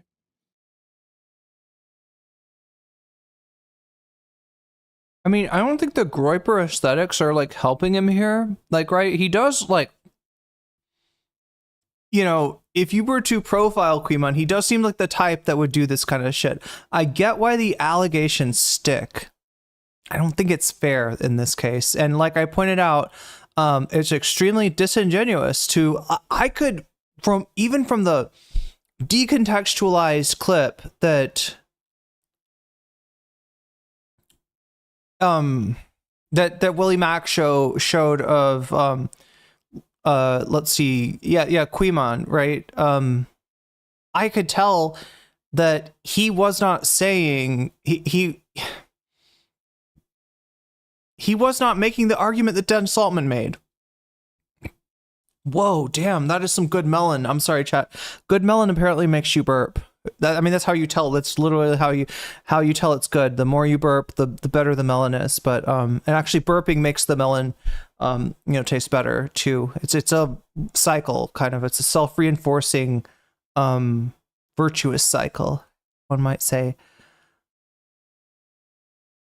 But yeah, it's just so obvious. It's just so obvious, right? And to the point where I had to say, wait, is Willy really this daft? Or does he just have such a low regard of his audience, right? That is either a person who himself is incapable of even a small measure of critical thinking, or that is a person who really looks down on his audience, thinks that they are suckers and rubes.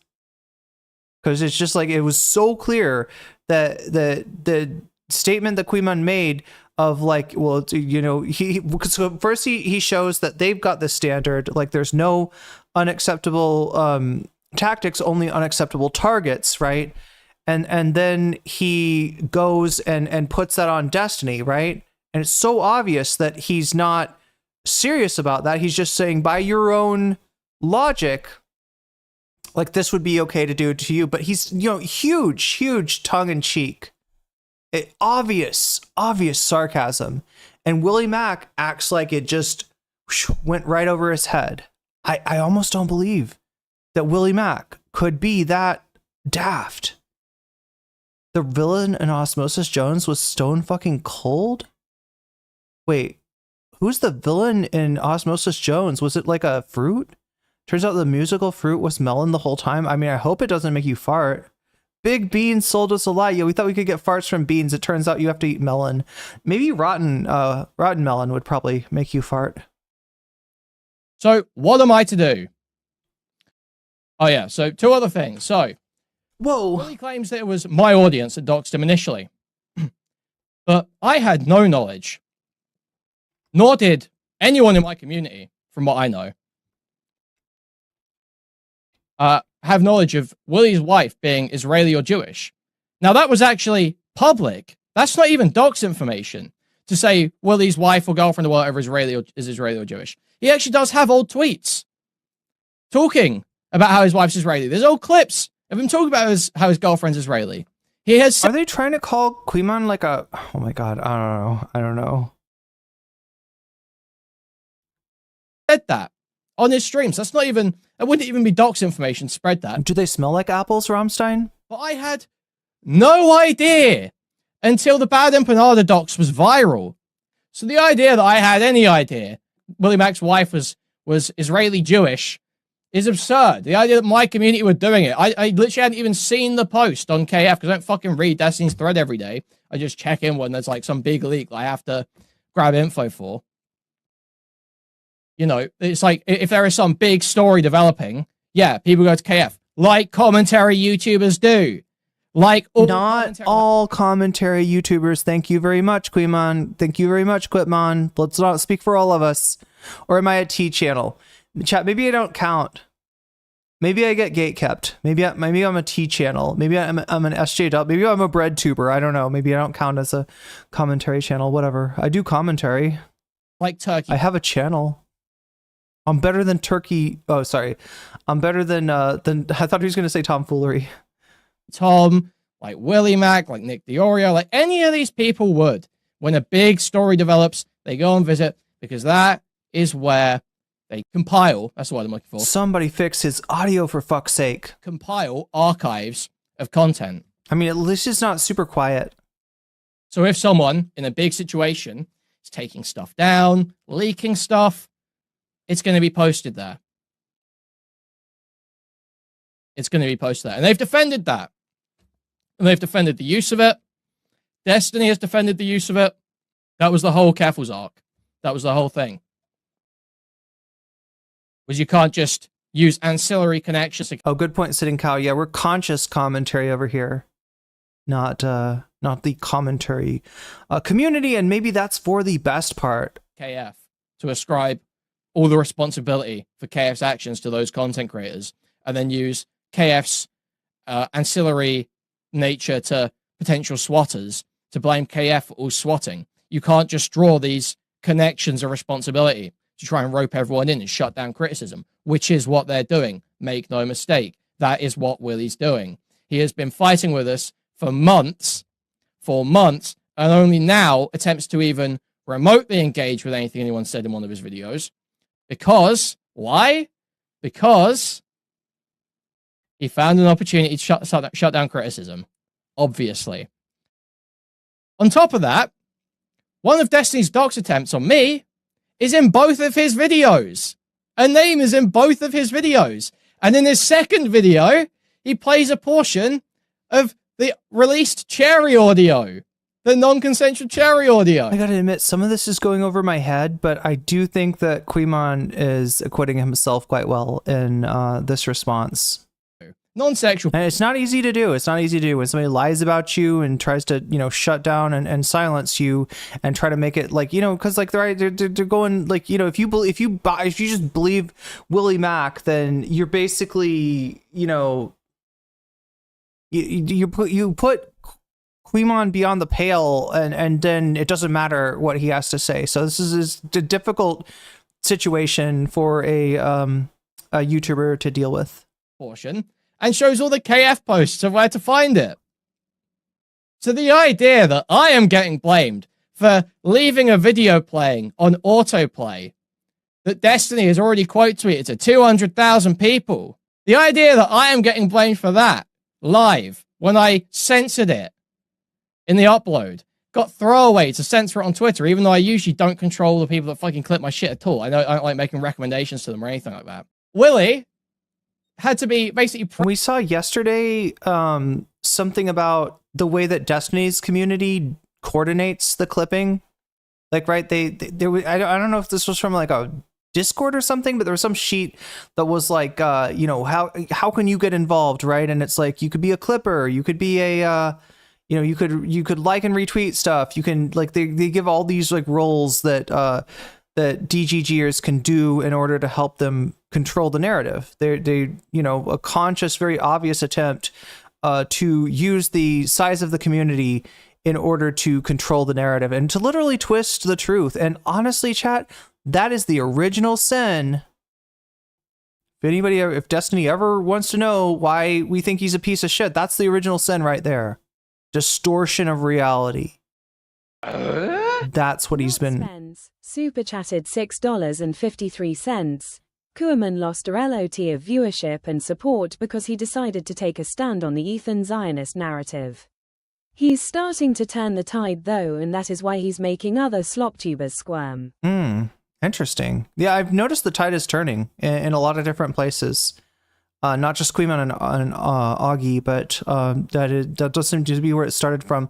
And when did he lose viewership, right? It seems like he's always around 500. He went down from 500 to, for just a short time. And he does seem to be back. He does seem to be back. Yeah, and like I said, he's talented. Like, right? Nobody's going to shut him up. Nobody's going to silence him unless he, you know... Unless he opens a fucking folder of horses, you know, in compromising positions with underage anime women. This kid's got a bright future in front of him. Pressured into fixing the cherry stuff. It's like totally absurd. Willy does not care about this doxing incident. Okay, this is pretense, purely pretense, because it's a safe way to swing at me, to swing at JSTLK, to swing at Augie, because we've put pressure back. Because there has been, he's hit a kind of wall, he's feeling some pressure, and he wants to take a swing. And I'm pretty confident, even more so than I would be from just the previously public information, that this is the case. Because just now, just within the last hour or two, Augie appeared on Chud's stream. When Willy started talking about sort of how he was feeling, Augie tried to sort of push back and ask a couple of questions. Be like, oh, well, what are they doing? They're harassing you? What's happening?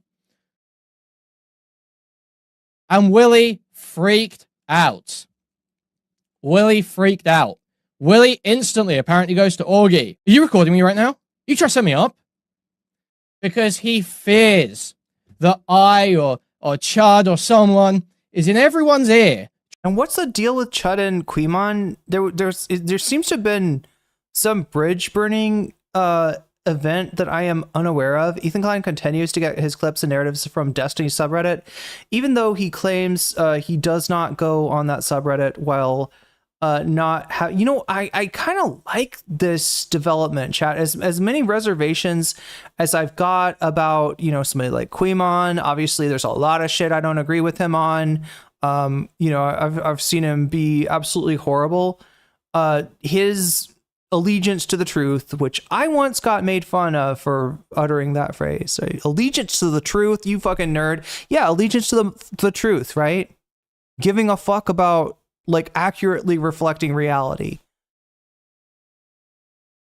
Anti-nihilism, if you will, right? I feel like if you've got that sort of thing from both sides, you can start to establish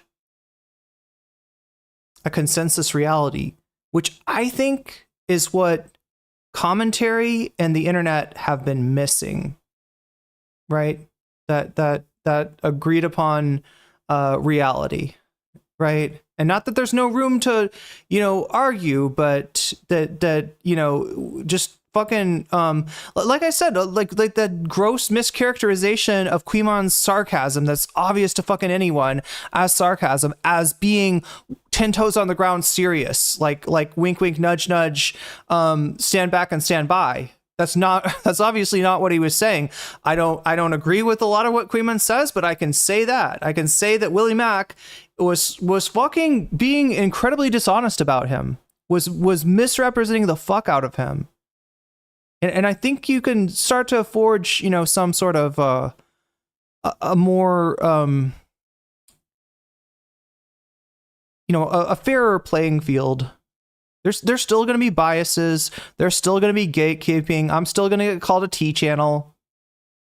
But at least we got some sort of, you know, like I don't have a problem admitting we're pointing out when Kuihman's right. Kuihman doesn't have a problem pointing out when Ethan is wrong, which should be obvious to a lot of people. But yeah, a lot of people are sides cucked. And yeah, sides cucking, I think, is kind of what created this sort of nihilistic environment. And it's gross, chat. When you're getting buried under a dog pile or something you didn't actually say, it's fucking gross. It feels bad, right? When aristocracy is, you know, taking to Twitter or whatever to accuse you of fucking death threats. When her only witness wasn't there when the supposed threats actually happened, right? You know, nobody ever got my side of that story. I mean, now people, you know what Eris is about. Now people don't trust Eris. Now people know her to be a liar. But back then, she was in with the right people. She was in with Vosh. She was in with Destiny. She had the megaphone. I did not. And it didn't fucking matter if I had, you know, undeniable proof that she was lying. Have I heard of Westside Tyler? Yeah. I've talked to Tyler before. Kuihman is an abrasive asshole, but stubbornly honest. I respect that. His aesthetic is way more right-wing than his actual views.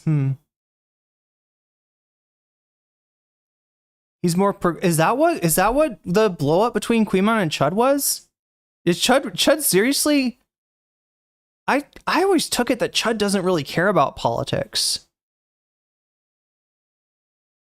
I'm kind of surprised that Chud would burn a bridge over Kuihman being woke. Kuihman was always an antagonist to Chud.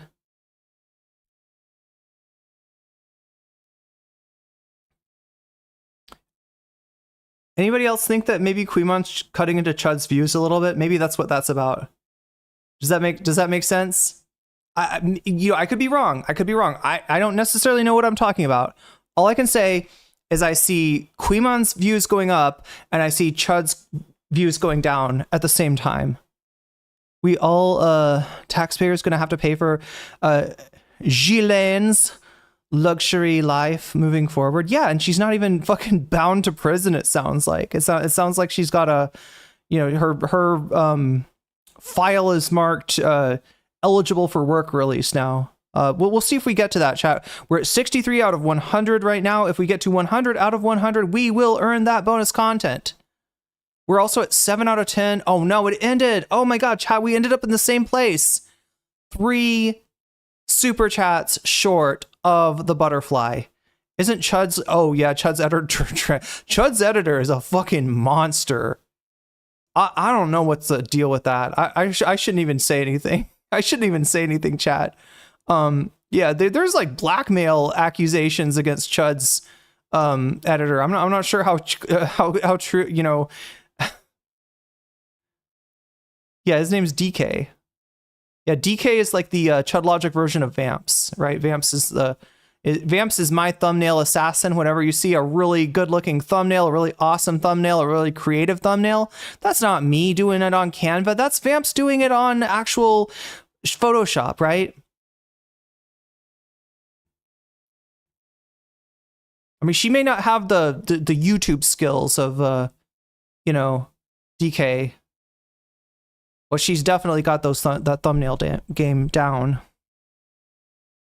Trying to turn people against this guy, and that's why all of a sudden people are talking shit about him. Why all of a sudden people are saying, "Wait, is this guy retarded?"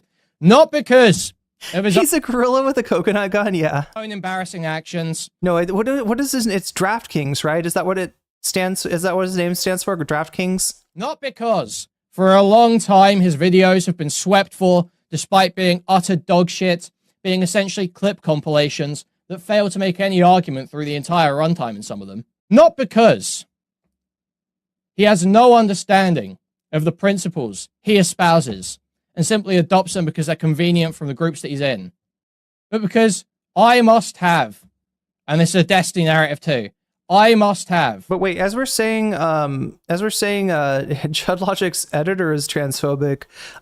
Please don't think that the transphobia is coming from DK, right? Chud Logic has some allegations that aren't really allegations that he's still trying to beat, right? And I'm not talking about the penetrating of the shyness of minors, right? Which is its own thing, right? Chud was told by a person he was a fan he was rizzing in Discord that this fan was of age, but only after, like, you know, look, if you ask somebody if they're of age and they don't answer you immediately, that should be a red flag. That should be a red flag. You should run the other way. You need to block that. If you ever find yourself in like DMs with somebody and you want to check and make sure, hey, just so we know before, you know, like, right, it's getting kind of, you know, it's getting kind of charged. You are in fact of age, right? If that answer is not an immediate affirmative, yes, I am. Of course, I'm of age. What are you talking about, right?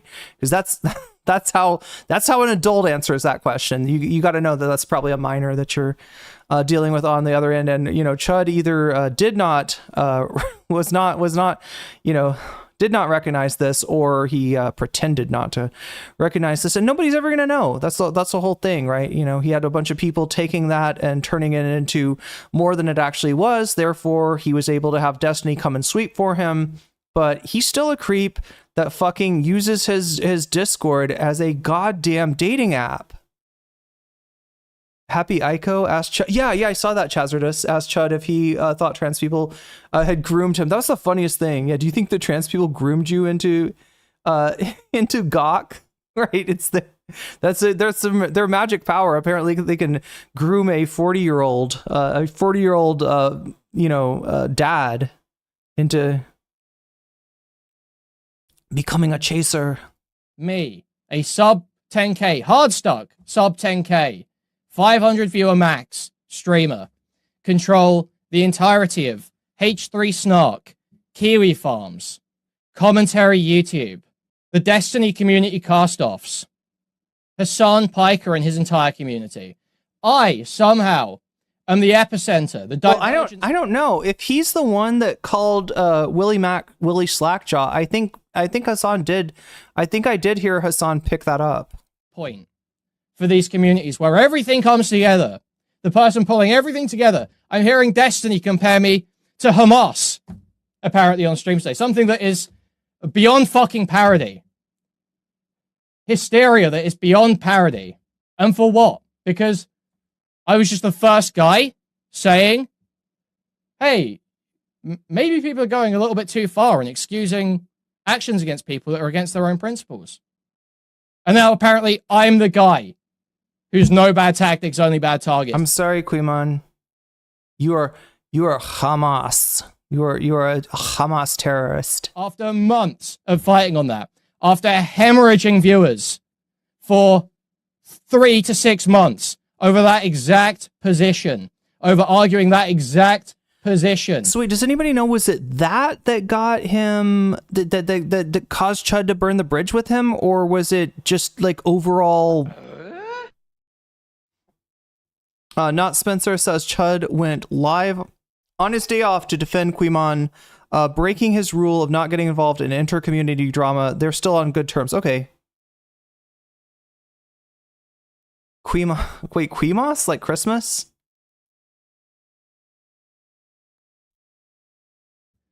For people that I don't have any sympathy for. I feel like I saw a clip of Chud Logic basically being extremely skeptical of Ethan.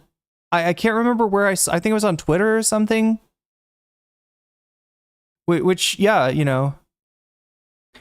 I mean, I will admit that I've always noticed that Chud and Kuihman do have a certain degree of moral consistency that's rare from your Destiny Orbiter, from your Willy Sloptuber, from your average bog standard commentary channel.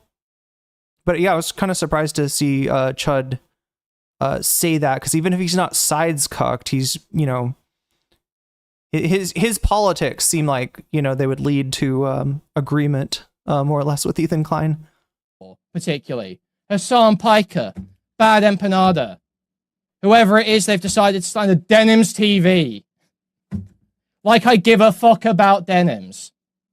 But somehow they have found a way to just manufacture this desperate smear when I have, for months, laid out exactly what my criticisms are. Think, for all these people who claim, Willy, who says this all the time, if you've got an issue with my video, if you've got an issue with something I said, respond to it.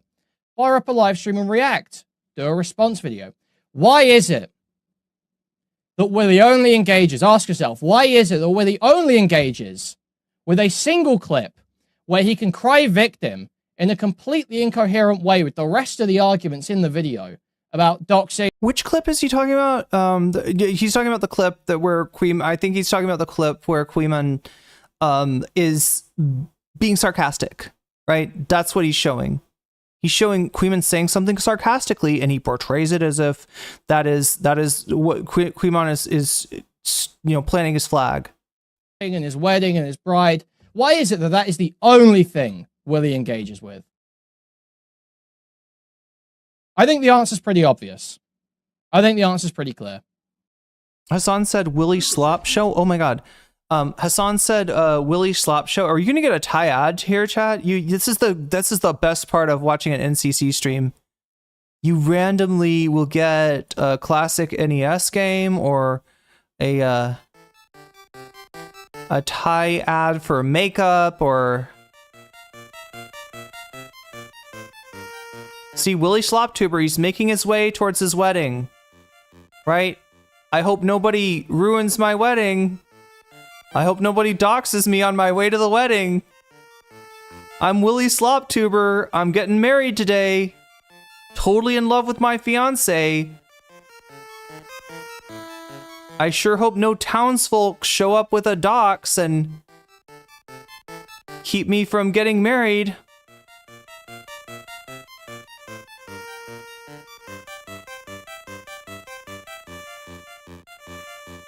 Anyway, we'll get back to that in a second. So this is the conversation with Hutch. I'm being told that there's also a Chud Logic conversation with what, Augie? Does Chud talks to Augie on Kick? I don't know if we'll have time for that. Look, on this kind of stuff, I like to cover it all in one day. I don't know if we'll have time. Yeah, it's 1:46 Pacific Standard Time. That means it is 3. Oh my god, chat. Yeah, I better go. I better hurry up. They were wasting the time of our venue, the hotel, and 2 police stations. It's cost me thousands of extra dollars in insurance and potentially closing down the entire building. And my bride is coming up to me and asking me if we're about to be double homicided at her wedding. Okay. My bride. Are we gonna get double homicided by NES mobs on our wedding? Now I'm pissed. Why is it so hard for people in the political space online to be just normal human beings? Everybody is such weirdos, Oh good. Okay, so Hutch is going to react to this video. Yeah, the actual interview with Willy Mac is much shorter. That is great. I'm so happy to... Yeah, so, I mean, I don't know. Is there maybe some nuggets of gold in the first half of this video where Hutch is reacting to the video that we just saw? Maybe, and if you want to, check it out. And if you find something good, put it in stream suggestions at nocommentchick, right? Let me know. But I'm gonna have to skip this for now. Hey man, what's up? Hey, what's up, Hutch? How's it going? Good. Nice to meet you, man. Nice to meet you. Yeah, I think you came up on my radar like 2 or 3 years ago, and I watched a lot of your coverage of the Ethan stuff from back in the day. Yeah, no, I mean, I've definitely been in the drama slop for a long minute, you know? Yeah, well, tell me about yourself, because I don't know much about like your background here, and probably a lot of people in my audience don't know either. So how did you get started on YouTube, and how has your content changed and evolved over the years? I mean, I don't think it's really changed that much, other than the longer you do something, you get better. All I do is cover YouTube drama and like the different zany characters online and the messes they end up getting themselves into. And a lot of people, like, I feel like, I mean, they've always done this, but specifically with this. Did I miss something? Chud, Kickstream, the preamble and the Augie convo give a lot of info. Wait, the preamble to the Augie convo on his stream give a lot more info and context than Hutch does. Hutch ran from Queen. Oh no, we're watching Hutch to laugh at him. This guy is a lol cow, and it's amazing, right? That of all the fucking deorbiters, this is the guy with motion. I mean, I guess you could say, you know, like Lonerbox is still bigger, but I feel like Lonerbox is jumped the shark. Hutch is like the new vessel, right? Look, when Destiny like shuffles off his mortal coil, like you know, and the rule of twos, or wait, what is the Sith code or something? The rule of 2, right? He's basically gonna switch bodies with Hutch. He's gonna like crawl into Hutch, and he's gonna possess Hutch, right? That's how it's gonna go. Consider getting a GG space like VGG. Wait, would you consider getting a wait? Are you saying would I like to have a nocommentchick website where you can subscribe on that and not have 30% of your money taken by YouTube, where you could subscribe on that and not having 45% of your money taken by Twitch? Yeah, I mean, that sounds good.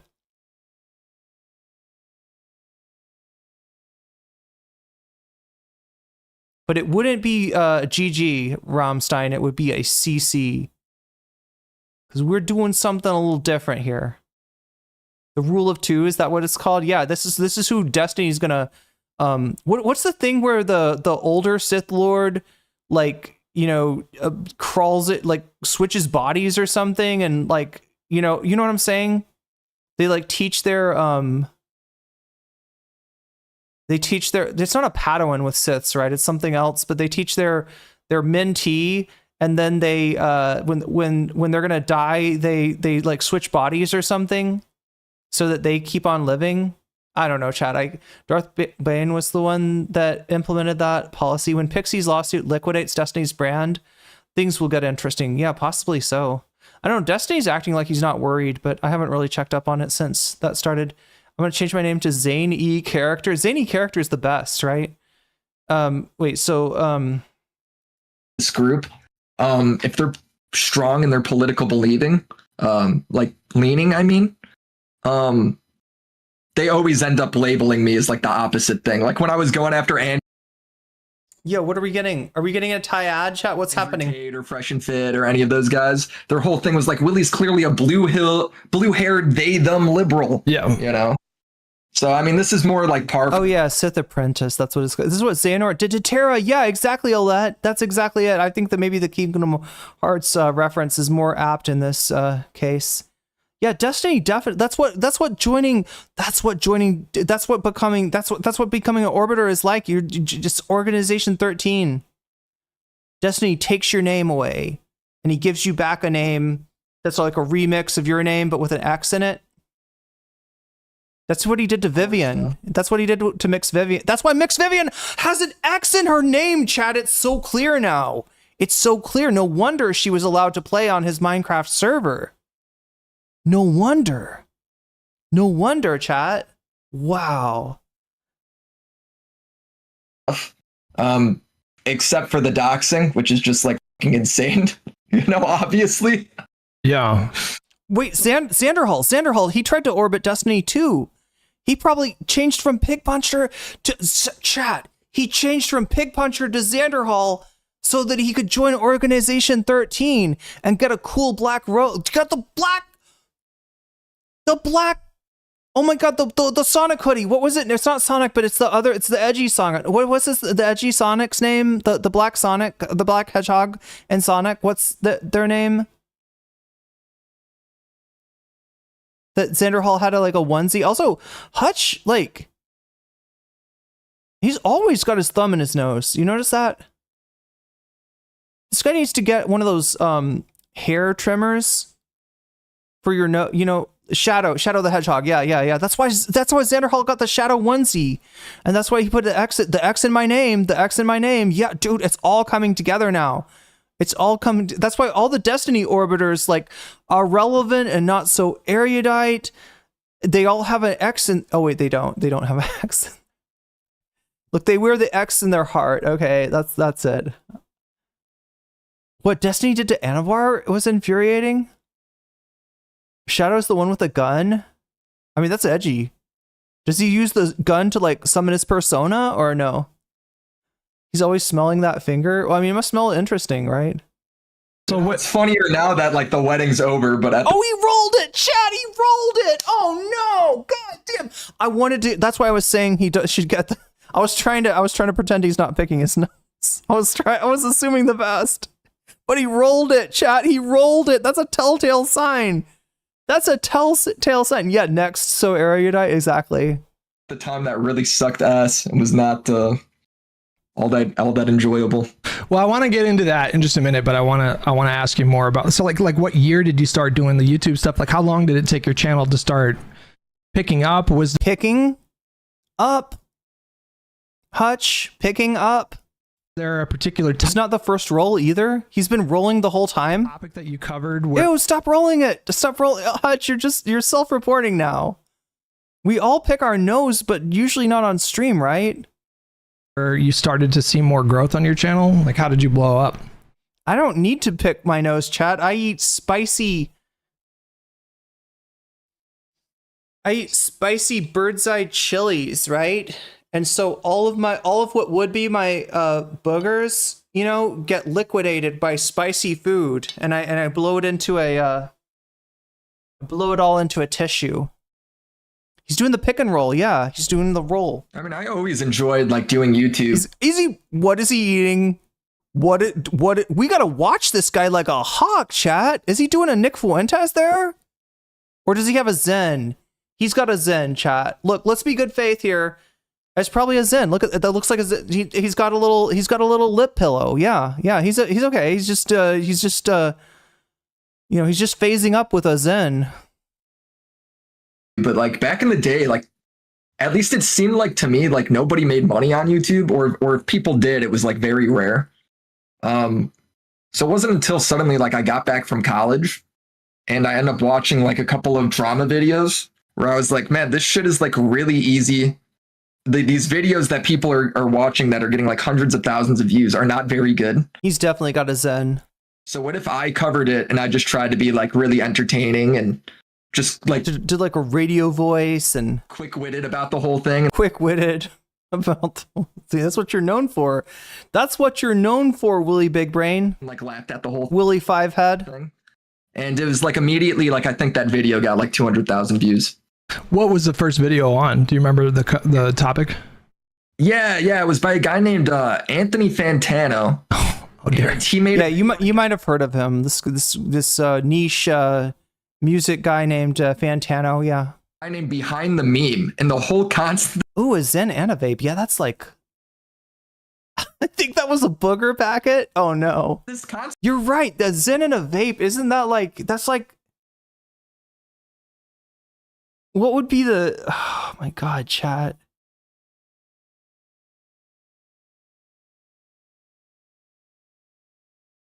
That's hit a bong and a gummy or something, right? Willy Mac puts off ick vibes for me personally. Willy quick-witted. Yeah, quick Willy. Slick Willy. Like smoking in with a patch on. Exactly.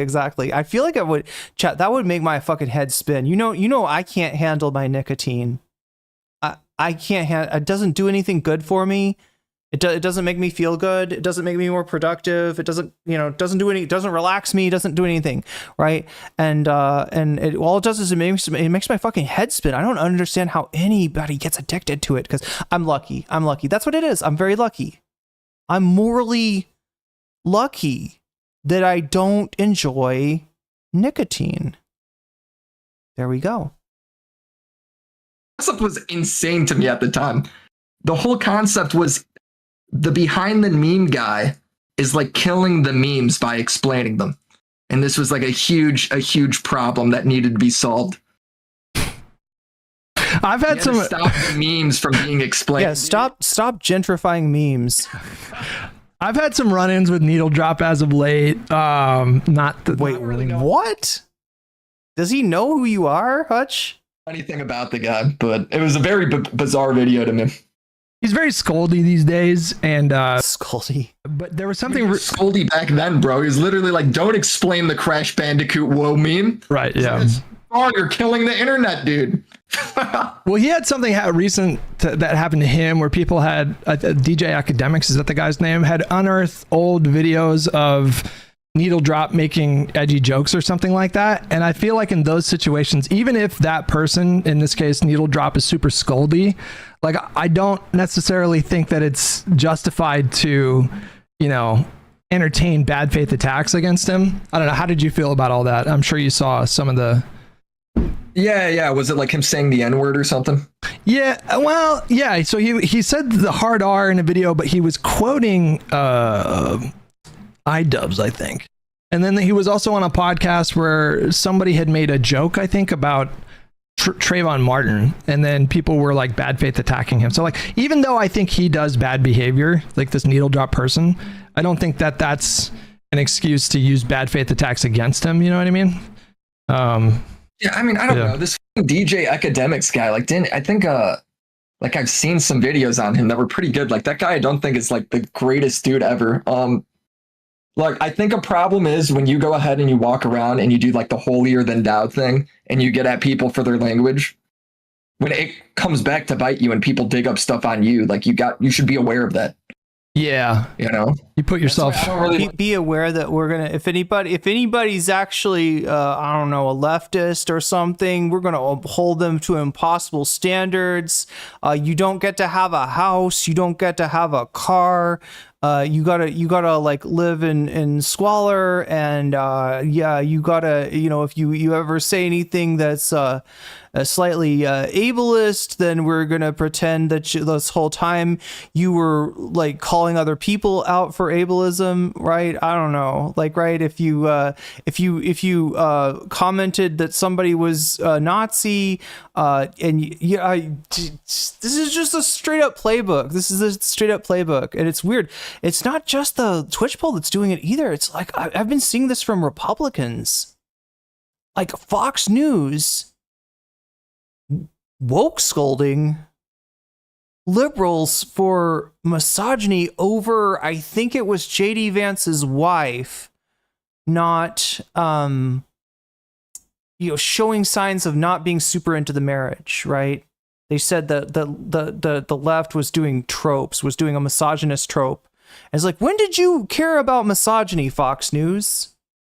I thought you were all cool with misogyny. Like to go do the whole like your joke was too edgy criticism, because it's stupid, because we've all said edgy jokes. Why are they so obsessed with Hasan? Because he's more successful than them, and he breaks the rule of go woke, gut broke. Laughed at something we probably shouldn't have. Yeah, for sure. Makes sense. So you were doing the drama stuff, but then at some point it kind of started to intersect with politics. It feels like a lot of conversations that happen online are downstream from politics these days.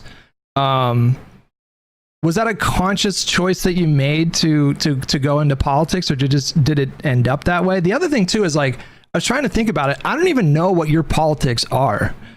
To be honest. Chat, I'm not sure if my bonus count is 100% accurate. If anybody has a abacus count of that, let me know. I think it's either 67 or 70. I don't know if I don't know. I have no sense of if you're like probably Hutch, because I don't really know what my politics. Because it does seem like we're at least 2/3 of the way there. We're 33% of the way, 33% from getting bonus content.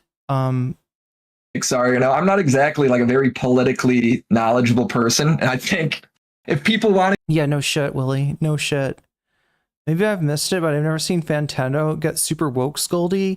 Like he'll call out people for their political position. I think even just having like a thought out political perspective that is egalitarian, I feel like will get you called a woke scold these days. We should have just never adopted that fucking Shapiro terminology when the left started doing like woke scolds, right? That something was really off. This is what the left's weakness. A lot of times people will characterize it from like, they went too far in 2020. They dug too deep and too greedily into the mines of intersectionality, and they like unleashed something terrible. But in reality, it is the left's inability to, hold a consistent line. Like the left's self-doubting of moral positions or certain people with oh my god, I want to show you this, right, chat. There's a thing with Morning Joe. Morning Joe, Joe Scarborough from MSNBC. So this guy, he's the guy that called Trump a Nazi along with his wife. He does a show with his wife, Mika Brzezinski of Zbigniew Brzezinski family. And they were calling Trump a Nazi ahead of the election. And then the election goes off. Trump wins. And the next thing you know, they are taking a trip to Mar-a-Lago to make amends, to patch the rough spots. Their audience hated them for that, right? MSNBC's views tanked. And it was very much because of that show. That's the flagship show in the morning. I think it goes on for like 5 hours or something like that, right? But recently, Morning Joe talked about the DC takeover, and not in the terms that you'd expect. Like, this is an authoritarian overreach. Look, I do think that the term Nazi and fascist kind of did get overused, and it happens when you're making these accusations like apropos of nothing, right? That's the mistake. There's plenty of fascist tendencies shown by the Trump administration, right?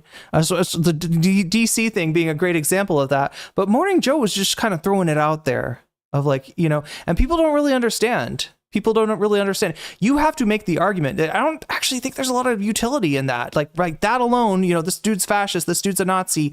I don't think that helps, right? You got to explain to people, because people don't know. Most people don't know what was wrong with the Nazis. Oh yeah, they invaded other countries. Is that what they did wrong? They were mean. They were anti-Semitic. Is that what the Nazis? You're right. They got vague notions of what was wrong with fascism. And the lesson, the historical lesson, is completely lost at this point, right? So you have to walk people through the logic. You can't just call him a fascist. You got to explain what's wrong about what he's doing. You got to explain what this kind of thing is leading to. And instead, Morning Joe calls him a Nazi apropos of nothing ahead of the election, and then goes and fucking has mimosas, has brunch with the Nazi. Right? That, what that shows people, that makes like the left, that makes Democrats at least look like a bunch of fucking liars, because Joe and his wife are disingenuous fucks. And so when he was talking about the DC takeover, right, the first thing that he said was like, I've lived in Washington, DC for a long time, and yeah, I think it is kind of dangerous. I wish somebody had taken over the city and its elected officials sooner. I think we should have taken self-determination away from the mostly black population of Washington D.C. I think that black people should not be allowed to use the tools of democracy to run, you know, a city where they comprise a majority. That's what Morning Joe said. He was like, yeah, like Trump did the right thing here, right? Because he's a rich motherfucker that sees the sees the problem with crime, but does not see the problem with law enforcement overreach, right? That never touches him. He's never had anything bad happen to him, and he would never have anything bad happen to him at the hands of law enforcement. And so he's literally, this is the Kasperian effect at work. This is the Kasperian effect at work. So yeah, I mean, like, if you want to know why Democrats fell off, there you go. They used to maybe at some point in time stand for something. You know, there was always something wrong with them. LBJ sent hundreds of thousands of kids to die in Vietnam. Franklin Delano Roosevelt, Saint FDR even implemented racist policies against Japanese Americans in the United States, and the implementation of the New Deal was segregated. What excluded in a lot of cases black people, right? So they've never been good. And if you go back past FDR, the Democrats are complete trash, right? But yeah, like anything that they ever maybe sort of kind of stood for during the New Deal consensus is something that the current batch of Democrats have absolutely given up on and no longer hold to. And they really don't stand for anything. Like, you tell them that, oh yeah, I think that trans issues hurt us in the election, and all of a sudden they're fucking saying the T-slur, right? All of a sudden, like, we were definitely against the transgender agenda. We got to watch out for the gender ideology, right? They stand for nothing. They stand for nothing. Obama tried to do DACA, and then all it takes is some poll numbers to get Joe Biden to cave into Donald Trump on immigration, to get Kamala Harris to carry forth that absolute surrender. Right? The Democrats do not protect the groups that fucking vote for them. In fact, the group has become a dirty word thanks to fucking Ezra Klein. Right? I'm sorry, but you get rid of the groups and you are going to be William fucking Crystal. You are going to be Tim Miller. You are going to be the left version of the Never Trumpers, who stand for no one, who represent no one, and who are completely irrelevant in this day and age, right? If you're on the right, it's Trump, it's Fuentes, it's Tucker, it's Candace, right? It is not David Brooks. It is not William Crystal. It is not any of these fucking. It is not, certainly not Liz Cheney or Meghan McCain. It is none of these motherfuckers, right? And the Democrats are going to find themselves in that same position if we're lucky. If we're lucky, and if something better can be built to supplant them, either in the Democratic Party, if that can be taken over from the gerontocracy, or in a third party, which it's a very difficult thing in the United States to build a third party. It's a very unsure prospect. It takes, I think, a long time, and you have 2 years in between. In between a presidential election and a primary, 2 more years, 4 years in between a presidential election and a presidential election. That's not a lot of time. Yeah, the Dems stand for more money in their bank accounts. Well, that's a bipartisan value now. Want to go ahead and get like political opinions? They probably should go to people that are a lot smarter than me. I feel like I kind of stick to, like, when it comes to my content, is like, when it comes to covering politics more, it's like, it's not really I'm covering politics. It's more I'm covering people that cover politics, because the internet's grown up since I first started. Willie, do you not think that you need some political aptitude, some political wherewithal if you're going to cover people who cover politics? Do you not think that might be like look at the Vanguard. They would call themselves media criticism. All right? Media criticism of what media? Mainly political media. So they cover the Young Turks, but they're not covering the young Turks with a view from nowhere. They're not like, we don't know shit about politics, but we're going to cover the Young Turks and, I don't know, complain about, something superficial. Right? They know politics, and if you want to cover this beat, you should too. Otherwise, Willy, you have a appearance on Keemstar on Keemstar's podcast in your future, and I'm not fucking kidding about that, right? I made this prediction that Kuihman's got a bright future ahead of him. I would say that Willy Mac has a very dark future ahead of him. I would say that I predict more people to figure out that this guy doesn't know what the fuck he's talking about. When I first started doing YouTube, it was like very childish drama. Like it was like iDubbbz rolling around in the fucking dirt and like Leafy playing like a CS:GO or whatever, right? Like the drama was very childish. That audience has grown up, and now it turns out politics has like the best drama. Like these people are man children, dude. It's hilarious.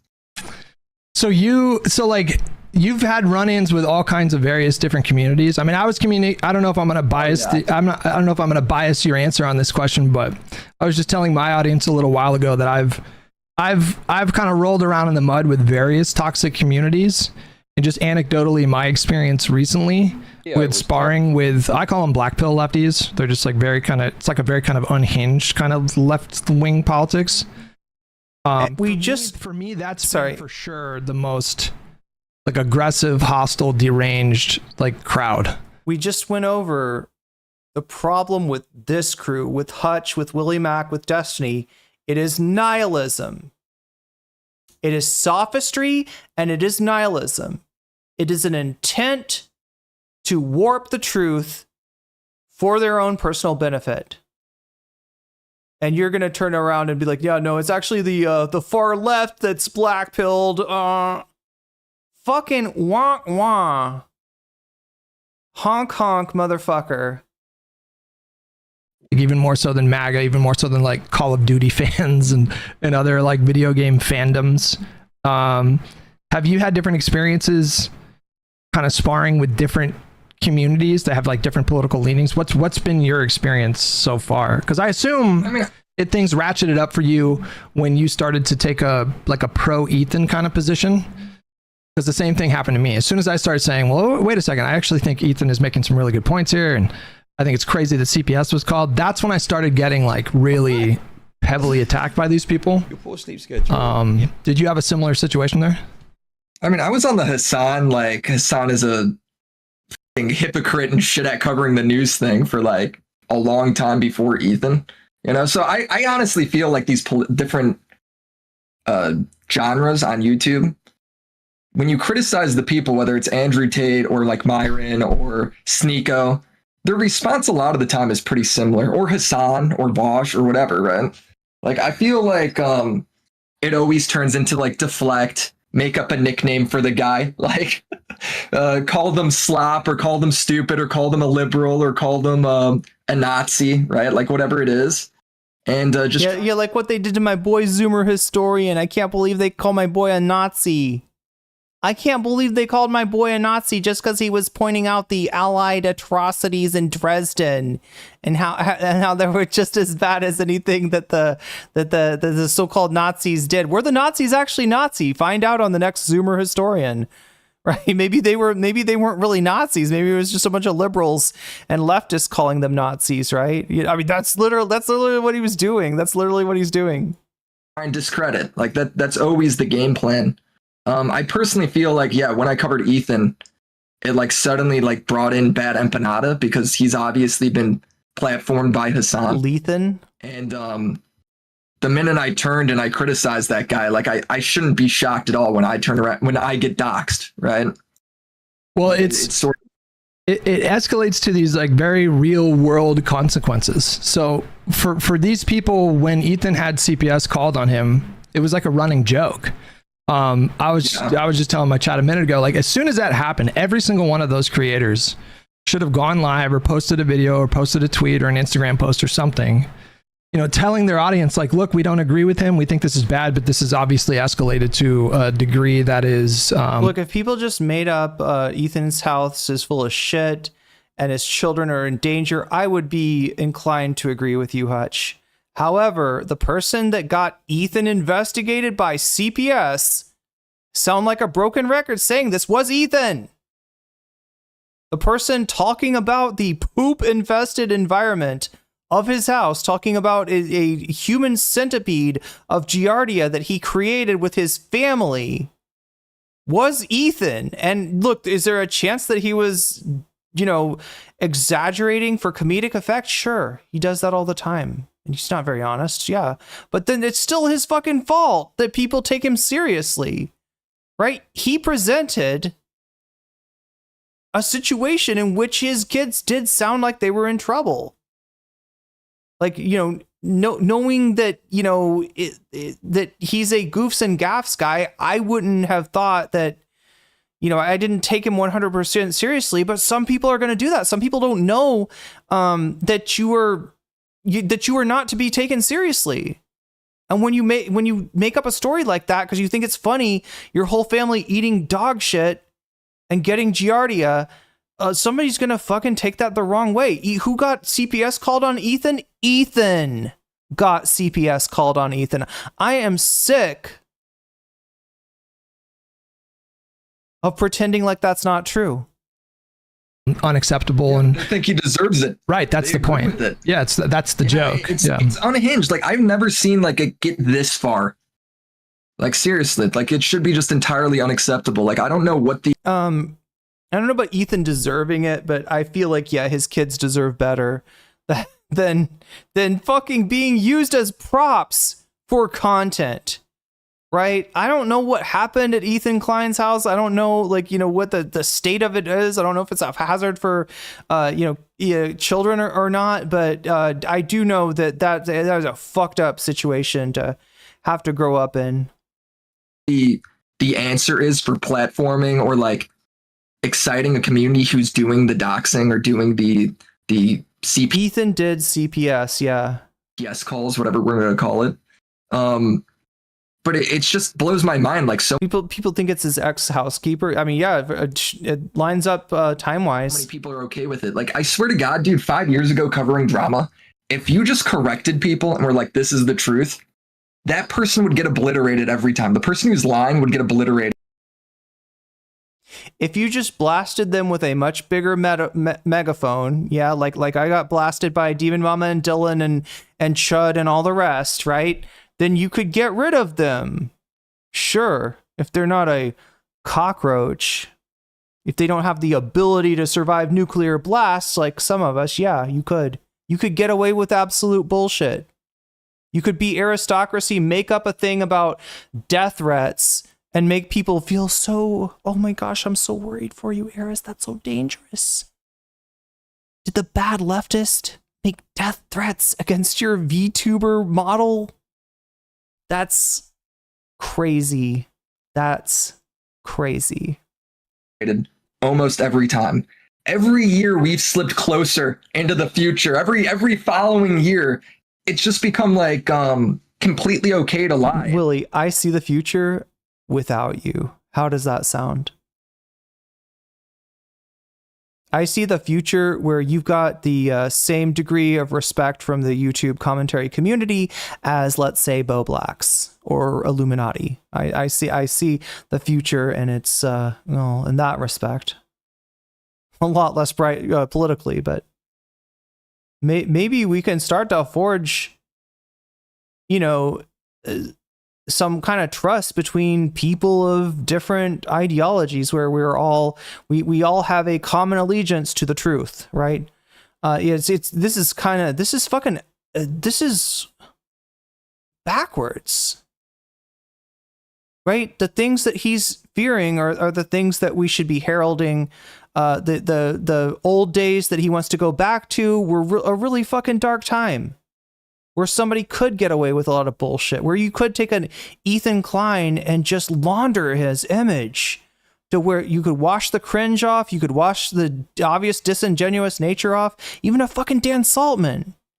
if he's got a big enough megaphone, if he's connected to the right people, and he is, he's connected to Destiny, right? And Ethan, you know, could you know, lies could blot out the truth, and not just from the streamer's perspective or the creator's perspective, but from the viewer's perspective. Like, viewers are okay with it too. Yeah, I can't remember who was president when Epstein died in jail. Oh. They know it. They got to see it. They're just fine with it. Well, I think it's for like greater cause.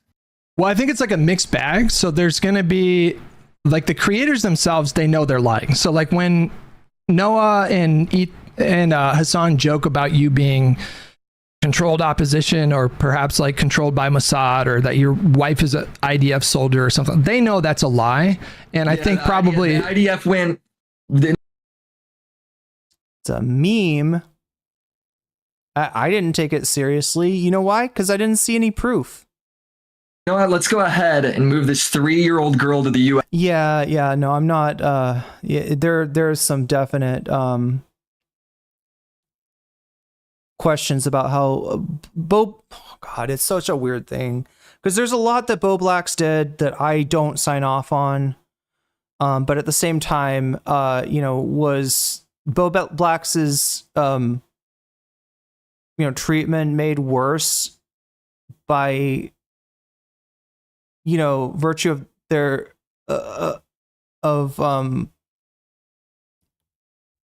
gender identity? Yeah, it kind of seems like it. But yeah, that being said, Bo Blacks was an absolute monster for like the longest time. And yeah, in the end, you know, it's like some of the dishonesty that really hung Bo Blacks out to dry.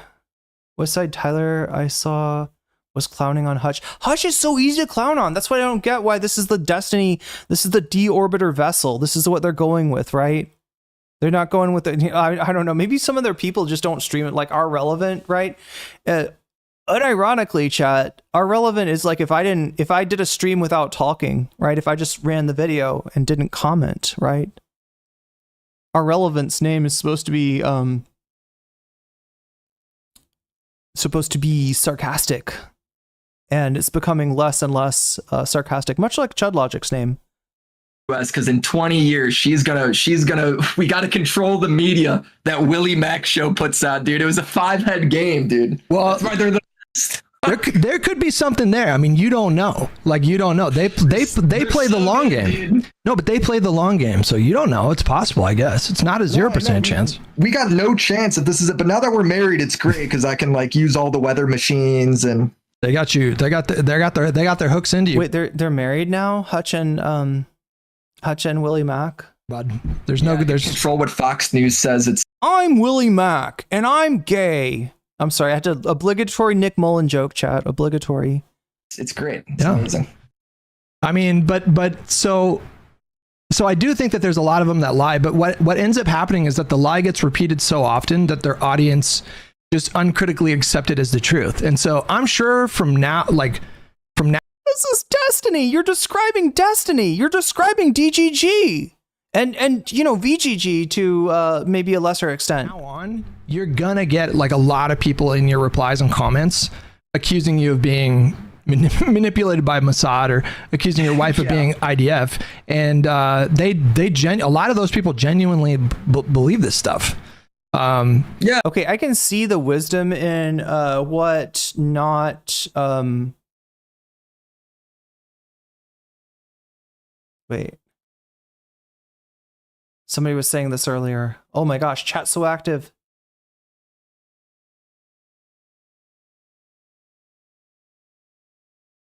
Not Spencer. I can see what Not Spencer was talking about. This is what we would call in graduate school low. Oh my god, what's the phrase? I can't remember. I'm just gonna go on. It's low yield. Yeah, this is low yield. Let's take a look. I wanted to make sure that I'm covering at least some Hutch. Maybe we'll try to get back to him another day. I don't know. Right now I want to focus your attention on Chud logic and chat. No, I don't mean the R slur. I mean like actual, the actual streamer. Chud logic. But I hate it. I hate it. I think it's, you know, it's not fun. It's not fun when the drama is someone's been doxxed. And I do actually genuinely feel terrible for Willy Mac for having been doxxed. And obviously, I think, you know, other people are involved that aren't Willy Mac. They've also been brought into this. There's obviously people I think that are involved in this that are total lunatics, like fucking Bad Empanada. You know, I think Bad Empanada is a totally deranged lunatic. And I don't support any of that shit. I don't support doxing. I don't support spreading dox. I don't support, you know, anything like that. I don't support CPS. But the problem with this video is whilst I'm very sympathetic to having been doxed and people you care about being doxed, I don't support sending skulls. it just seems very obvious to me that Willy Mac is just completely, like, off the chain. Yeah, no, I had a lot of sympathy for Boblack's made like a lot of really funny clips too. On this fucking, on some of the claims that he makes. It's fucking outrageous. It's totally ridiculous. I honestly, you know, cannot believe. Bad Empanadas and I honestly cannot believe that this video, that he's put this video out. It is ridiculous. And we're going to get into it. Now, I'm not going to watch the whole video because I don't care about Hasan at the best of times, and I obviously do not support or agree with Bad Empanada. And I will obviously just flatly say that doxing is wrong, terrible, horrendous, spreading dox. And obviously Bad Empanada did it because he's Bad Empanada and that's his MO. We're not going to look any deeper into that. Yeah. Feeling the skulls were sent by Sam Hyde. Yeah, that could be. Is wrong, terrible, horrendous. Using information. That was a creepy close-up. Yeah, he's a, you know, he's a strategic. Didn't Ethan used to do the creepy close-up? Gathered from docs in order to make a video is wrong, terrible, horrendous, etc. Okay? But the problem for, well, we'll get into it. The problem for me is I feel like Willy is lashing out at people unreasonably, and we're going to talk about it. So let's get into it. On a podcast. He's nonstop lying about me. Oh god, he's just gonna go over that? Okay. His fans are saying she murdered babies. He's saying propagandists should die as he's calling me a paid propagandist. They're saying we're valid targets. He posted a photo of what he thinks is my wife in the IDF, but they're actually just pictures of random... Disavow, disavow. Obviously, all horrendous. Disavow. All of that. I need to say that apparently. Apparently there's some narrative that, you know, Bad Empanada is like a supported individual or something. I think that's all terrible, horrendous, awful. Don't agree or support with any of that stuff. Yeah, the Roblox sponsorships ended. I don't know why it's up, but there we go. I was getting ready to cover that up. Is it clear? Is it clear that I don't support any of these freaks that do this shit and I really hate doxing? I'm not doing it ironically. I'm not doing it tongue-in-cheek. I genuinely think this is like deranged and unacceptable behavior, okay? Like, hopefully that's clear. What this was, and she thinks it's the Israeli Girl Scouts, so he's just posting little girls on Twitter. My wife didn't serve in the IDF. She came over here at 3 years old. On top of it, he doesn't even know her politics on that situation. He's just being racist. But the worst thing he did was post the date and address of her wedding the week before it took place. He doesn't video showing an archived page of our take it down to try and hide it. Obviously, no level of derangedness to this because it's talking about someone's wedding, you're involving like a third party, and then also potentially anyone that turns up to that wedding. So, obviously, totally ridiculous and outrageous behavior. Well, the weddings, I'm presuming, happen. There's a close up for you. And I mean, to be fair to Willy, he probably just thinks, well, at this point, it's all out there, so what does it matter? So I don't really like. I mean, you know, it's like. You shouldn't really make a video about you being doxxed, right? Like, that is only going to draw more attention to it. Yeah, that's what I thought. But my guess is that, you know... Chud is being very charitable here. A little too fair. He probably thinks, well, it's out there anyway. So I don't necessarily have, like, a massive issue with it. I just think that, generally speaking, you shouldn't do it. But I'm not, like... Chud is fair when he's got enough clout to not have to kiss boots. But he got where, make no mistake, he got where he got by kissing the right boots. Super like, oh, you're an idiot for doing this. I don't think that's necessarily reasonable because, you know, it's like a lot of this is done now and it is quite widely publicized at this point. So it's like, what is out there? What can you do? All right, we're not going to watch him react to this video. I'm going to But this, I'm more interested in the Augie convo. It's, but I am honest. Somebody said something about the preamble. Super personally. There's Augie. You like the fucking bad empanadas of the world. We all agree the doxing. I'm Augie RFC and I'm gay. Is bad, right? I don't. Do we really need to do the doxing bad stick like in? Very special guest, I think. Let's see. Let's see about this. Yo. Yo, Augie. How's it going? What's going on? Am I missing anything, chat? Yeah, I think the last time that we spoke was the. Anybody see this and think there's some kind of, like, somebody mentioned like a preamble or a, you know, Chud's intro to something that was maybe the scene where he's in front of the big version, stretched out version of his face. The New Year's stream, in fact. Oh wait. Can we do this? Actually, yeah, that's kind of crazy. Well, Yo! during the drama, we talked a bit during that, but yeah. Maybe. I mean, that stream, I don't know if you're aware, has been very... Chad, he's been taken over. Much discussed. Well, dude, I feel like I've... he's been taken over. The amount of trouble that I was in from that stream with my own comeback stream I did 2 weeks ago. I think everything I said on that stream got me into some sort of trouble in like every community that I covered that stream. It's actually insane. And just when I thought I was out of the weeds, this fucking Willy video just drops out of fucking nowhere. Like, genuinely, like, so... Wait, slow down. Wait. We've got some other business to attend to, mate. Mark, word salad is a great way of saying that what I said went over your head. That's, you know, I know what that means, right? And you're not fooling anyone.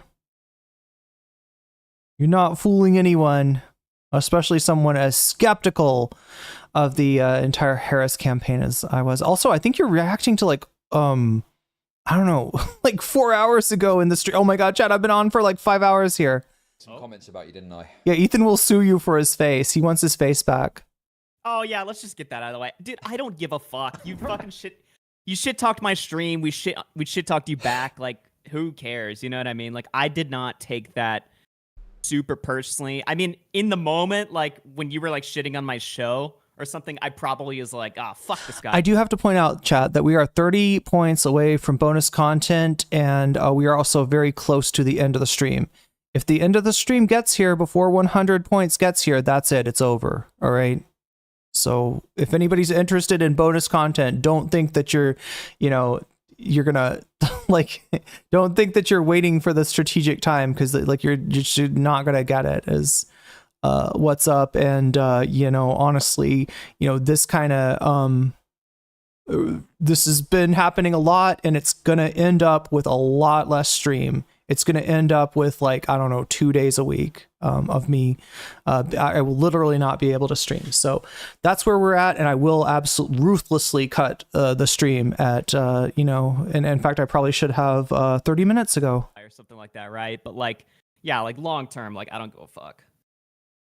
Yeah, dude. Well, it's way lower, the audio. Yeah, fucking Chud. Fucking Chud, it's your fault. Is there any way I can turn him up? Oh, look at that. Kick, you default to 50%? Thank you for mentioning that, chat. Thank you for mentioning that. You know, obviously, you know, I don't really... I didn't even know that. I didn't even expect that. Like, that it would be 50. Oh my God. Omega Star with the,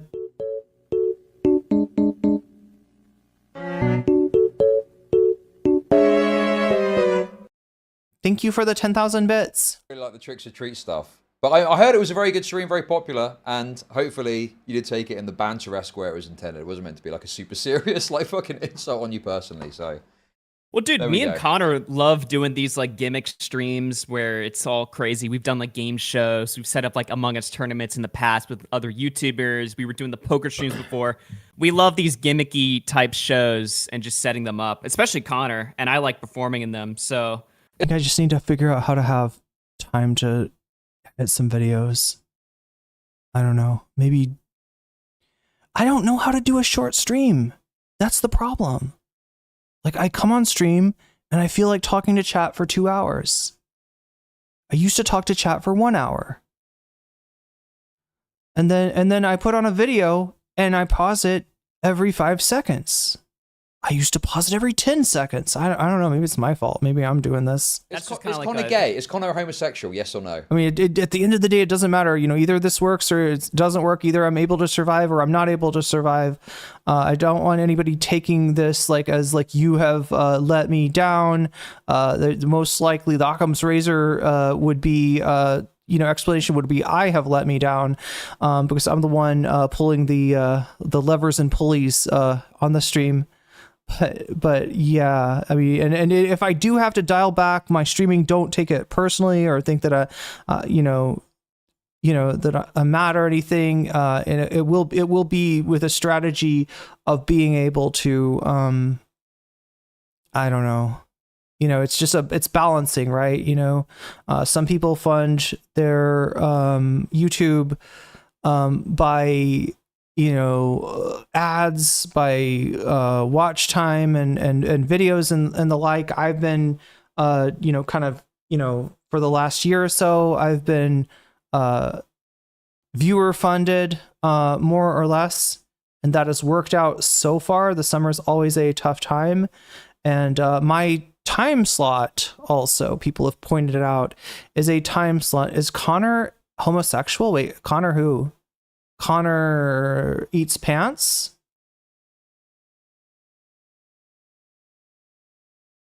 Well, I mean, I'm not going on hiatus or anything like that, right? It would be like, dialing it back either to work on videos or to do some remote work or whatever.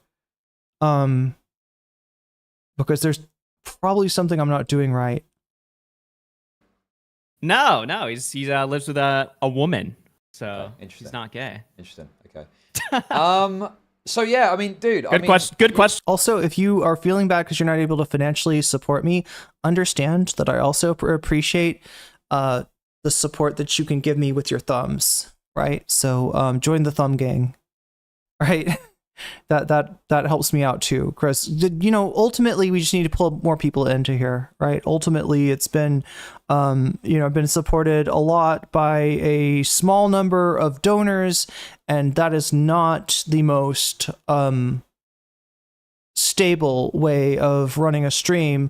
I should be looking to always pull in more and more people, and thereby, like when so say you're ants and you're at a picnic, all right, and there's a big juicy watermelon, but it's not cut, it's a whole watermelon, right? If you're one ant and you're like, I want to bring that watermelon back to my ant hole, back to the queen, back to everybody in the ant colony, right? You're gonna get crushed. One ant cannot carry a whole watermelon. But if you have like a whole bunch of army of ants, they at least according to cartoons, they will carry away literally everything from that picnic. All right, back to the ant hole. So that's what we're looking for. We're looking for. Oh my God, chat! Am I comparing my chatters to ants? Oh my God, you look like ants from up here. No, just kidding, chat. You don't look like ants. I have a very engaged community, and I'm very thankful for that. Say your piece. What have you got to say for yourself? Like, what's going on, mate? Yeah, I mean, there's a lot, and obviously I'm going to be, responding to this on my own platform. I kind of have to. But I mean, Willy is very obviously hurt. I mean, he's been, I think Kuihman and JSTLK, but probably like 3 ants to carry up an elephant, according to Bugs Bunny. Yeah, you wouldn't want to do it with 1 ant. Particularly Kuihman, although he does really hate JSTLK. Wait, how many ants would it take to carry Tralalero Tralala? I've noticed something about Tralalero Tralala, chat. Can we take a little bit of a? Oh my God, we don't have time. I don't have time for this. I really don't have time for this. I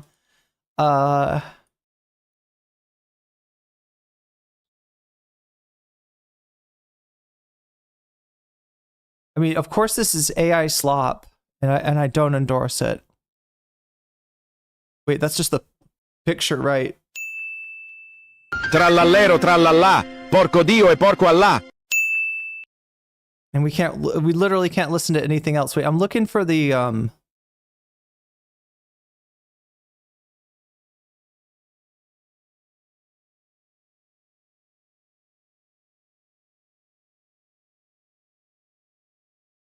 There's this one, like, so the thing that confuses me here, let me just like put it on here and pause it. All right. Okay, so here's what confuses me about Tralalero Tralala. The shark's got 2 fins in front, all right, hence 2 shoes, right? What is going in the back shoe? Why is there, I can see like 2 fins, right?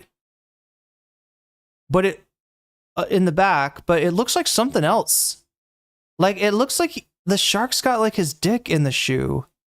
And then if you watch this thing get animated and move around and stuff like that, like occasionally you'll see 2 shoes in the back.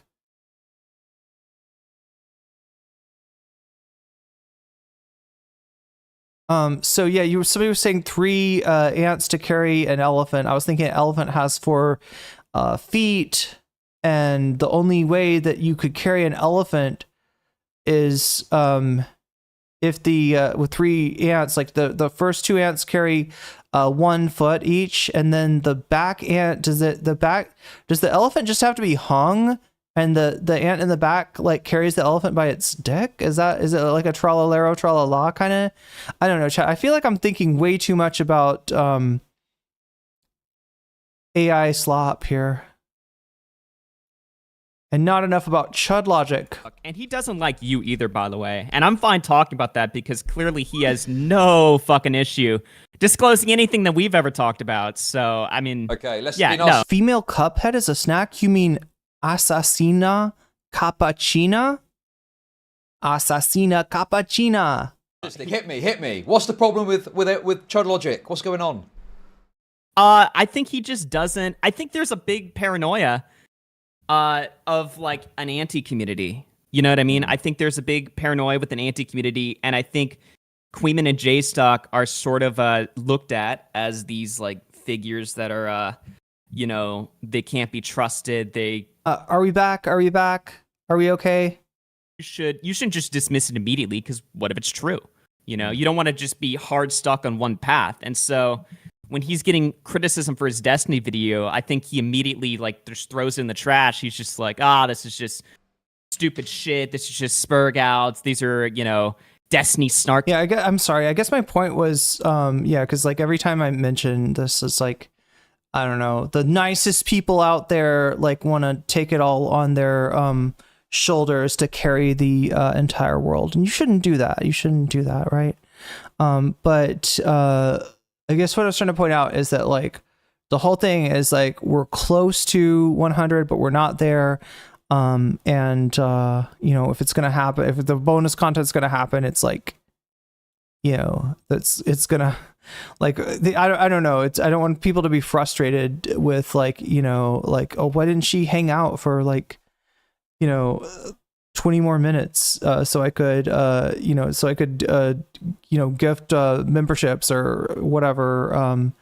Right. I don't want anybody to be like, oh, I thought we were going to get bonus content, but we're not. Communities that are coming at me with all this bullshit. That's all.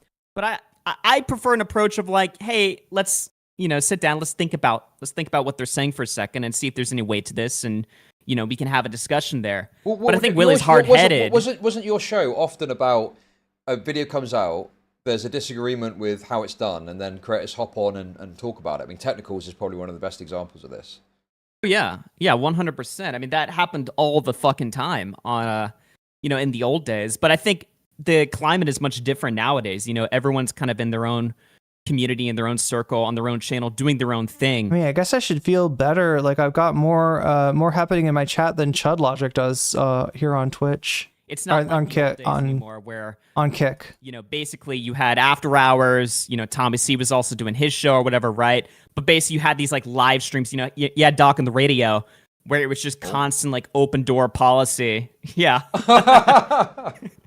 good guy. He's a good guy.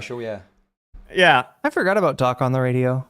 But you had these streams back in the day that were just kind of open door programs where, that was the content. But I think a big problem with that content is it is kind of a pain in the ass for the creators to engage in all the time. And so now everyone is sort of in their fortress arc, which I'm not saying is even like a bad strategy or something. It makes total sense to me. But I think everyone's a little bit too sensitive when it comes to criticism on their videos. And I feel like that's pretty stupid. I don't know. Well, I think that one of the issues is that, like, maybe it feels one-sided sometimes because streamers will criticize a video. Because I think Willy Mac has said to Kuihman, why don't you make a video? And it almost feels like, well, I don't get to criticize you for your coverage. But you can absolutely criticize a streamer for their coverage if you want to. Yeah. You know, I don't think you need to make a video to make yourself subject to criticism. You can just watch a stream and go, they're wrong about this, they're wrong about Funny is, I remember a version of Chud that absolutely adhered to the, principle of, oh God, what did I used to call it? Like, acceptable targets, right? So what that was that if anybody's big, if anybody's got respect, if anybody's got clout, if anybody's connected, you do not criticize them. Maybe if you're larger than them, you can, but you certainly don't speak up to your social betters, right? And this was my original sin of having a critique, which I thought was pretty obvious and pretty actionable by Dylan Burns, thinking that, he is at the end of the day, a trans ally. And if he's doing something that's actually harming a group that he purports to advocate for, then, he would want to do something about that. Right. And that absolutely is not the way the world worked back then, right? And Chud adhered to it. Chud had Dylan on and to talk shit about me multiple fucking times, right? Because guess what? Dylan's the one with the panel show. Dylan's the one who's like connected to literally everybody. So what he's talking about now, the game he's talking about, is not how he used to be. Again, he got where he was by definitely kissing some ass. I'm glad that he has a little bit more allegiance to the truth. He has a little bit of a bullshit meter that seemed to be the only one that had that at the time. And it's a little hard to see him represent himself like this, as if this is the way that he's always run his show. It's definitely not true. And I don't know, man. I mean, is that not what it's all about? Like criticizing each other? That's a lot of drama comes off of this. But I think the problem from Willy's perspective is honestly, like, he looks at these communities and he's like, engaging with this is just like, it's not worth it for me because they have the tiny audience, I have the bigger audience. It's not like an equal.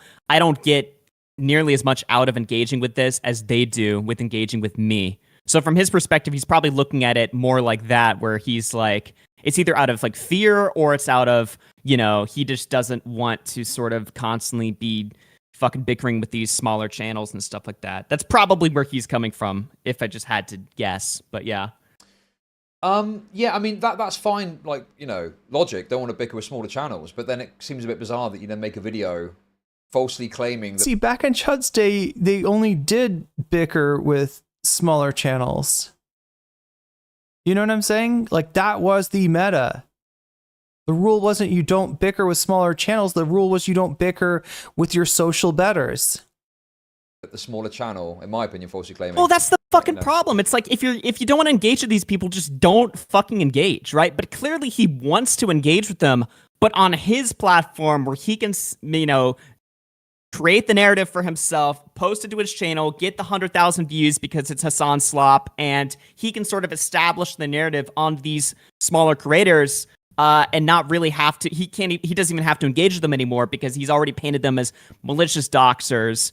So therefore, that's my out or whatever, right? I can just, he wants to engage them, but in a way where it's like a controlled environment for him. Yeah, sure. Okay, so I don't know. What is your sort of like a response, I guess, or takes to Willy Mac's comments in regards to you? You're friends, right? I think you were friends, I thought, no? Yeah, we had a good conversation, or at least I thought it was a good conversation a month ago. And that's actually the conversation he referenced in his video. He mentioned something about... Okay, so Rammstein, you're talking about something very near and dear to my heart. if we were to make a site like DGG or VGG, like you're saying, what's missing? All right, how did Vosh do it? Let's take it back, right? You know, how did Destiny do it? Because he had Cake in his community and Cake coded the site. All right, how did Vosh do it? Because he had White Nervosa in his community, and White Nervosa ganked the code from DGG, stole that sacred fire, and then got Cake's help in actually implementing and updating the code and kind of personalizing it for VGG, right? So what am I missing? What am I missing right now? Servers and programming. That's it. That, and not just any programmer, a creative programmer that understands what one of those websites is. They can look at DGG or VGG and be like, oh, I understand how this works, and be able to, I think there's some forks of the code that are public domain. They're pretty old. You'd have to start with that, and then you'd have to update it so that it's secure, right? That's what I'm missing. Shark has his own with Sharkpool. No, Shark actually uses Whiteleaf. That's a Whiteleaf site, right? It's not VGG, right? But it's a implementation. He's using Vosh's servers, and it's operating off of like Whiteleaf's code, right? So the problem, what's the problem with that? If you do that, you are under Vosh's thumb. If you ever piss Vosh or White Nervosa off, which I already have vastly, in fact, White Nervosa tried to take my fucking channel down. Right, Vosh's sysadmin tried to get my channel fucking banned off of YouTube, and basically on a content claim very similar to what Ethan's claim was. The only difference is you've watched my stream before, and you know that there is like I'm the opposite of the of no comment check. I'm the opposite of somebody who's not transforming the content or who's offering a market substitute by way of a similar timed stream. But anyway, yeah, that's the problem. So the idea is to have the pluses of a website without the drawbacks of the control of giving giving control over your content, and especially your ability to criticize to somebody like Vosh, right? Because when you're there's a reason that there's not a lot of there's not a lot of internal criticism in Whiteleaf. But yeah, no, I'm totally open to that. If I could find somebody that was willing to try to undertake that coding project. I mean, no, you didn't say anything wrong, Rammstein. It's a good idea, and especially at this point, especially considering how crowdfunded I am, right? So the point of that, people wonder like, why would you? That sounds like a lot. Why would you do this, right? Because everybody that's a YouTube sub, right? You buy your sub for $3. $2 of those dollars support me. $2 of those dollars get to me. $1 of those dollars stays with YouTube. You're on Twitch. You get a sub. It's $6. $3 of those dollars go to me. $3 of those dollars stay with Twitch. If you have a website and you sub, there's going to be some like, there's going to be some, kind of like, paying for the servers and such, right? But other than that, it's, it takes out the 30% from YouTube, and it takes out the 45% from Twitch, right? So that is a, that's a better business model, and I totally get why people use it. Keffels is still up, and wait, is Keffels still streaming Chazardus? How? First of all, on Whiteleaf nonetheless? I thought she'd burnt too many bridges. I think Willy, I don't know if he thinks that I am like cool. I just don't care that he got doxxed. I was disgusted when I found out that he got doxxed. I'm not just saying that just to virtue. I mean, same thing. I still don't understand who did the doxing. I assumed it was Kuihman, and I assumed it was like a tit for tat, right? Oh my God, I'm still missing something, aren't I? Somebody claimed that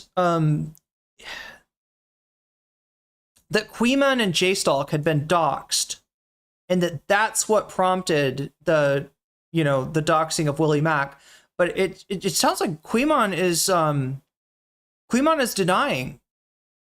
I think Kuihman is denying that he doxed Willy Mac, right? So if it wasn't Kuihman and it wasn't JSTLK, then who actually doxed Willy Mac? Right now. We still haven't solved the mystery, chat. I legit was like, wow, that really sucks. Like, I didn't even know what happened when it did happen. But yeah, Nick told me, like, yeah, Bad Empanada's running around with his docs and his wife and stuff like that. And so I pulled up his Twitter and I looked at it. I was like, wow, this is actually disgusting shit. But, when I see somebody gets doxxed, I'm not just going to like, fuck, what am I supposed to fucking tweet about it? That's just going to encourage people to look into it more. But with, you know what I mean? My logic with dox stuff is always... Oh, God, I got to look at that. That sounds like there's some Easter eggs in that conversation on Noah's stream. Ignore. Because the moment you talk about it, you start drawing eyes to it. And that's, that's the opposite of what you want to do. And also, I mean, obviously, I understand Willy Mac's probably, anxious of the wedding stuff. I totally get that. I don't have a problem with him talking about it necessarily because the wedding's done now. But there's also the mentality of, like, you often don't want to draw attention to your own docs information. You want to kind of, like, ignore it as best as possible, too.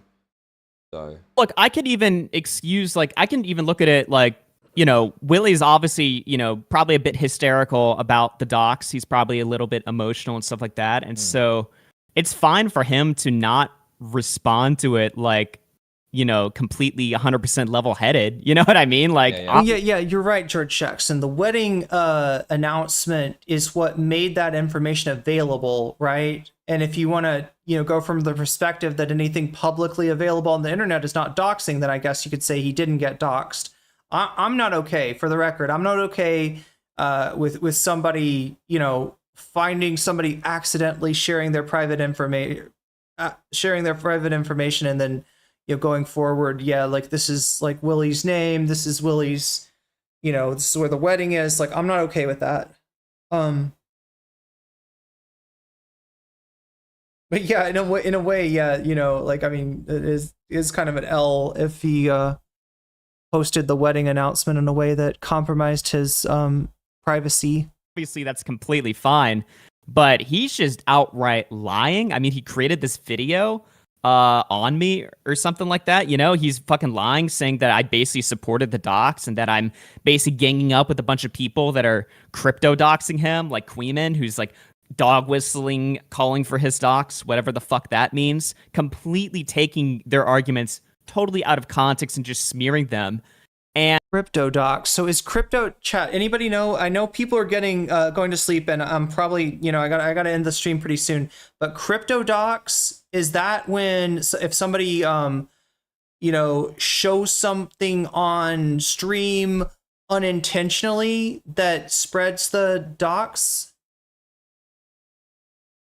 Is that what? Anybody know what that means? Crypto doxing? I'm thinking that's what they mean, because it seemed like they showed Kuihman putting something up on screen, but then they also said that he was like dog whistling and asking his community to do it, which I didn't see any evidence of it. And he can get away with that because nobody likes Kuihman. He can get away with that. I'm getting like so many people in my comments and on Twitter basically being like, you pal around with these fucking monsters? Like, what the fuck? Like, I expected better from you. He's basically painted them as mini Bad Empanadas. And so now everyone thinks that I'm hanging out with Bad Empanada, basically, through this video. And then that last part, when he talks about, like, why I quit the internet. First of all, I never told him that's why I quit the fucking internet. Now, obviously, the call that we had... All of Keffel's most recent streams were no cam. Chat, I keep on wanting to, like, feel sorry for Keffel's. I mean, she's horrible to me, but I don't know. And yeah, she did a lot of fucked up stuff. She's, I don't know. Like, I guess I'm saying there's no Schadenfreude in the downfall of Keffel's for me, He's referencing a call we had a month ago where I had called him trying to ask him to debate Kuihman because I wanted to set up a debate on my fucking channel. So I called him. I was just... Wait, I'm sorry, I found Vosh through him from the dossier drama. What dossier drama? The shit, right? The taxes folder? it was half to like set up the debate, but also half just to catch up with them and just see, because I hadn't talked to him in a while. And so I call him or whatever, and I'm like, hey man, like I want to do a debate between you and Kuihman. Like I think this could be really fun. And he's obviously giving me all of his reasons why he doesn't want to debate him. And he's rattling off, you know, speaking like 1,000 words a second, talking about like how unfair they've been to him and how they've like mistreated him and stuff like that. And he's basically talking about how their communities have just been a giant fucking pain in his ass. And so to relate with them, because I'm talking to him, I mentioned, I'm like, yeah, I know what it feels like to have communities go after you. And I mentioned like the salvo. Keffels is a racist? Yeah, and she's so many things. She's so many things. And most of them are not good. Thing and stuff like that to sort of, you know, let him know that like, yeah, I get where you're coming from. But then when he started explaining more and just going off, you know, I start pushing back and questioning. I'm like, well, how these communities really engage in this sort of way? What are your problems? Blah, blah, blah, blah, blah. And he gets nervous and he's like, dude, are you recording me? And I'm like, what the fuck? I'm like, hello? So I immediately start screen sharing to prove that I wasn't, because I'm like, dude, we're friends. What, the Era stream that Shark covered? What do you think? I'm taping you secretly and I'm going to give Kuihman the fucking file so that he can review it the next day on stream? Why would I do that? Like, what the fuck? But he got very, you know, caught off guard there at the idea that I was recording him. And I immediately had to like flip on my camera and just be like, no, I'm not a fucking monster. Like, do you think that but that's the level of paranoia that we're dealing with here. You know what I mean? Well, I do know what you mean, because I reached out to Willy Mac after the first Destiny video. I showed the message of my own side on stream, and I just said, you know, hey man, you're crashing out on Twitter, you're arguing with shitters. If you want to have a conversation, I can explain the issues off stream if you want. It could be recorded on your end for peace of mind. And then he twisted that into, and I think he talked to Tommy C about this and claimed there was some sort of snake for doing this, which I thought was a bit weird, because I don't really think it's snaky to be like, hey man, let's have a convo about this issue, you know, even off stream. So I wonder if he's got this paranoia issue or something. I don't know. Yeah, I don't know. The irony of this all is that I actually was not aware of you know, I'd like heard a lot of accusations against Vosh. They mostly ended up being like, you know, disappearing into vapor trails, right? A lot was said about Vosh, and a lot of it didn't have a lot of substance to it before that. But you know, and you know, whatever the fuck that was, that I still don't understand entirely, right? Someone who had hit on me in Discord and then gotten weird when I was not interested, had posted something about me on Twitter with the like screenshots that I just did not recognize, and we're like, no, this is hers, these are her, you know, this is like her shit, right? And I just but yeah, it was it's really blurry as far as who was actually behind all that, right? I know some of the names, but honestly, it's hard to make heads or tails of. I do have reason to suspect that Vosh's sysadmin was involved in that as well. Although, you know, it's not definitive proof or anything like that. And the irony of that would be that that set of events is probably what caused me to look into the Vosh shit a little bit deeper, and until I actually did start to see some stuff, you know, definitely takes that were objectionable, definitely some inconsistencies in the things that he'd said through the years. And yeah, finally that clip of him basically having Milo's take on the idea that an adult and a minor can have a relationship without harming the minor, right? That was the first like real smoking gun that I found with Vosh. And I don't know if I would have come across that had it not been for that weird op on Twitter. And yeah, I think that may have been the last time I got mentioned on Vosh's stream. I think it just comes down to, this is probably his first time, like dealing with the Kuihman and JSTLK. It's probably his first time dealing with like somebody consistently talking shit about him that's not retarded. I mean, Kuihman could be very obnoxious. And I know, obviously, we've got some. I've got some. Some of his chatters can be very obnoxious too. We call them Kuihman. But yeah, I don't really talk about. I mean, that was like forever ago, and I'm left with more questions than answers. Like about that, the whole fucking thing was weird, right?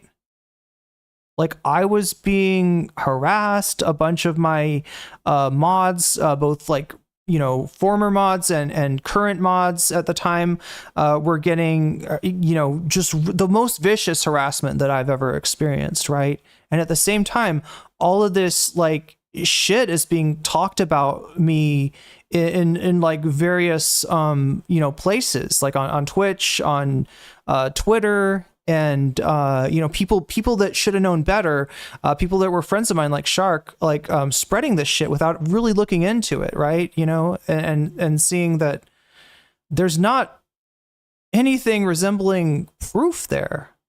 You're seeing, you know, you're seeing screenshots attributed to a person without the logic of attribution of like, what, so why is that, you know?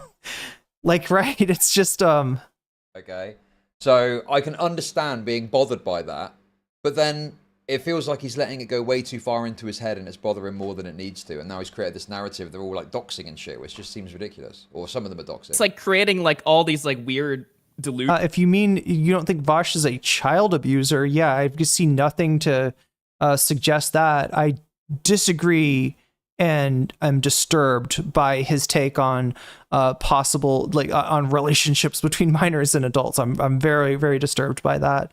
But you know, what he is into pictures of horses in NSFW situations with underage people. That's what was in the folders, right? There's that one's not in doubt. Like the only way that I can accept that this video was not just like a malicious just lie that he just made, like just like fuck me over personally or whatever. It's just that he's so delusional and hyper paranoid that he's not trying to do that, but he's just doing that accidentally because he's hurt. Yeah, for a long time I like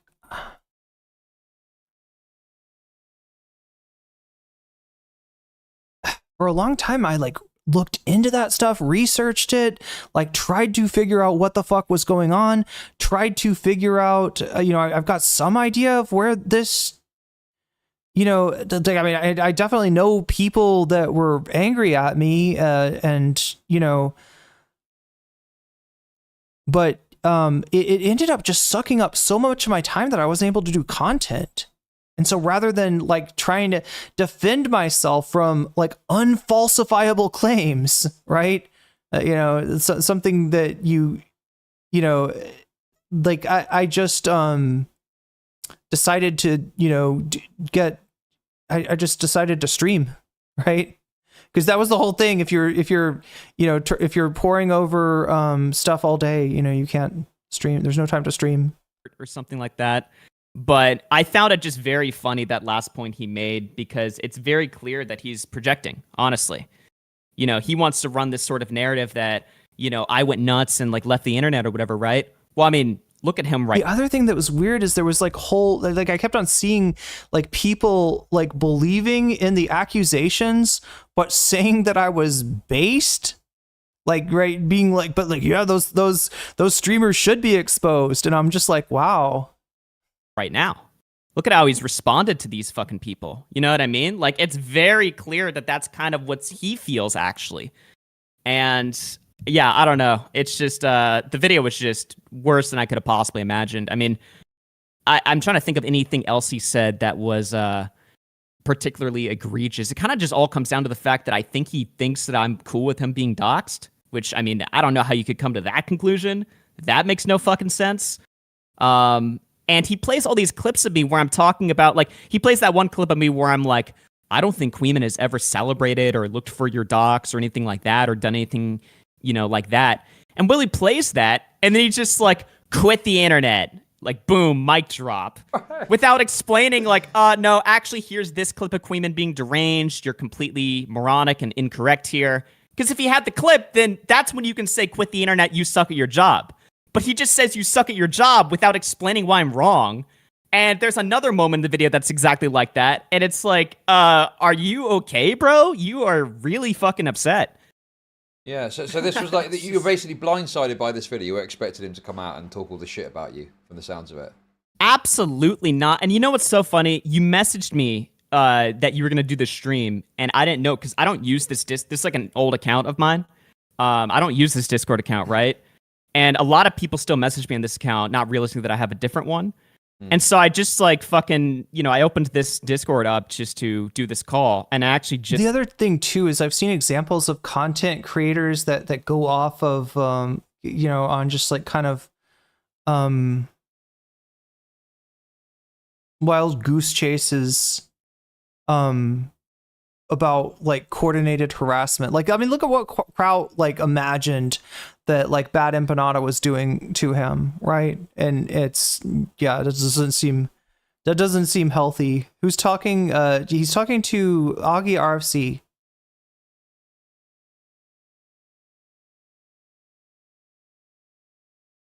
It seems like there were hundreds and thousands of people involved. Wait, in what exactly?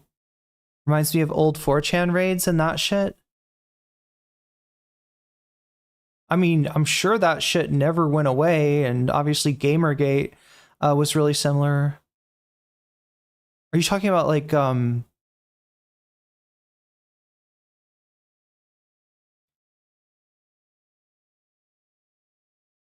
oh, we're talking about like the DGG underground? Yeah, I mean, there's something going on there, but it's just like, talking about it without knowing exactly what it is makes you sound crazy. And I think that's part of the idea.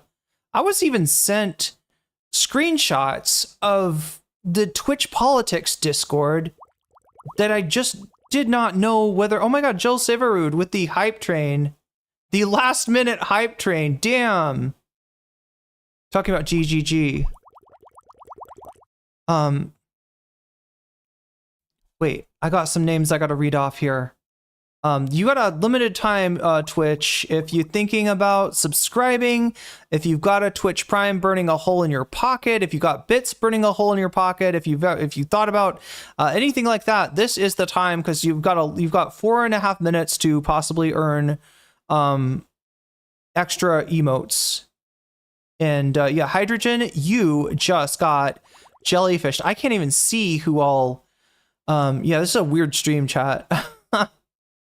Answers to question, or like the the hints of answers to we were talking about age-old mysteries, right?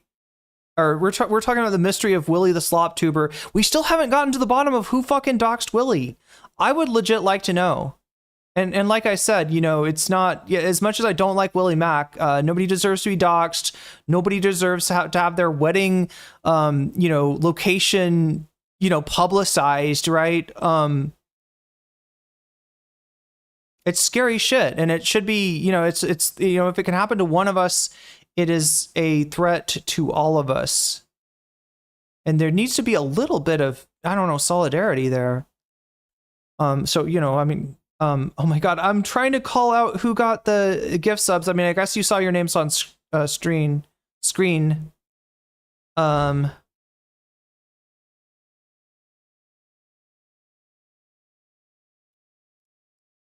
I don't know. I guess all I can say is that, like, I got hurt by a lot of people back in the day, including people that I cared about and trusted. And, that makes it even worse. I don't bear any grudge, though. It's been a lot of time. And can you put in that in for stupid, sexy Hasan? I can. Whoa, I think you might have just changed the fate of the stream, possibly. Hydrogen, you just got weaseled, or you just got jellyfished, actually. Dr. Koshai, you just got jellyfished. Oh my god, it makes it so hard to see. Tanky Gooner, who thought that you could have a combination Tanky and a Gooner? I guess Tanky Gooner knows you just got jellyfished. Gone Postal 73, you have just gone jellyfish 73. And Sandroid, you just got jellyfished.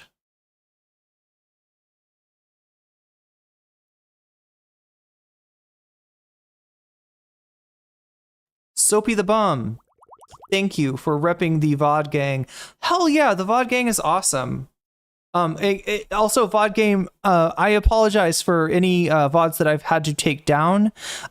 Sometimes things happen during the stream that I feel like Twitch wouldn't appreciate. So, I try to, not have anything up on my channel that's going to be, that's going to be borderline TOS. So if you're looking for those VODs, you can usually find them on YouTube. I've got a whole list, a live streams playlist, right? For you to, that gets, wait, where are we at? We're pretty close to getting that next level of hype train if people are interested in that, in earning extra emotes.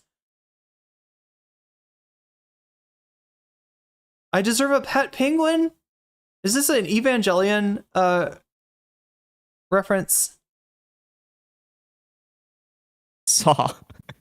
Willy, got 1 minute left, regardless, to try to get to hype level 2 or hype level 3 and earn more emotes. Pack had sent me a DM from a day before I did my comeback stream, asking me if I wanted to play some video games. Oh no! Look, did I volunteer to be part of the Human Instrumentality Project? And I'm like, oh, fuck. If I had picked up that call, this would have never happened. Oh, wait, hang on. You're saying you would have swept for the Cabal narrative. Is that what you're saying? Well, no, we would have. I probably would have been like, hey, man, I've seen your Twitter account. And we would have probably had. How did his marriage get destroyed? Somehow he put out the announcement and it linked to. I still don't understand. How it linked to. He put out the wedding announcement. It linked to his channel somehow. He took it down, but somebody found it. It ends up did it get shown on Kuihman's stream? Only problem with having a penguin is a pet is that they smell. Yo. Joel Silverwood with the gift sub to Rammstein. Rammstein, you just got jellyfished.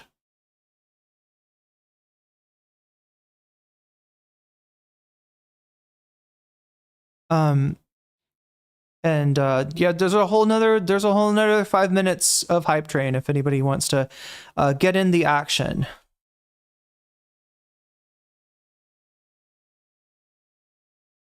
One second was left when you hit. You timed that perfectly. That conversation privately, and I probably wouldn't have come off that hard on stream the next day. But because I never saw that, I was just spitting out what I was seeing, and that resulted in this giant shitstorm. So I don't think we're gonna get a lot more from this. Let's see if I can take off the Twitch window and switch over to a YouTube window. I never figured out one of these Innuendo Studios videos has got the discussion of how gamer gators put you in a box in order to make your in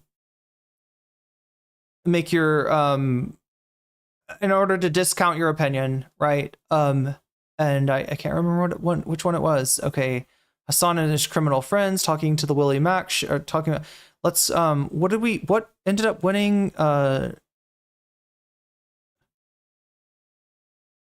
36 for Hasan. Oh yeah, Hasan on GQ just absolutely killed it. All right, so let's see if we can find this.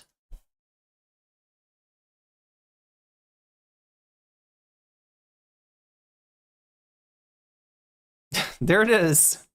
All right, so what do we got here? We got an Ethan Klein thumbnail. Look at that shit, chat. Look at that shit. Stupid, sexy Hasan. Right, I think that's these are pictures from the GQ article. Let's take a look at Hasan's coverage of it real quick. They were first and foremost predisposed with the photo shoot, and then they slapped the interview onto it afterwards. My phone died. Oh, really great. The article came out perfectly fine. The photos came out great. I am very happy with the process. Hasan Piker thinks America might be cooked. Martial law, canceled elections. The combative leftist streamer Hasan Piker predicts an ominous possible future for the U.S. He's fighting back the only way he knows how, by raging against Trump, Israel, Democrats, and the wannabe bad boys of the manosphere, in between beefs with his ops and gym sessions with his boys. Articles by Kieran Press Reynolds. Photography by Molly Madeline. Okay? So How do you know that tune? I started playing Expedition 33 and it's fucking awesome. Okay. Here's how Hasan Piker starts each day. Working out, shooting the shit. It's Monday, 8:30 a.m. and we're in the backyard of a house in West Hollywood where there's a makeshift private gym with benches, pull-down machines, and dumbbells galore. This is where the 34-year-old political influencer keeps his thirsted after body fit, joined by a few other neighborhood characters, including a guy who works on Pod Save America. His Bernie's Beefcake, Kaya, tussles with a few other golden brown dogs. As Piker burns through a 70-minute workout, exhausting himself in the process, he strips his shirt off. An army of girls and gays, not to mention admiring looks maxers, would kill to be where I am now, next to Piker, as he pants in a pair of neon shorts with black Calvin Klein boxers poking out and the sunlight glinting off the sweat beaded on his chest hairs. I will say this. This dude's a great writer, okay? He's a little irreverent in his tone. And he does something in this article that is like a little bit of a no-no, but journalists do all the fucking time because they're under no obligation to listen to whoever the fuck they're profiling. He's young, but he's a great writer overall. And I think a lot of people will. I'll get to the parts where I think a lot of people will probably take issue with, but it's not a fucking hit piece at all. You guys are so stupid for thinking that. Anyway, Piker's trainers fib me out about how much he's bench pressing. 300 pounds. They thought it was they thought it was a hit piece? 175. His personal best is 285. The conversation among the 7 men and women grows increasingly unhinged. Jokes about semen retention exercises morphing into a discussion about which Hollywood plastic surgeon is least likely to kill you. The new meta is ballerina cups. Women only going for A to B to C cup max, Piker muses at one point. Meta is a gamer-derived term for state-of-the-art. Wait, what? I'm sorry, what is the ballerina? Somebody explain the ballerina cups to me.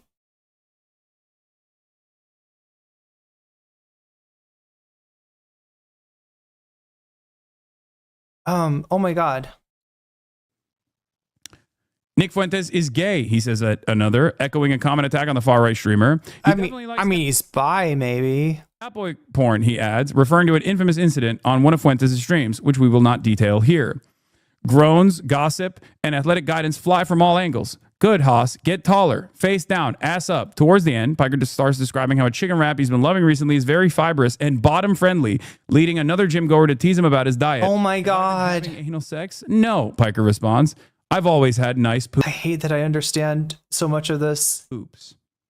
What a way to enter the conversation. 175 was the beginning, okay? We were warming up. That's why it's 175 is what I was... is what I was pushing. I thought it was hilarious because it reminded me of the way my friends and I talk when we're over in our 40s.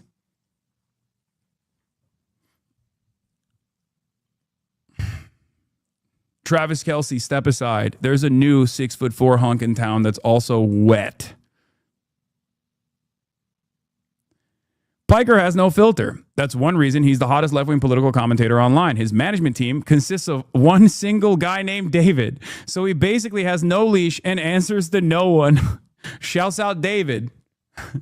Shouts out to David, my manager, who is constantly responding to these inbound requests.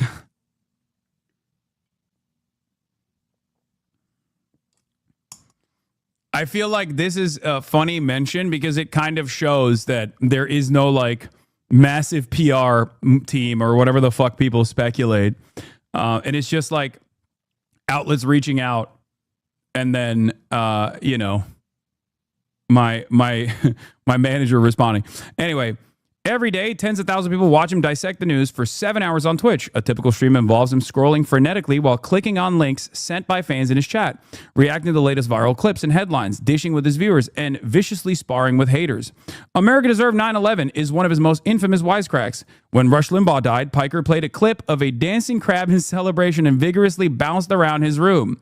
Piker's one of a new breed of streamers like Aiden Ross and Sneeko who are shaping the worldview of kids who never watch MSNBC or read the New York Times.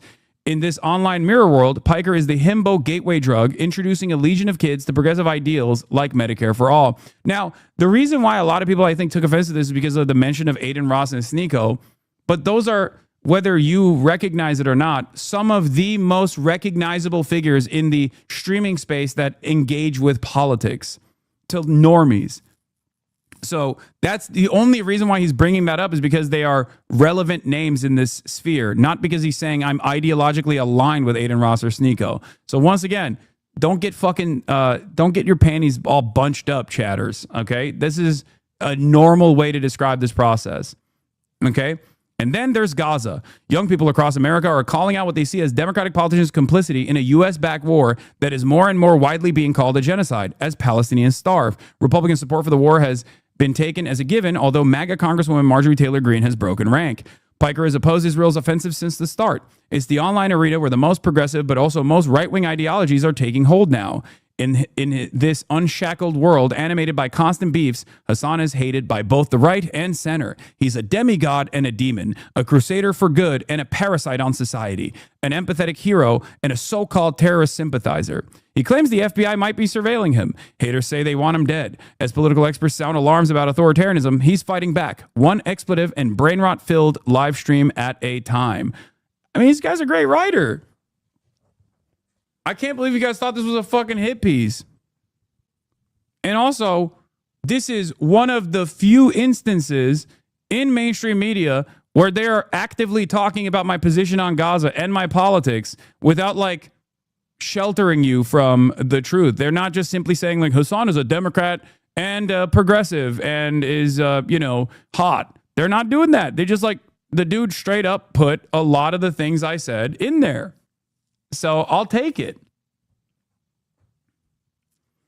After the gym sessions, Piker, Kai, and I load back his black Mercedes-Benz and drive to his place, a large townhouse with a Suzuki motorcycle in the front and a slender pool in the backyard. Piker dips for a second to freshen up, leaving me to explore the house. Fan art litters the walls, and TVs, hats, Trump has 2020, Jesus is my boss, Korea veteran, and Zin containers are scattered around.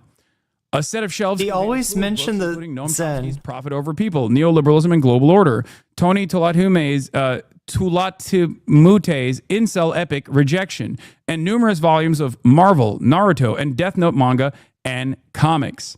He isn't beating the socialist who owns commodities allegations. But his house feels more like the product of a nerd. I need to pee, chat.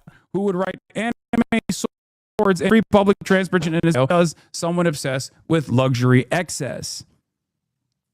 Piker suggests we chill in his studio, which is even more chaotically cluttered than the rest of the house. There's a shelf stacked with rare World of Warcraft collectibles, a basketball, and a vinyl record of rapper Osama Sun's Jump Out. One corner contains a colossal Labubu doll encased in plastic. Behind it, there's a cutout of Bernie Sanders' classic diva pose at the inauguration and a poster of Barack Obama with Queen Elizabeth II.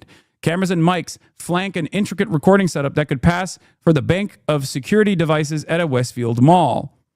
Piker, who's put on a black merch t-shirt for the Streamer Valkyrie, sits across from me and slurps an iced coffee. As we talk, I sense that Piker wanted to hold the interview here so he could keep an eye on his screens. His stream doesn't start for an hour, but the chat's buzzing with fans impatiently waiting for him to log on. That's how fucking unbearable you guys are, by the way. That like you're so unbearable in the offline chat that a journalist peeks over at the active offline chat that and he sees all of you going, he's live. I'm baiting. He's live. I'm not baiting. He's actually live this time. Why isn't he live yet? And he sees that and he goes, wow, these guys are fucking insane. Okay. He's remarkably energized for a guy who just finished a punishing workout and spent the previous day playing basketball with influencer Ludwig Ogren and other friends. His team lost the first game, but came in clutch later on. I had to show these nerds what's up, he says with a laugh. By the way, for anyone looking to get buff in clutch games like him, here's Piker's supplement stack. 1 espresso shot, pre-workout, 4 creatine pills, fish oil, I don't eat seafood, zinc, ashwagandha, I don't know if it works, I just take it, minoxidil and finasteride. I'm technically on HRT, hormone replacement therapy. I have DHT blockers for hair loss that I've been taking for years now at this point. Zinc for the ropes? No, zinc is for sickness, no?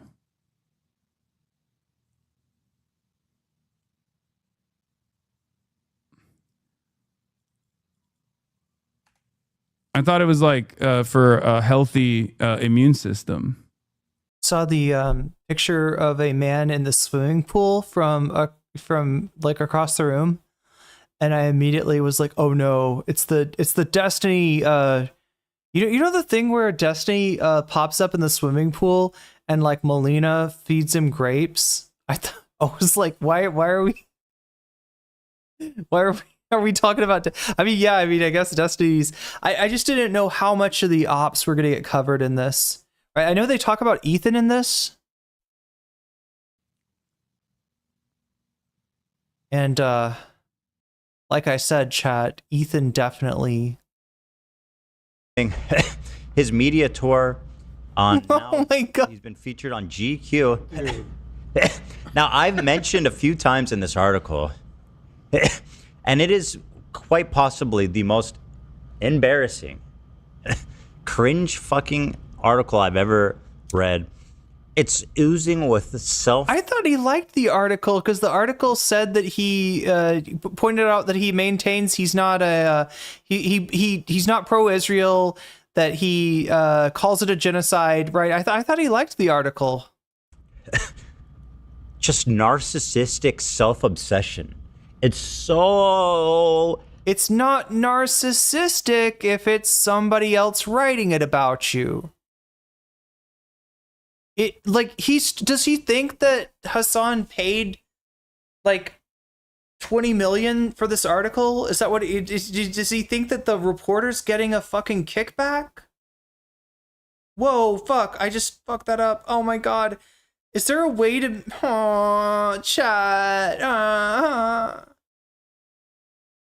More about the article in general, Hasan GQ article. Okay, this is all about the GQ article. Chat, I swear to God, look at 142. 142 to 3. Yeah, that's an hour and 20 minutes on Hasan's dick. What the fuck? Ethan spends an hour and 20 minutes talking about Hasan's penis. An hour and 30 minutes, I'm sorry. His media tour on now, he's been featured on GQ. Now, I've mentioned a few times in this article, and it is quite... Oh, yeah, I didn't even pick that up yet. It's Ethan Klein calling him a narcissist. Hasan said, did say he paid $7 million for the article. Did you see what Ethan said in response to that $7 million thing? He starts to try to argue that that is a Holocaust dog whistle. That he's saying 7 million in reference to like 6 million. I don't know. It doesn't make sense. Hey, it's not all about his penis yet. It's also his balls. I think his balls get 20 minutes each. The most embarrassing, cringe fucking article I've ever read. It's cringe, bro. With the self, just narcissistic self-obsession. It's so insane. Most of all, it's fun though, just because it's just so ridiculous. But yeah, he mentions me throughout. And does he? Of all the PR articles he's done, what is this? Does he mention you throughout? Like the 10th and like... Or does he get asked about you? Yes, he thinks Hasan pays for the media coverage because Ethan Klein has to pay for it. Yeah, he's like, I know that PR costs at least 20 million a year. It's like, how do you know that, Ethan? 3 months. Did you price that? Like actually, probably like 4th or 5th. The amount has been really nuts. I got to get whoever his PR rep is. I mean, him or her are killing it.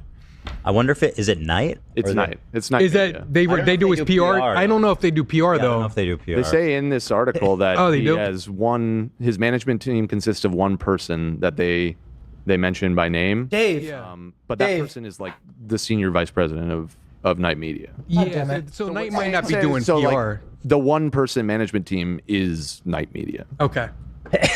They tried to recruit me, and I said, "Yeah, I was too principled for that." They're the big boys. I was like, "You work with terrorist Night Media.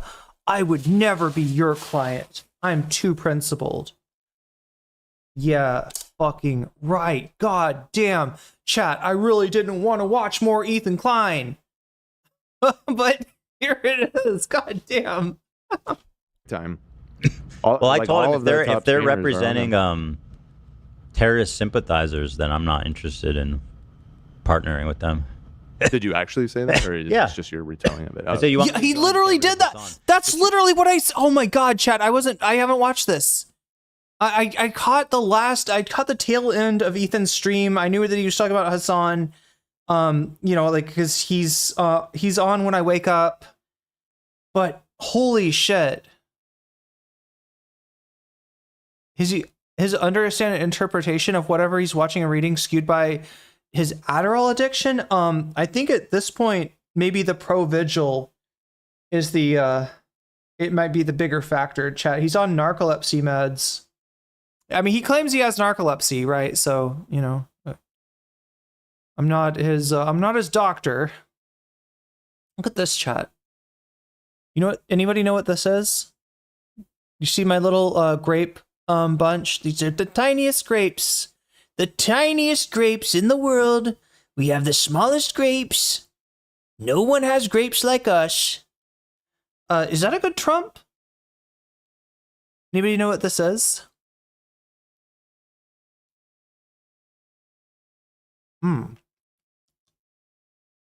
Oh yeah, he was asking. I thought he was asking an employee for Vyvanse. Oh hell yeah.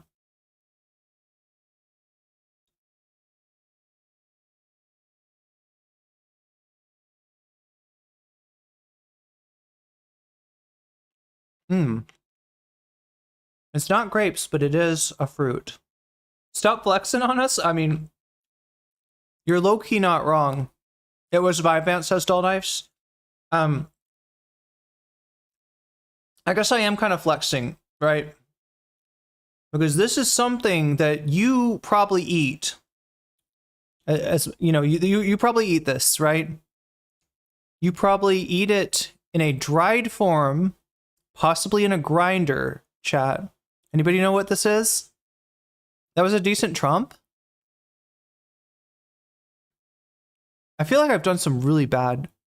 I feel like everybody thinks they can do Trump. It is a fruit, okay? But it's not grapes, and you eat this too. You likely have this maybe even on your table. Yeah, you have this food on your table even when you don't have food. Yes, shower chat. It's pepper. These are pepper fruits, right? And they grow in southern Thailand, and this is the season. This is the season for them. We're in the height of pepper season. So I got this. I got these flat noodles.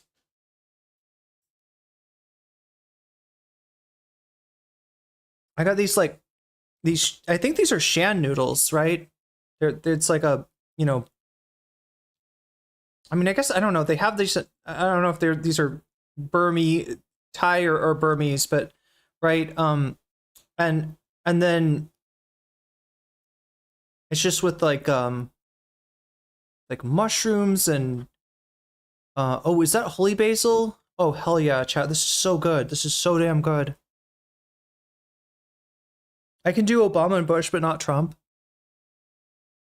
It's weird. It's hard to dial in the Trump.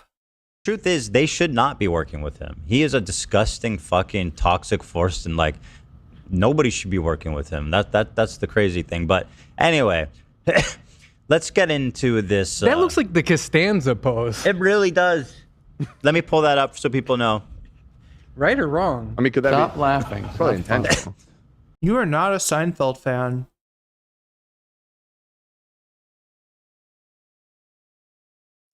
Chat, would I get called anti-Semitic for saying I know more about Seinfeld and Curb than Ethan does?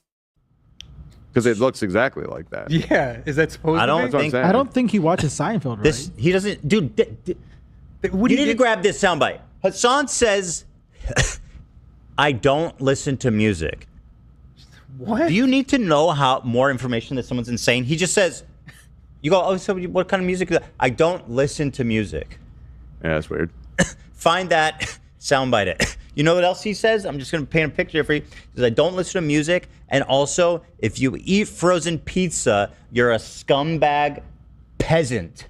You remember this proletariat guy used to make fun of me for eating frozen pizzas? Bro, there's nothing wrong with frozen pizza, man. I'll eat pizza in any form. He's like, you're rich. Why don't you order out? I'm like, I like frozen. I don't know. I like some of it. It's convenient, too. Yeah. Do you recognize what Ethan's doing here? This is a Trump. this is a Trump, right? Trump is an incredibly wealthy man born into wealth from his racist father and given a lot of money by his racist father, including like being smuggled money in the form of his father coming to his casino to, you know, when you go into a casino, you buy chips, right? His father buys a whole ass suitcase full of chips, of poker chips, right? And then instead of heading to the poker table, his father takes the case and leaves, right? He went to Trump's casino and bought plastic chips. He cashed in his money as if he was going to gamble, and then he didn't gamble, right? This is how he, you know, I think it was a way of avoiding taxes or something like that. But chat, if you or I had gotten that money, we would be like, I don't know, like just with basic bitch investments like S&P 500, we would be like much more wealthy than Trump right now. He got handed a lot of money and he did very badly with it, right? Anyway, he pretends to be, he does all kind, like the shitty red hat, the Diet Coke, the McDonald's, all of this is to signify he's one of you. And he's not. And he's never been one of you. And he can't fucking imagine what your life has been like because he's never wanted for anything. There's never been a time when Donald Trump was like, I would like X. Oh no, I can't get it because I don't have the money. That is an experience that is alien to Donald Trump. Ethan's trying to do the same thing. I like shitty pizza. I like cardboard pizza. I mean, to be fair, there is some good frozen pizza out there. And some of it's not all that expensive. Maybe Hasan just doesn't know. Us Norwegians eat the most frozen pizza per capita of the world. Do you have good stuff? Is your frozen pizza good? I don't even know what stores you have in Norway. It's hard. Somebody clip this, please. Like what? Me talking about frozen pizza? Joke was the argument that homemade fresh pizza is better than frozen. Wait, Wait, what? The joke was the argument? This is Sabra hummus all over again. I thought Ethan was trying to argue. Wait, homemade and fresh pizza is what people think is better than frozen, right? Did you say that backwards, maybe?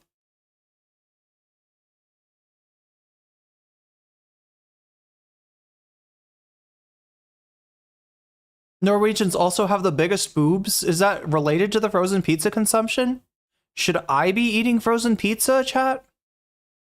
I don't know, maybe so.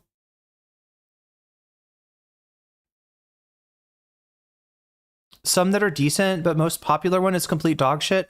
Totino's, I think, is a brand of pizza that is it's frozen, but it's pretty good. I like pizza. You know, it's not hard to please me with pizza, right? If it's a thin crust and crunchy, that's like 90% of it. I mean, not that I don't like deep dish too, right? Because there's definitely, like, I grew up around Chicago, and Pizzeria Uno, if you want to pack in like 3,000 calories in one meal, right? That's the place to go. I cannot do that anymore. He gets all classist on me on camera.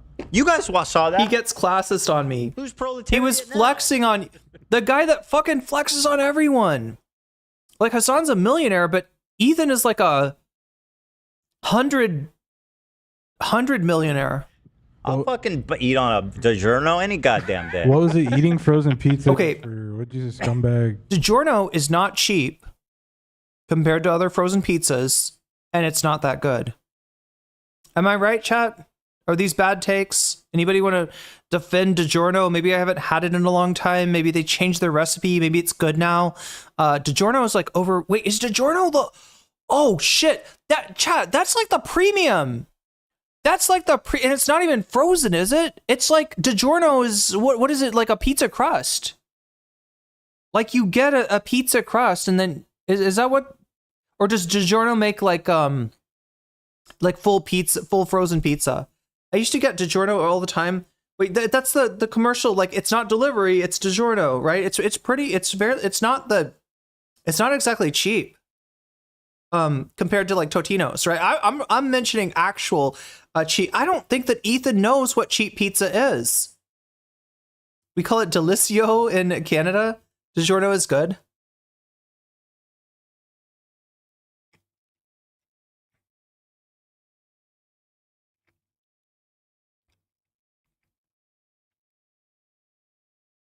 Does it justify the price? That's what I want to know, chat. Does DiGiorno justify the price? Because I feel like I can get like 5. I feel like I can get like 5 Totinos, for the price of like 1 DiGiorno. I mean, the Totinos are smaller, but it's like more pizza. And also, Totinos is crunchy. Mid-range. I don't think he knows. Yeah, I don't think he knows what cheap frozen pizza is. Along the lines of that. Say what? What did he say about pizza? Just put it in my notes so I can look. Just for that frozen pizza is disgusting and it's for poor people. Okay, got it. Essentially, which is total bullshit, by the way. Frozen pizza's not that cheap anymore, actually. Is he telling Hasan to look it up, or is he telling Zach to? Is he trying to get Zach to look up that clip? Because if he says this and doesn't show the clip, I'm gonna call bullshit. I'm gonna call bullshit on him if he does not show me Hasan being like frozen pizza is peasant trash. I only order pizza from California Kitchen or something like that. Look at my previous comment. I explained the situation. Hasan also said that when he tried it, it was close to fresh and not bad. Oh, so wait. And no, Ethan doesn't know what wait. I watched the original argument live when it happened. And no, Ethan doesn't know what cheap frozen pizza is. He thinks it's DiGiorno's. He legit thinks DiGiorno's is like the proletariat pizza, the pizza of the masses, right? Hasan also like I'm sorry, chat. As much as I got to point out that I'm joking here. I am not doing the low rent virtue signaling thing that Ethan's doing, right? I think that shit's cringe. Like I think that's like I'm like more proletariat than you. I'm more socialist than you because I grew up on shitty pizza, which I did. I think that's I don't actually think that makes me I don't think that makes me more of a comrade than people that grew up on DiGiorno's or that never got frozen pizza. Back up before that. Wait, what?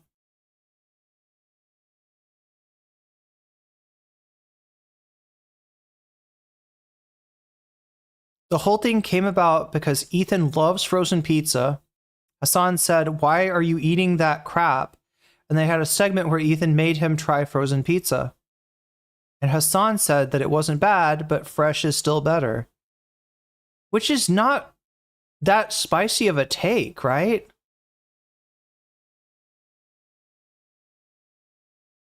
Yeah, I feel Totino's is like it's crunchy. Well, there's a big variety of price. But you're talking DiGiorno? Is that what we're talking right now? DiGiorno's a good one. Yeah, it's good. It's not cheap. No. Also, when you order pizzas, they tend to be either too heavy or just, I don't know. Unless you have like a spot that you love. And I do. like, this is the spot, then I don't have that spot. Ooh, I searched when we... Chat, I gotta say something too. This is a West Coast take. As a West Coast girl, I will say this is a West Coast take even to me. This bothers me because I know that like either like I don't know, it's like let me roll it back. There's something really West Coast about this shit. And in other words, right, if you know about pizza, the cities of interest are New York and Chicago. I mean, there's probably more, right? But California style pizza, the innovation of California pizza is to like, I don't know, put chicken on it, right? Put some unexpected topics, cut some unripe pears, put them on the pizza with a little vinaigrette, some spinach, right? That's California pizza. And, you know, I mean, it's probably healthier, but it's definitely not cheap. Either too heavy or just, I don't know. Unless you have like a spot that you love. I do. Oh, BCAT Jax. I grew up on that shit. I grew up on that. Like, that's what my parents would buy when they weren't going to be home. They would have that shit in the freezer for us kids, right? We'd cook it ourselves and try not to burn it. Then I don't have that spot. Ooh, I searched when we moved. I went to 20 pizza places before I found the one. What's your spot? It's in Arcadia. It's called Omar's, which doesn't sound like the name of a pizza place at all. But shout out Omar's in Arcadia. Omar, dude. Kills it. Okay, Arcadia. All right, let's stay on track here. Hold that sound. I need to show you guys saying he doesn't like music. Cats eating birds. I'm gonna say it. New York pizza sucks. It's pure grease. When you say they overcook the pepperoni, well, yeah, they want the crispy pepperoni and the crispy crust, right? What do you think about the crust of New York pizza? Cats eating birds. Though, if you need any more evidence, the man's a psychopath. When have you ever ran into someone who's like, "Oh, who's your favorite band?" I don't listen to music. It's so insane. It's like, oh, okay. I've met one guy like that in like high school. And how many bodies he got? He disappeared. I don't know what happened to him. Exactly. You know, listen to this. If Ethan knew a little, Ethan was a little bit more immersed in the lore, he'd know the other streamer that famously does not listen to music is Vosh, right? Vosh Vosh has always maintained that he doesn't like music, he doesn't listen to music, and that not recently, but at some point somebody made him listen to electro swing. Wait, am I saying it right? Yeah, electro swing, and he liked that. Like, what is it called? Caravan Palaces or something? I think it was like a Caravan Palaces song.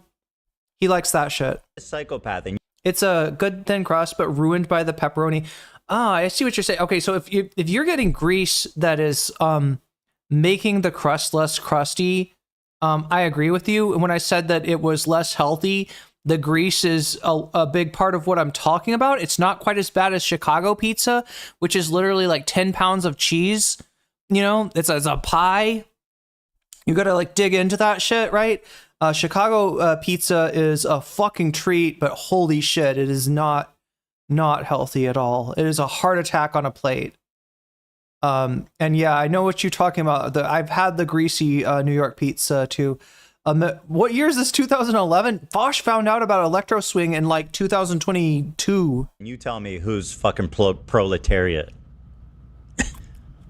Music that, like, for my whole life, I don't know what it is, okay? I've never been able to, like, I guess I've never been able to. Also, how do you have a community that claims to be trans positive and not know a little bit more about electro swing? That's what I don't understand. Like, my understanding of like Vosh's community would lead me to believe that he would have been exposed to electro swing way before whenever he found out about it. Like, recall lyrics, and I have really bad recall when it comes to like popular culture in general. Like, if you were to gun to my head, Chat, you want to know who else has you want to talk about lyric recall?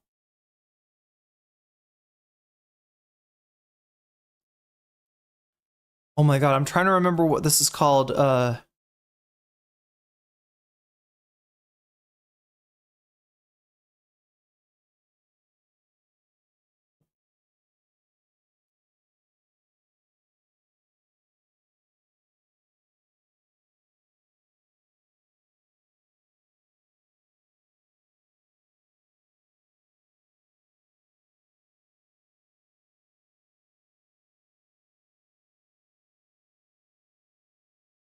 There's the marbles. Here, let's just like.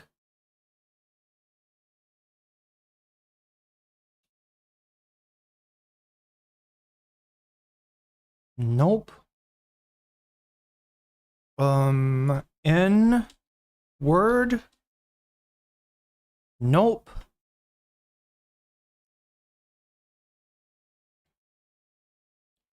God damn it, we watched this not so long ago.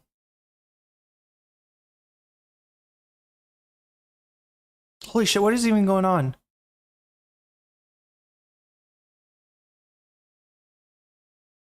It's some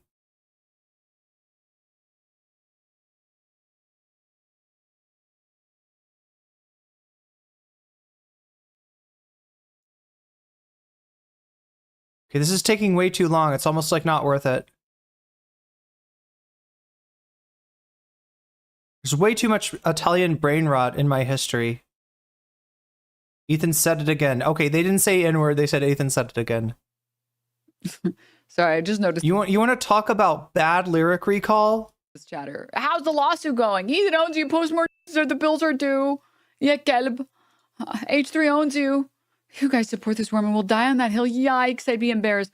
Dog, at least the people in here don't support the guy who was literally caught saying the N-word in the year 2025. Oh, God. Is it worth it? Man down, call an ambulance. Be broke, man. There you go, Dan. And that Minecraft or Roblox sound is Ethan saying in the N-word with a soft A. Anybody who knows the actual lyrics, you're cringing right now.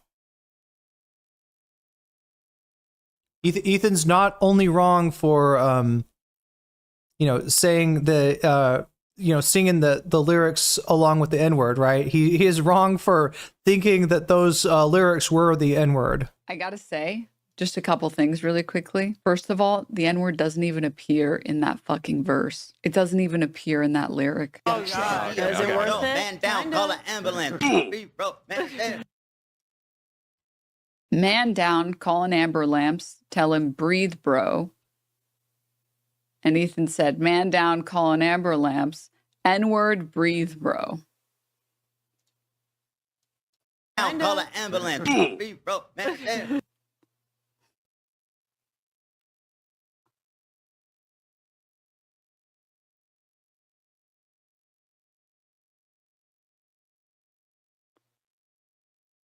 This is the guy you're riding for, man.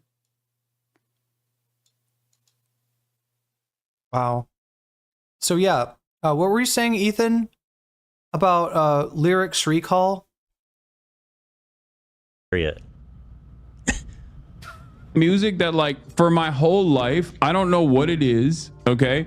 I've never been able to, like, recall lyrics, and I have really bad recall when it comes to, like, popular culture in general. Ricotta and roast pumpkin. Look, I'm not entirely, like, dissing California pizza.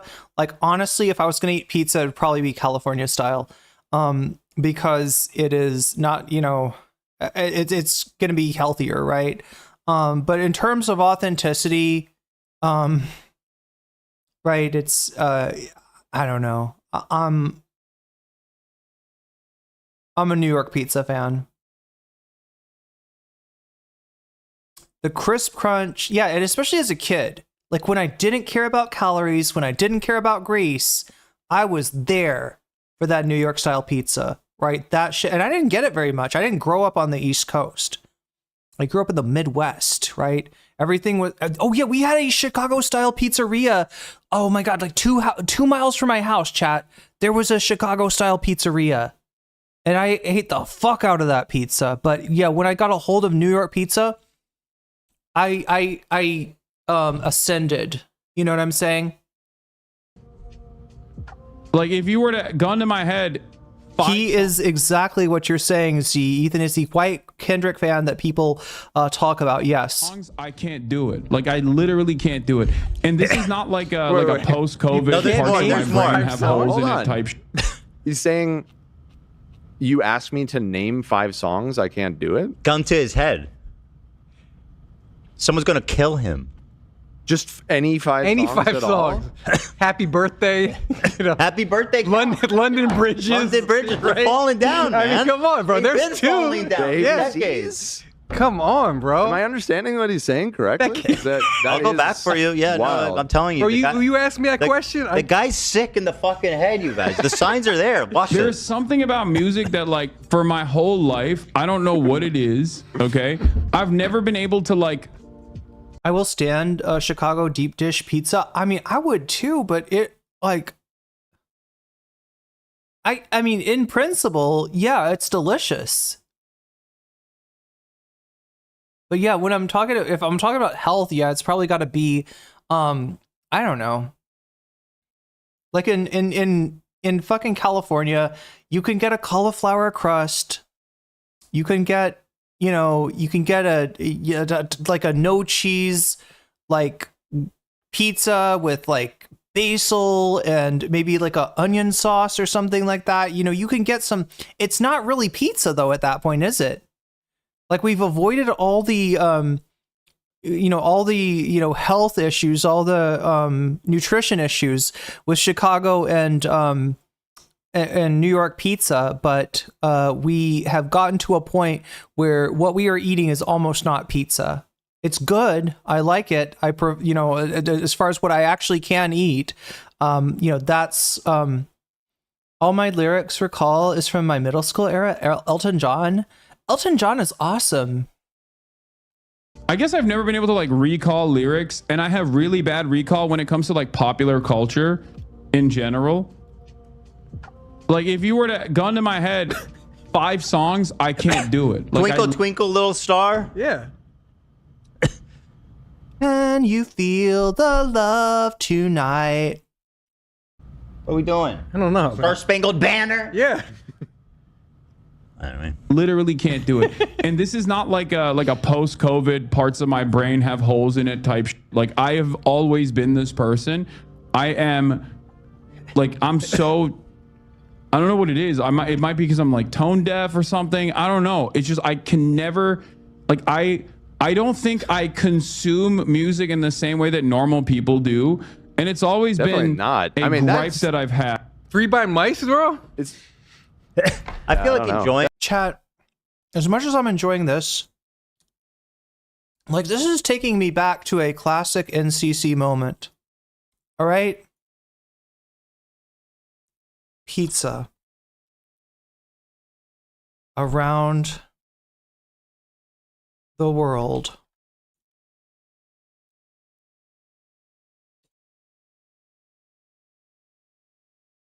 Nope. Nope. Nope, nope, nope, nope, nope. What the fuck is the guy's name?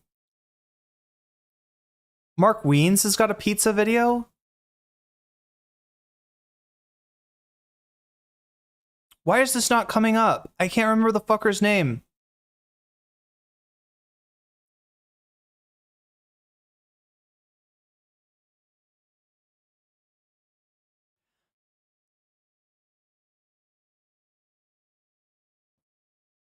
Hugbees.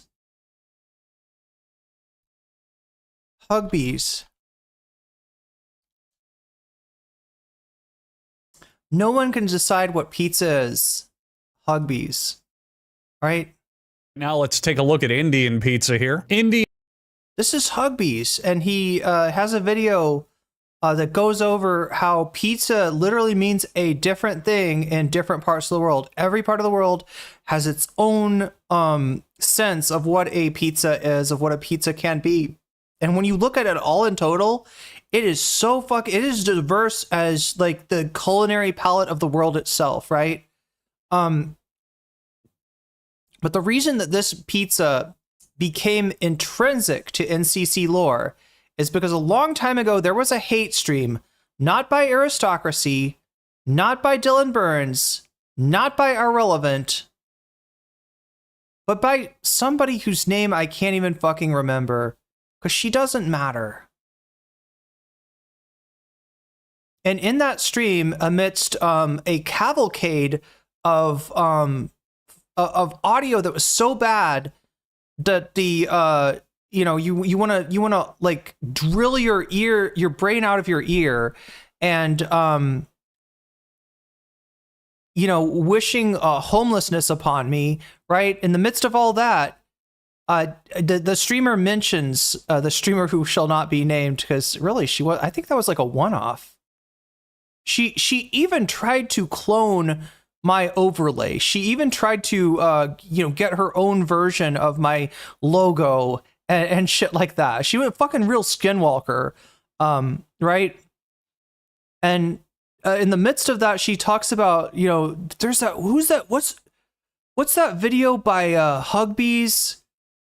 There's a video by Hugbees about pizza. I think it's called Pizza. And no, it was not called Pizza. It was called No One Can Decide What a Pizza Is, right? But yeah, it's just a funny moment in that stream. The one clip that, kind of, kept people laughing was like, there's a video by Hugbees about pizza. I think it's called Pizza. It's just like, I don't know. Wait, do I have a Twitter clip on this? Pizza doesn't typically use Italian or regular ass mozzarella cheese. They go for a cheese called paneer, which is basically like a cottage cheese. Yeah, the world's least popular cheese, the one that sits in your fridge until it rots and you throw it out? Let's put that on one of the most popular foods of all time. Thanks, India. I'm sorry, Hugbees, but paneer is not cottage cheese. I mean, I got like the way that you make it maybe is similar, but it's vastly different. And I mean, I don't eat dairy products, but I think paneer would probably be pretty good. Meats in Indian pizza also typically include mutton or sheep and chicken tikka, which is basically chicken marinated in yogurt and spices. Chicken tikka is good. I'd put it on a pizza. Wouldn't you? Spiced chicken? Oh God, don't tell me. Don't tell me you're one of those people that thinks chicken doesn't go on pizza. Let me tell you a secret. Chicken mushroom pizza. Enjoy your grease factory known as pepperoni and your diarrhea festival of sausage. I'll take healthy and meaty. French pizza's pretty mundane. They usually just use a very thin, almost crunchy crust, and they top it with a shitload of cheeses. Fried egg, parsley, and garlic are also common here. We haven't gotten really all that crazy yet. Now let's get to the shit shows. Japan. I haven't even looked at this, I haven't even looked at this TikTok in my TikTok account in years.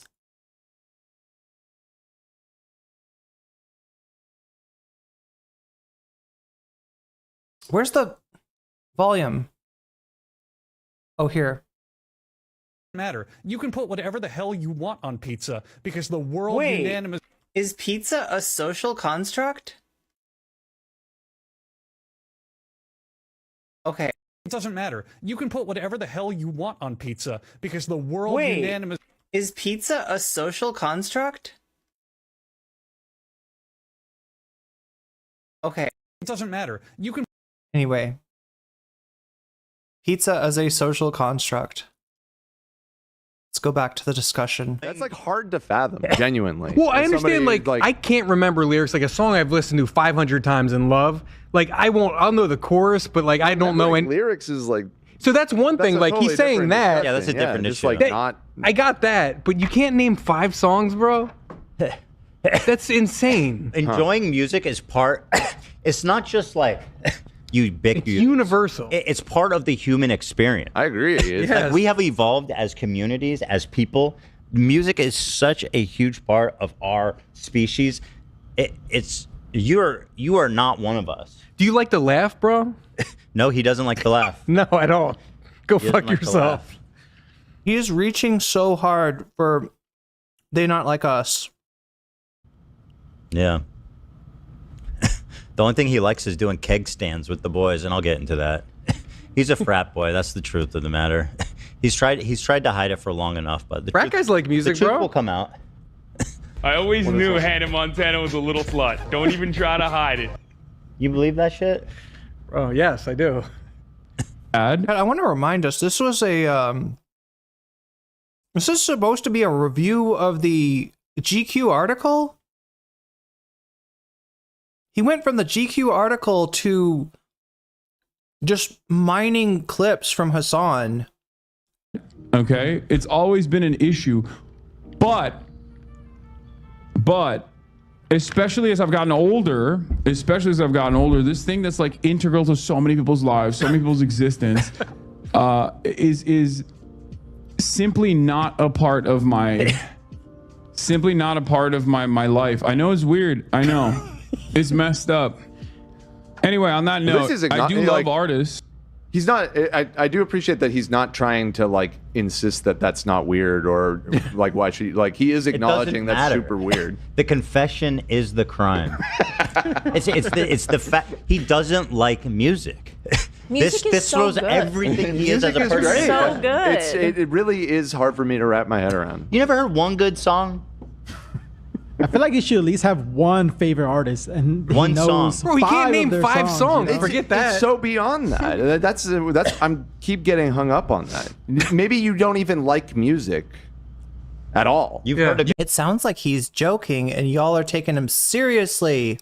You could still name 5 songs. Exactly. Yes. I'm telling you, this is just the tip of the iceberg. Like artists are fantastic. Ethan, I'm telling you, you are way too interested in Hasan's tip. Very cool people. Oh yeah, and like when I listen to a song, I can get hyped up. Okay. But it is very odd for me. And I know it's odd. I know I'm the weird one. I know I'm the weirdo here. Okay. But there's That is never a good. moment where I'm like, yo, let me put some music on, you know? Damn. Never. Right? What are we That's talking? fucking insane. What are we talking about? You can go to any little village in the world. It's almost like he realizes that on some level, the GQ interview like humanizes him to like a whole new set of people that either don't know anything about him, or maybe they've heard some things about, you know, they've heard, oh yeah, isn't he the terrorist guy? And now it's like he's opening up and talking about like his personal life, and they're like, yeah, I can relate to that. And so Ethan has to go out of his way to be like, no, this guy's not human. This guy's not human. You can't fucking dehumanize somebody, right? When oh my god, I don't want to use I've gone to the well of 2021 way too often in this stream already.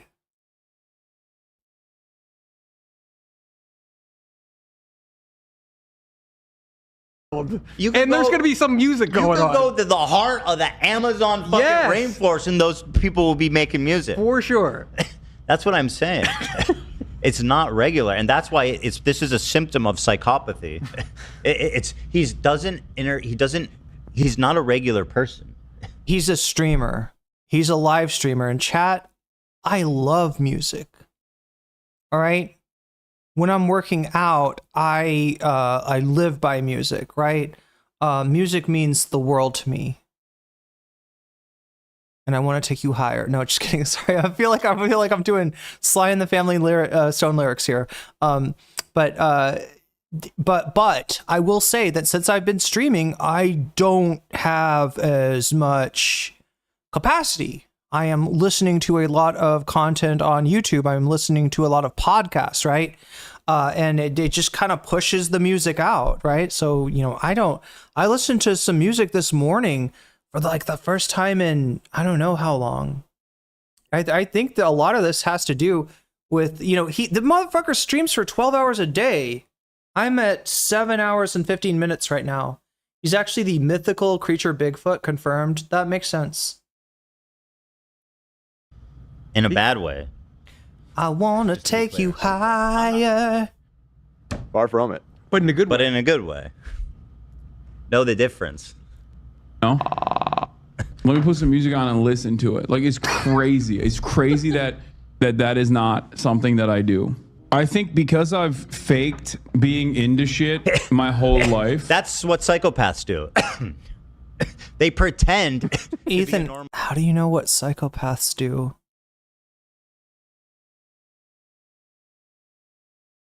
You know what I think psychopaths probably do? Call other people psychopaths. Human. So I'm not trying to diagnose you here, Ethan. I mean, wow. People don't suspect them. Yeah. He says, I've been lying to people my whole life about liking music to fit in. Psychopath. What's next? You don't like frozen pizza because it's for peasants? Oh, wait, that's true. I'm just curious, like, so he said he was lying before. Like, Dan, what band do you think, if they said, like, he's trying to be normal, hey, what's your favorite brand, bro? Like, he had a fake answer to that question, I'm sure. I wonder what it would be. It's just the normie shit, probably. Yeah. Drake. Coldplay, whatever. Co-worker music? Is that where we're hypothesizing Hasan's type of music would be? Imagine Dragons? Really? Really? Who cares? Drake. I like Drake. Probably. He would like Drake. When I was younger, in order to fit in order to like appear as a normal, cool person. Literally Dexter. Describing his inner monologue. You seem like a person that watches a lot of Dexter, Ethan. Today I went out and pretended to enjoy life and be a normal person so that they didn't realize that I was putting bodies in the ocean. That's what he did with them, right? He dropped them in the ocean. Isn't Dexter kind of like a good guy? Or like an anti-hero or something, at least? I don't watch that show, but isn't the point of Dexter that the people, like, he's a scary dude, but the people that he's killing are like legitimately like awful? Dexter, yeah, that's what I was saying. Like, I don't know much about the show, but I feel like I remember the premise being, yeah, kind of like you know, you're seeing you're sort of rooting for Dexter, right?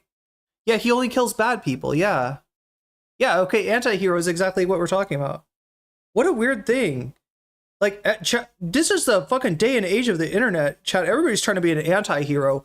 Everybody's trying to pop off with their own, you know, Joker.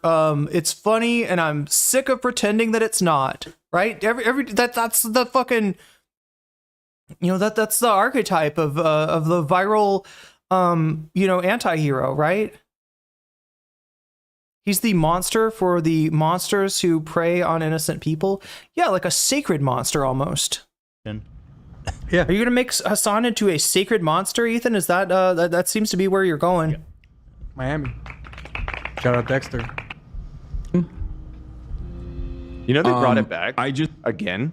I tried to watch it. It was really. There's like it's so good. Like the third. Is it really good? So they the one with his child was okay. Weird. So they did that. Yeah. That was okay. They kind of dropped the ball at the ending. That's what. Then I they did didn't a prequel. I don't know if anyone watched that, but this new one, this new reboot that's out now is really. What's the premise? What's it on? It is on Paramount. Yeah. What does that mean? No, what is it about? What is it?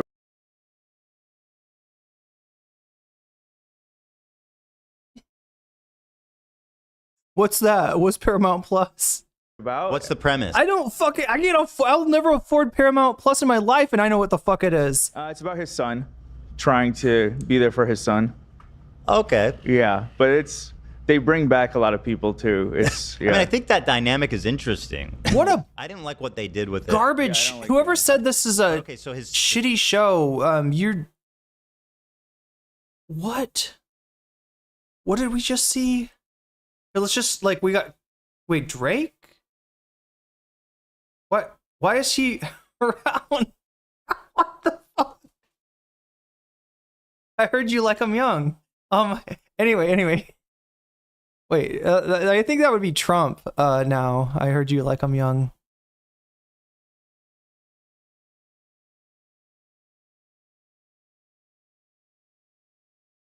I mean, this is garbage content. People said there was there's a button moment here. Wait, what is? Wait, oh, there's an old TYT show. Oh, chat, this was one of my favorite shows. I love this shit. This was when I really liked TYT. What do you think of Scorpion? What do you think we can expect? I'm a Drake truther. Like I not only am I a Drake stan, but I'm hiding Drake's secrets. This is unbelievable. Okay, I'm gonna start off by rattling. I'm just gonna say a couple of the basics that people might not know before we get started on like the full Scorpion This man take. just told us he's on TV lying. And he's lying, making the dumbest lie, picking like the most generic pop guy. How did I call it that? That was so unbelievable. You totally called it. Absolute props.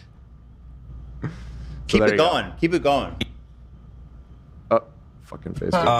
Is very real, and the reason why Jay Prince had to step in and talk about not separating families, and this is like a theory that's been thrown around on Black Twitter for some time now. You're a member. I'm an honorary member of Black Twitter. They follow me on Instagram. Don't say that about yourself. That's already weird. Black Twitter is just Twitter. Pause that. People. Yes. It's fine. It's just Twitter. Yeah. That's a weird thing to say about yourself, isn't it? I'm an honorary member of Black Twitter. That's not. This is the guy that just became aware that Black Twitter was a thing. For you to decide. Where's your crown? Sorry, where's your badge? Did they give you an award? No. Do you have ID? You know what I mean? Yeah, so anyway, that's fucking fascinating. Wow. Okay, Ethan. I'll say it right now. I love music. You're gonna go out on a limb? I don't care who I you listen piss to it off. a lot. Brave. Very That's brave. You guys have seen my Google Play back. I listen to music, good music, soulful, heartfelt, emotional, kind of like really deep. And he always says the N-word with his full chest. He shuts the car windows, he rolls down the car windows, and he says the N-word with his full chest, especially where that's not the lyric. He inserts multiple N-words everywhere in the track. It's so soulful, chat. Meaning music, you know. Well, what a creep. Hasan, what music do you listen to? Nothing. I feel like it's very Patrick Bateman coded because I feel Yes. he lies about liking music, right? Because he goes into like that weird monologue on Huey. Wait, no, okay. You could say that Phil Collins is the co-worker music of the 80s. And, okay, I gotta admit, chat. Does it make me not human that I have never seen American Psycho? Is that weird? I've seen the memes, I've seen the clips, I know the Phil Collins scene, right? But yeah, I just took that as like he was into co-worker music, right? He's being such a petty bitch. Little ex-boyfriend, yeah. He's a Pagliacci to Hasan's Netta. Hold up, that clip, that's from he goes, What is it? What's Patrick Bateman likes music, doesn't he? Yeah, he's got No, his he's Walkman lying. on. He's lying. He's trying to seem more human. And wait, That's what's the point. band? Isn't it Huey Huey Lewis? Lewis? Phil Collins, wasn't he into? No, it's Huey Lewis. Huey Lewis. Yeah, Huey yeah. Lewis, Yes. Pull that up. And then there's one where he goes, Well, that's I a believe. that's a scene from a movie. We can't watch that. We can't pull that up. Pull that up. Pull it up, It's gonna get blocked. No, but Hasan is totally Bateman coded. Hold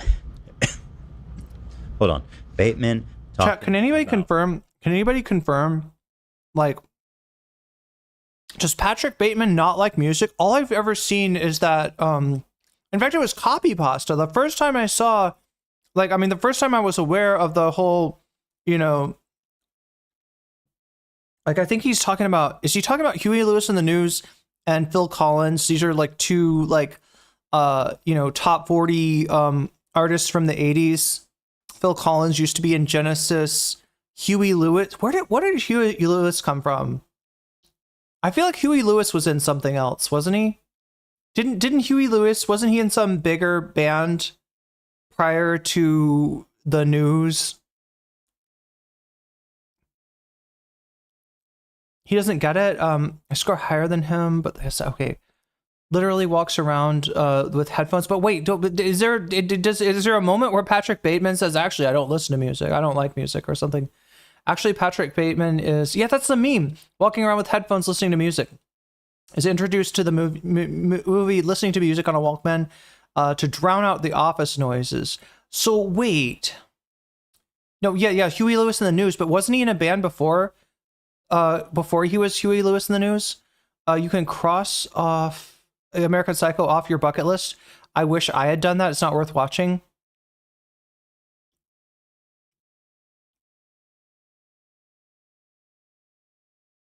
Currently has a song published for Hila titled M-Word Matzah with the hard AH.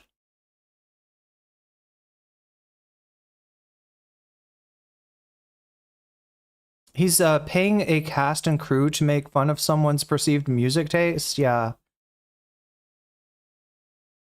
So there's no truth to what he's saying then about, like, Patrick Yeah, I mean, like that's what I thought. I thought Patrick Bateman, like, you know, he's like, I don't know. I guess I don't really know the. I'm only experienced it through the memes, especially the fucking. I thought that because I first saw I first saw the Phil Collins Genesis thing as like copy pasta, and I was like, wow, I never thought of that. Yeah, actually, I guess this music. I guess that music is kind of good. But I think the joke is maybe that at the time it was ubiquitous, right? Like you remember how Imagine Dragons was at the height of like Radioactive and stuff? Do you remember how like everywhere you go, it's Imagine Dragons or Coldplay or Muse or like, you know, I think the joke is supposed to be that, you know, Phil Collins and is like that. And so him praising Phil Collins and Genesis is like he's it's like somebody being like, you know what the best meat out there is? Spam. It's fucking immaculate. Like something that's homogenous and like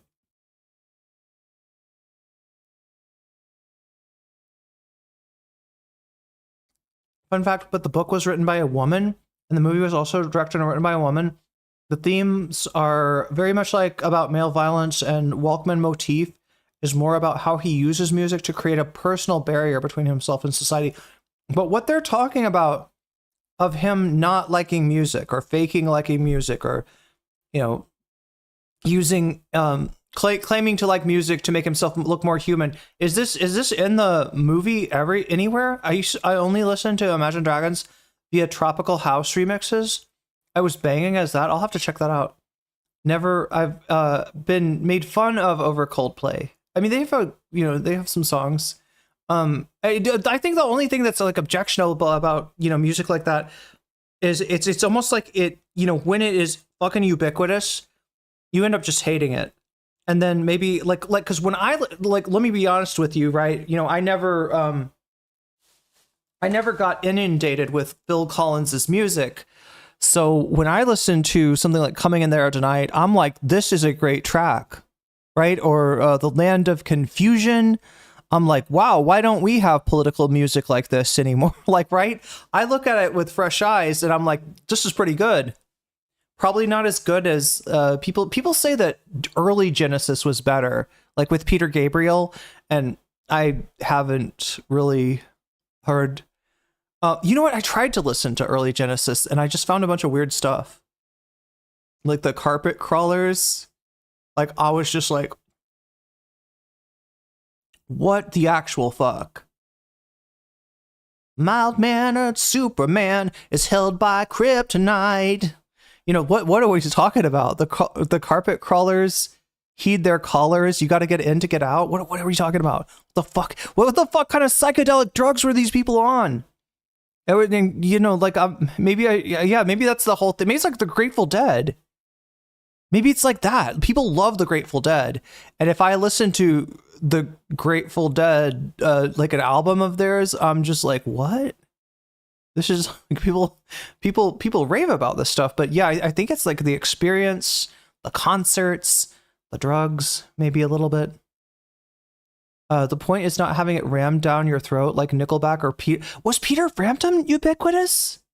Peter Frampton, like I've heard a couple songs and they're like I love the thing where he puts the tube in his mouth and he like talks through the guitar. My music's all over the place. Yeah, Phil Collins is good, but I'm guessing that if you had it, you know, rammed down your throat, you know, maybe you know, don't like it.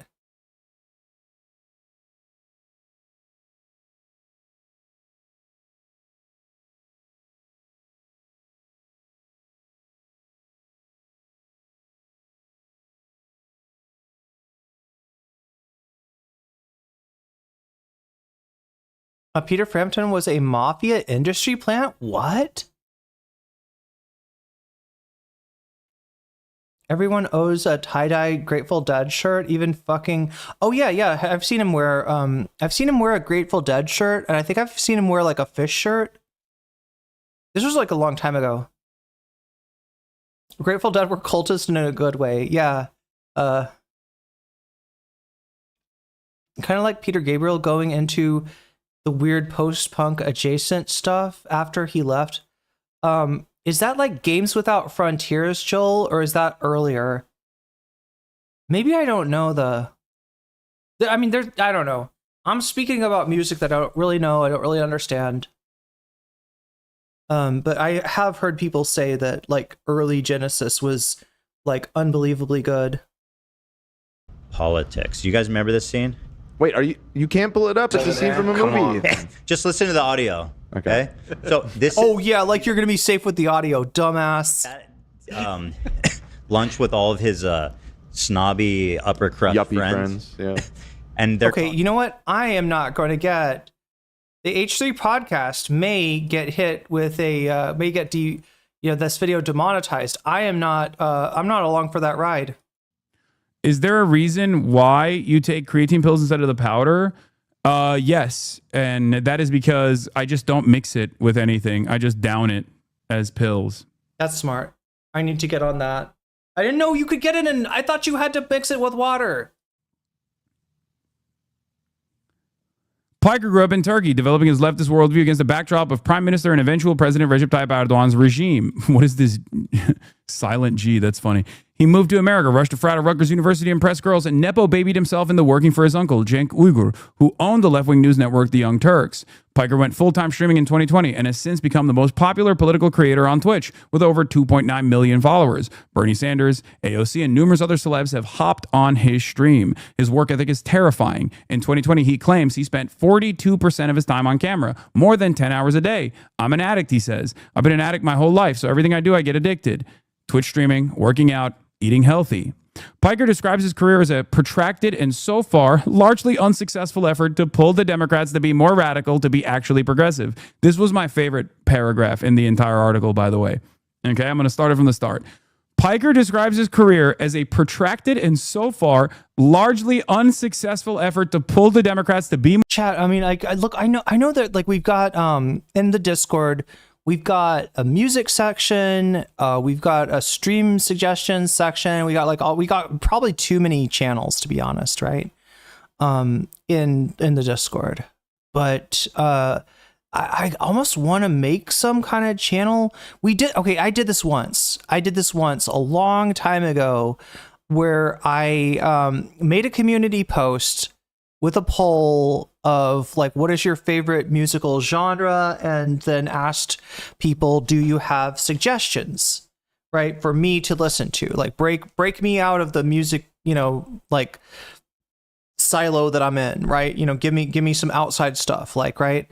And there was like metal, there's punk, there were some like EDM type suggestions. There was like a whole bunch of different stuff that people suggested. And I took some of the suggestions, I listened to the songs, and then I made the one music critique video that I've ever made. But I didn't make it as me. I made it as if somebody will if somebody will throw some bits my way, you'll see you'll see the exact what I looked like in that video, right? But it was really fun. The only thing that sucked about it is I absolutely got copyright claimed. I tried to avoid it. I tried to cut. I tried to do the things where I put like a bar or 4 bars of music and then cut it at the end and then sync it up to later do an edit of the music, and I still got copyright claim to shit. But yeah, and the other thing I had was it was my VTuber, and I was dancing, right. I made the VTuber dance to the music that that people suggested on YouTube, like that. That was the version of NCC that was that was present in that video. And I was also joking. I think I was joking about the scandals, right? I think I was like I think every what was it, the Clan Ops secret dance party or something like that, I called it. It didn't get a lot of views, but it was fun. It was a lot of fun. And I almost want to do something like, start a new I almost want to start a new channel on Discord and just have people like give me homework assignments of like music that I should listen to. Every submission, Evanescence, bring me to life. Oh hell yeah.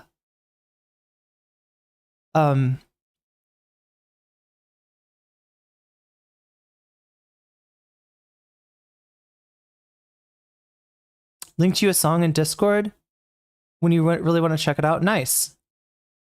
Like in the music section, or more radical to be actually progressive.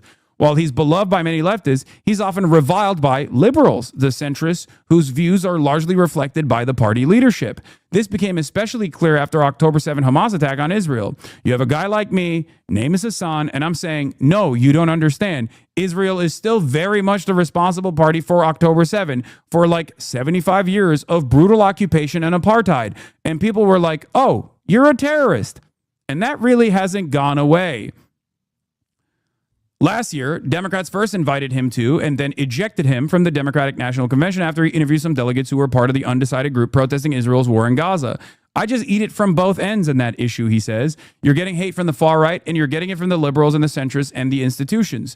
So you just have nothing. You only have your community. You only have your grassroots backing. But in recent weeks, with videos of starving Palestinian children flooding social media, more Democrats are speaking out about the war. Piker won't give them credit for that just yet. I'm used to Democrats operating in this incredibly cynical way, he says. So I'm not surprised by this about face, if you can even call it that. Many people aren't even doing an about face. They're mostly just ass covering. Piker's also quick to call out his peers in the manosphere, saying that social media is putrefied into a hate-filled hellscape, worse than the subculture that gave rise to Gamergate, the coordinated misogynistic attack on women in the video game world that was an ignition point for the modern reactionary right. Did I get raided? Why am I getting a shit ton of new followers right now? Oh shit. You know what? He's got. Does anybody know why Hasan's getting a shit ton of new followers? I'm surprised this shit doesn't happen to him more often. Those are follow bots, Hasan. And they're not friendly. I think they're intended to maybe get streamers in trouble, to make it look like they're follow botting themselves to artificially inflate their following. But I would always use a third-party program to force unfollow them, because I was always afraid that I would get blamed for the fake engagement, which is a big deal now on Twitch. It's a really big deal on Twitch. You gotta watch out for.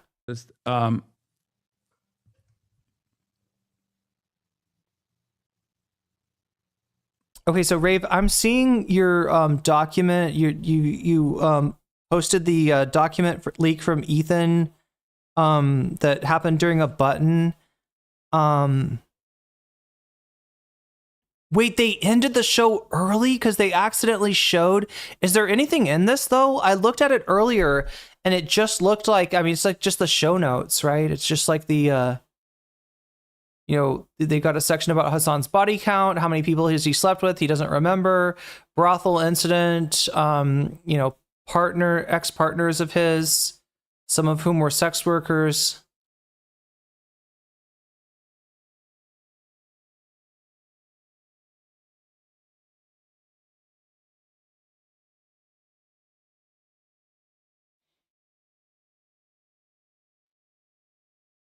Is the point that some of this is like verbatim what Ethan is reading on stream? Is that the point of it? Denims spoke about it happening to her a lot. The follow bot. Yeah, I got that shit a lot. I think it's just harassment. I think it's just people who, in fact, whenever I'd go on Hippy Dippy or the Prime Kai's Reverie, I would get follow botted. Wonder if it had anything to do with the VTube frog I debated.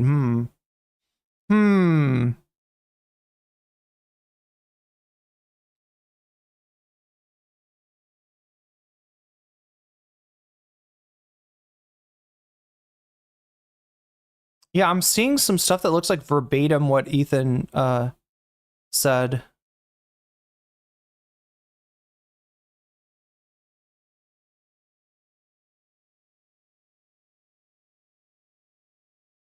They're talking about him opening or like what they had Snapchat open with people with like, and you know, when he's showing his phone to other people, they would see the nudes. And and basically I think what they're trying to do is like, it's a script for the video that was lifted from Ethan's drive link. Oh, okay. So you're saying he accidentally shared his drive link and that people downloaded what was on there? The document was written by Galia and cites DDG as resources. What? Wait, I'm seeing 3 pages here. Is there more? It's the script for a future video?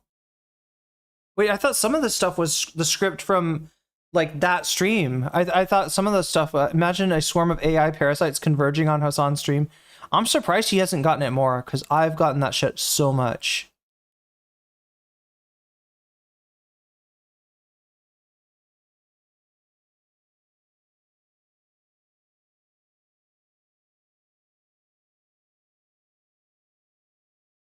Personally DM'd you the entire, okay, so there's like a, wow, there's a whole bunch of this.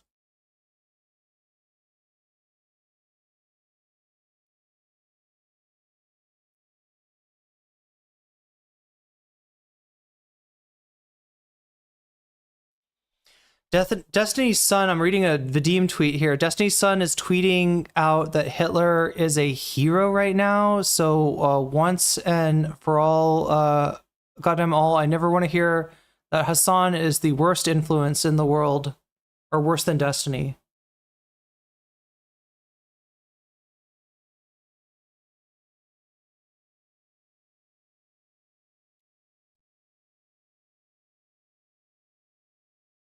Oh, okay. This is the people talking about him being on with Alex Jones's kid. And oh my god, wait, who is this other guy? Alex Stein. This piece of shit, Alex Stein. Wow. That really takes me back.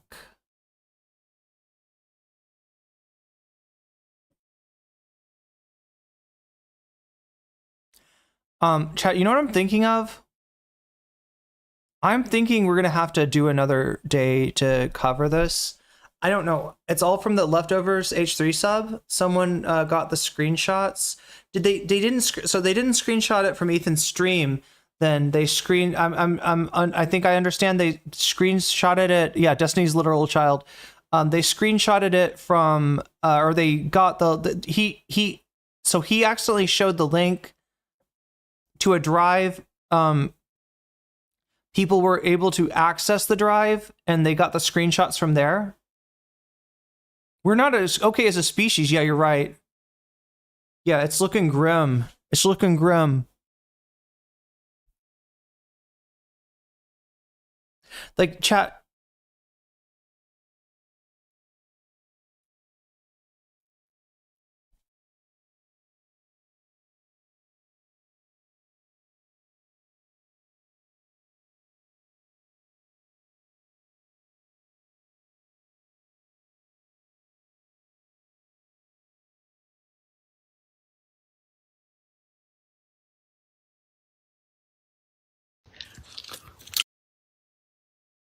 All right. You want to know about the reality of living in this world? I think this video describes it better than anything, right? Tell me if you've ever had this kind of experience, right? Hey, yo. Oh, buddy leaving food out. Really? That chef guy? Mm-hmm. Little piece of cheese. I'm messing with it. The guy who's always chasing us and trying to kill us? My boy done turned a leaf. We up. Where'd he leave it at? He put in a little box. It's just a little box in the corner. It's like a little dimly lit restaurant. Pretty good touches. This is spicy cheese. This must be Chipotle. A dark box restaurant. Yup. Order up. Y'all gonna miss out. Nah, we good. We good.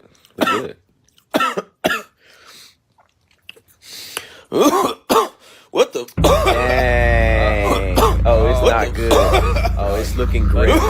Oh, it's grim. Hey, yo. Dang. Oh, it's looking grim. Dang. Oh, it's grim. Got him. Hey, yo. This is like, I know that's dark, right? This is what it feels like sometimes, though.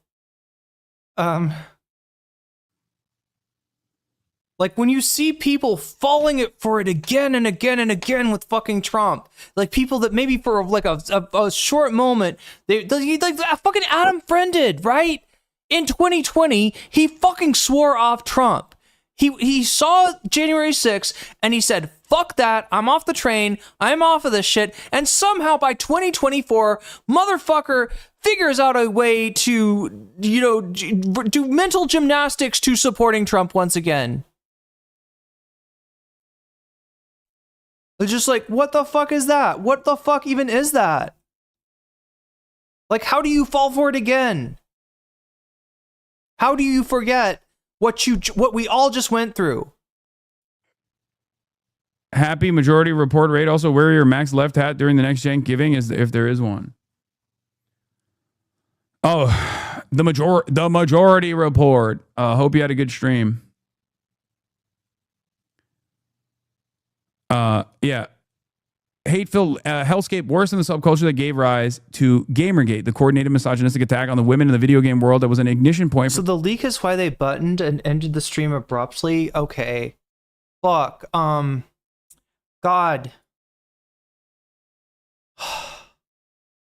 Yeah, chat, I have been streaming for an excessively long time. And wow. You want to see the end of the stream?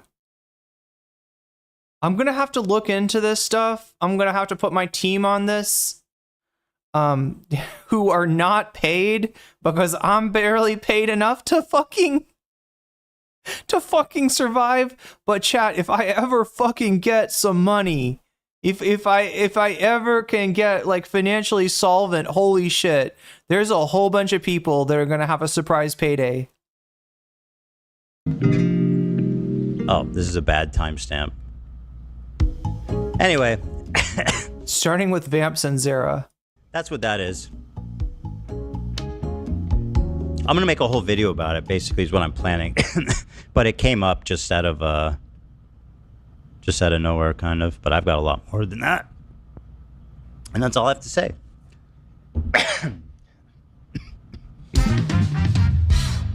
All right. Well, everybody, it's been a good time, hasn't it? Bum, bum, bum, bum, bum, bum. All right. Today is Wednesday, which means we'll be here for members tomorrow, Thursday. Wait, do you think they already took it out? For members, we're going to be playing maybe Overcooked, I think. What's that? It's a game. Okay. Multiplayer game. Oh, more video game? Yeah. All right, everybody. I shall see you tomorrow and everybody else on Friday.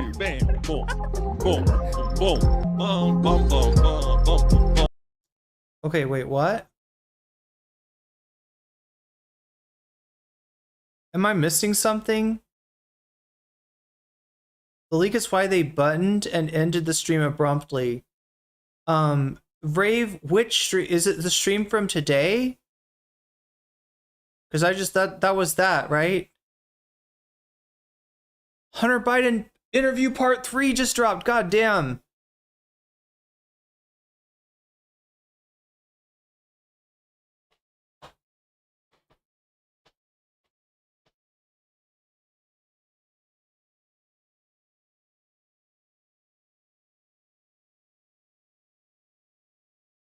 It does. It just look like Ethan uses scripts for the stream. Yeah, that's what I'm getting from the 3 pages that got posted in my Discord. That's what it looked. It looked like the verbatim script for the stream. Mentioned his sticking to the dot problem in his video. Now he's sticking to the doc/ChatGPT/DiddyG group.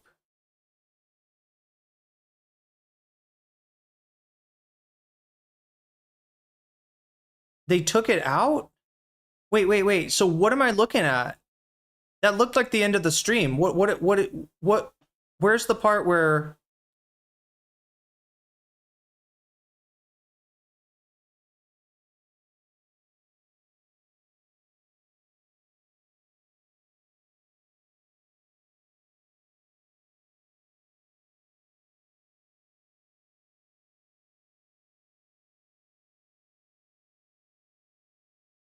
Like, I don't understand.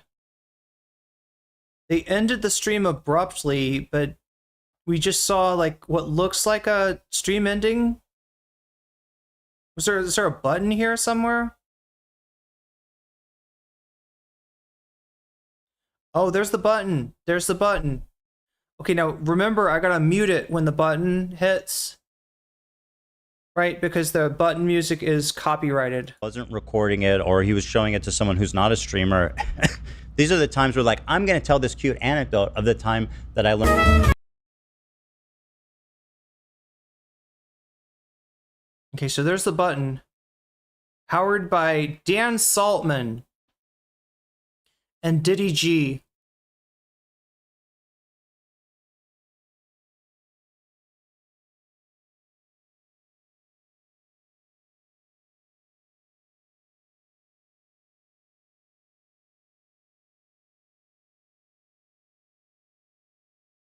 Hold on one sec. It wasn't? Okay. One sec here. Ride that button. Ride that. So I did not see like a point that looked like there was a... Wait, I'm guessing maybe before that? Did they show the link before that?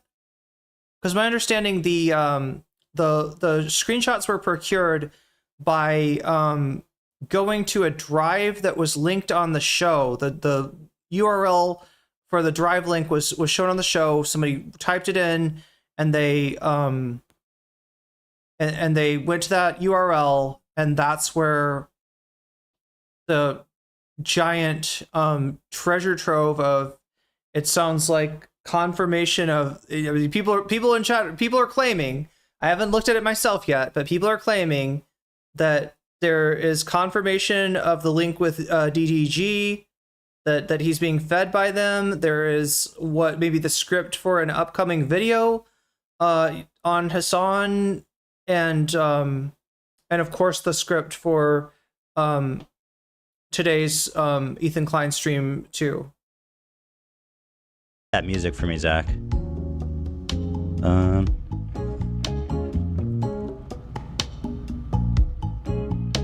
Okay, before that, all right, I got it. So he is he's privating the drive before anybody get. This is wild because, you know, when I was the subject of all this controversy, like there, you know, I'm trying to remember, like I think people would try to like sometimes I thought I would raid out and forget that I hadn't stopped the stream, and I'd be like talking to a mod in Discord, and so the microphone would pick up my voice, it would pick up one side of a conversation, and people would like grab that and try to, you know, run with it, try to make content out of it, try to be like, oh look, NCC hot mic incident. It was always like a nothing burger. So yeah, I mean, like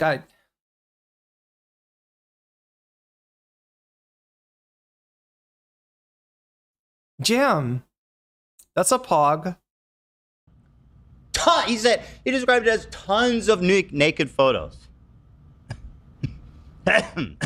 What's the deal with that? But chat, I was one streamer. You know what I mean? When I make a technical flub up, like, that's understandable.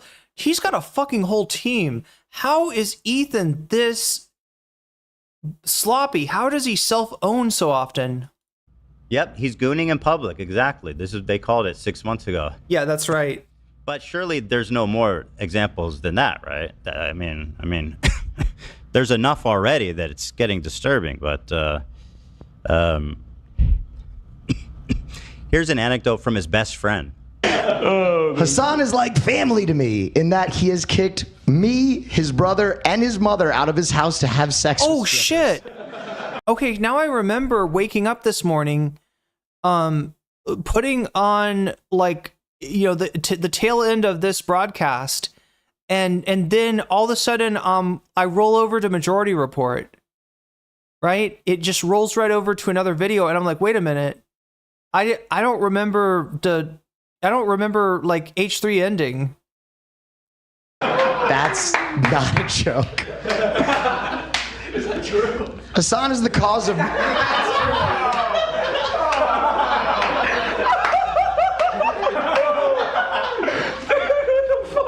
Doesn't seem like a joke, does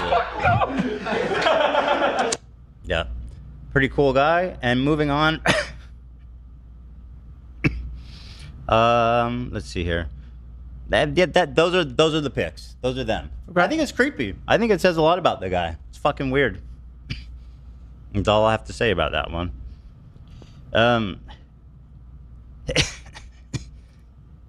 Here he is bragging about the amount of women he slept with to Ludwig. True story. Sunday in Texas, there was a party, offline party. Nobody streamed it. I sat down. Wait, sorry. True story. Okay, that's a Twitch clip, so that's not the link. Sunday in Texas, there was a party, offline party. Nobody streamed it.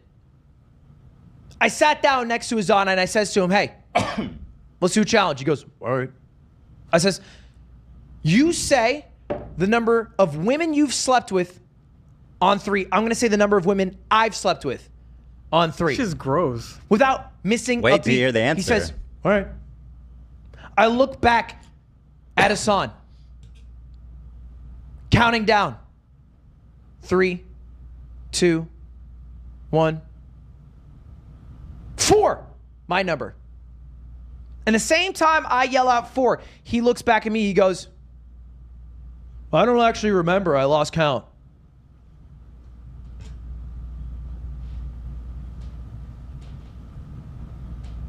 Ancient. I'll be honest. If you've had so much sex with people that you lost count, you probably are addicted to sex. We're talking hundreds, right? I mean, at least, right? I don't know. The whole thing to me seems like high school, like locker room shit, which you should outgrow. Like, bro, you'll never believe who I was with last weekend, or, you know, like, I don't know. As a 35-year-old famous guy, I think it's cooler not to talk about all that stuff. I agree. Obviously. Also, wait, it happened on the Majority Report before when they forgot to end the stream. And the mic, yeah, our Relevant did a whole stream, chat. I mean, like, this doesn't, like, it sounds like I'm lying. It sounds like I'm a narcissist. I'm up my own ass.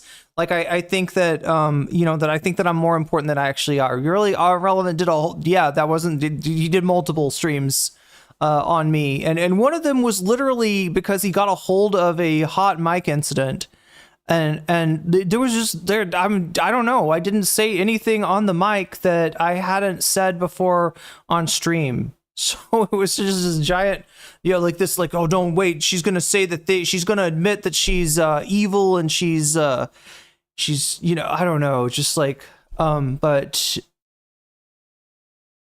happened before a Majority Report where they forgot to end the stream. The mic picked up Michael Brooks calling Jamie Pack's boyfriend a drama queen or something.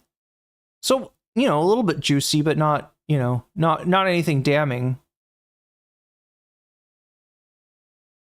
I actually forgot my number 2. Is that surprising to anyone? I don't know. I lost count. I don't think it's that big of a deal. Some other guy is talking about it. Hasan had a private conversation in which he was asked and he answered. Oh, he knew the number? Wait, what? Is that right, Mozart? Because like here, Ethan's trying to, I think Ethan showed a clip of him saying he lost count, which, you know.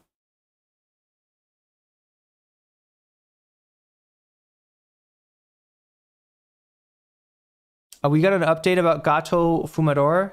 Is indeed a smoking cat, a cat who smokes.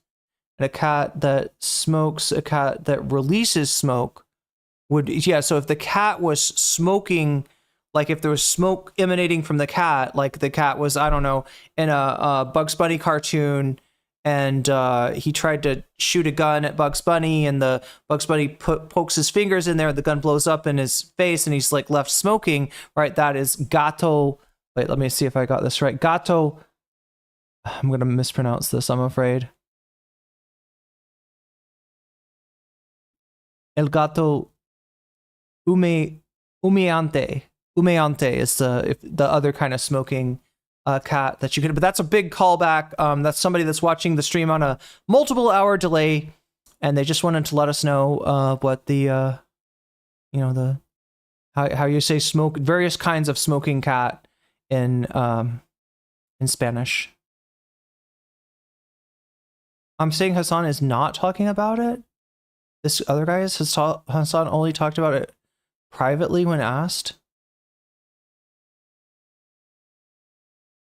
I mean, was I supposed to count? Was I supposed to like draw notches on my body every time I had sex with a new person? Is that? Bear in mind, these are all of his friends that are telling this story because they think it's cool.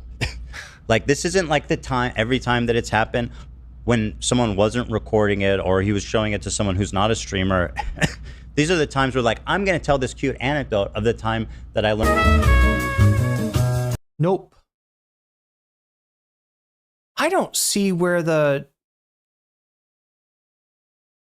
I don't see where they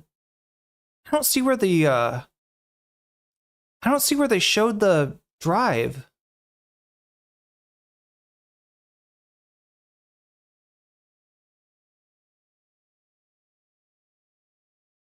It's a YouTube link on one, and then let's see if I can increase the oh my god, chat. I gotta get more professional.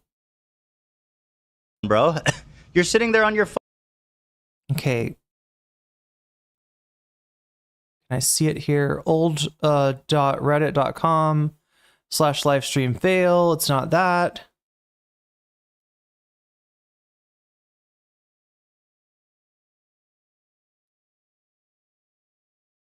Cosmopolitan.com. Another YouTube link.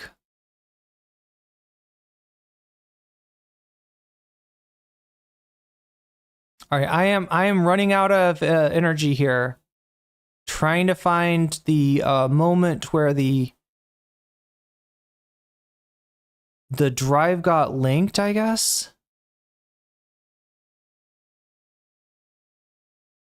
Be like mystified by you and want to do anything for you.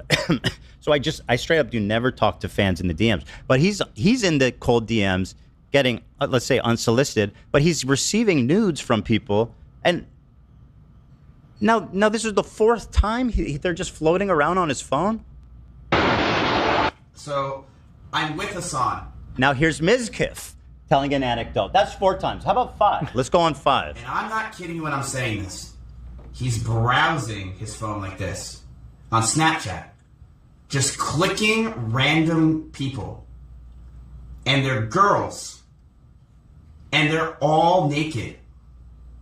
And I'm gonna be real with you, they're all hot. They're all like 8 out of 10. Yeah, he looks demented. I'm looking a little demented too, trying to go through here, find this moment where I might have to just I'm actually getting to the time where I would normally, I'm getting close to sleeping time, chat. I'm getting close to the Hasan thing where he said he was spending 42% of his time in 2020 on stream.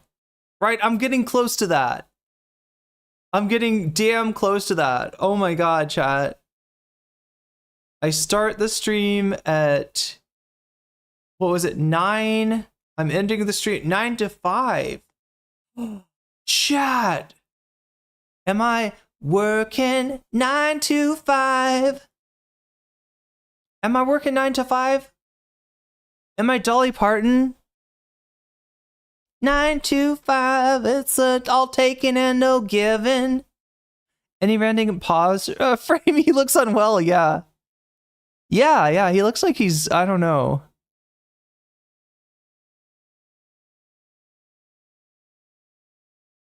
In 925. I love Dolly Parton, by the way. If wait to mail a living? Wait, where are we mailing a living from? Literally went to the hospital and back, and I'm still alive. Yeah.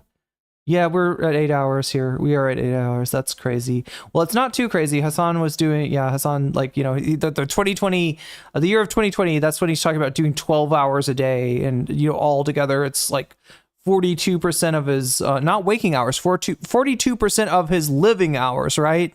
So basically, you know, all that's getting done is streaming, working out, and eating. And you can tell that the wait a minute, I kind of like this. If I was a morning streamer, which would mean I'm streaming at night in Thai night, then this is like kind of what you'd expect that's not bad. I kind of like what do you think, chat? I mean, I know I'm like messy still from having worked out this morning. But I kind of like the lighting, right? Like if I'm sitting like this, like I normally am, then yeah, it's not great. Cause like normally there's like light coming in from the window. You got some natural light here. You got some like unnatural light here, but I'm kind of liking the, you know, if I center myself over in the, you know, the ring light, it's not bad. Right, it's clear. It looks, I don't know. I guess I haven't looked at the stream yet. It looks clear to me. It may not. It's during lockdown. Yeah.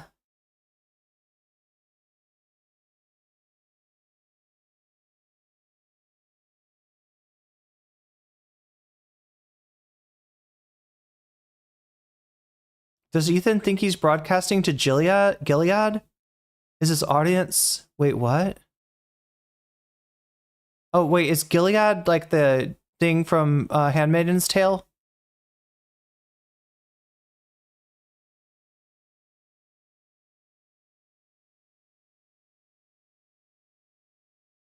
Chat, the other thing that I really want to do, and look, you know, if the person, like, I need to get my guitar. I need to find a way to get my guitar sent out here. Because I like right now, I really want to play some Dolly Parton for you. It would be the perfect end to the stream. Is doing like 3 Dolly Parton songs and then leaving. What does he think his audience? Oh, I see what you're saying, Mozart. Yeah, he thinks his audience are a bunch of prudes. Look at his pimples. Wait, where's he got pimples? Is that coming from the Ozempic or the Provigil? On his phone and saw he described it as tons of naked photos. Was he about to say the N-word? What's the deal with that? Yep, he's gooning in public. Exactly. This is okay. I think we saw this part. I'm trying to figure out, people are telling me that somewhere in here, unless, you know what, here's the deal. They probably cut out the part with the link to the hard drive. Rave, you're probably right that when they come back from the button, I'm pretty sure that's Ethan privating the hard drive, but I'm guessing they also took it out. I don't know why they'd need to if they made it private. They should have honestly just made it private. This is like a Xanderhall move. Chat, this is a Xanderhall move. Do you remember when Xanderhall did tried to do a Keffel's takedown stream, and, you know, he made a whole document, like a Google document, and he made the mistake of, you could see the web address, right? Look at my screen right now, chat. Do you see any web addresses? No. That is because my screen is perfectly shaped for just the YouTube video. All right, I've learned a few things, right? But Xanderhall was just showing his screen, and you could see the like the Google Drive address, and he left his Google Drive, he was collaborating, I guess, with, like, there were a bunch of people helping him out with him, right? So anyway, Keffel's fans end up finding that address, going there, and it's open to edit. So they edited, right? And he's reading his document, and all of a sudden he's like, "Hey, Xanderhall, you know, you got Keffels yet?" Like, you know, it's just like all of a sudden there's shit from Keffels fans, right? That is like right there. He got owned. Xylitol got owned so fucking hard that day. You can find it on, okay, so MC's telling me that the clip is probably on Leftovers H3. Look, I don't indulge in snark very often, all right? I try to avoid the habit of snark, but I might have to give in to the dark side this time, or just this one. I think that's the only slaying, although I prefer the color tone on Twitch. Ooh, hey.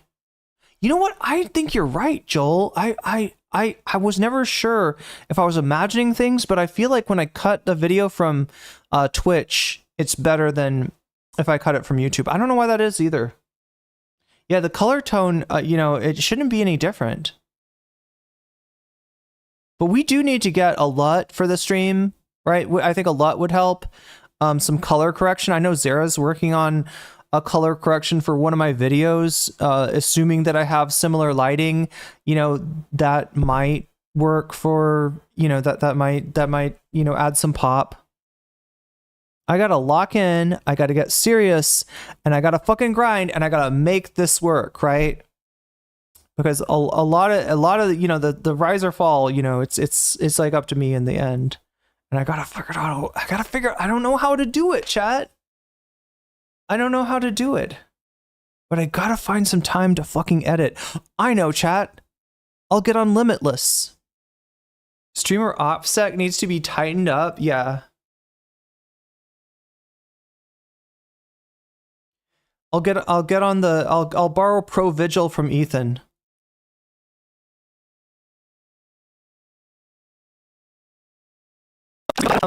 What? Okay. Are we okay? Did we survive?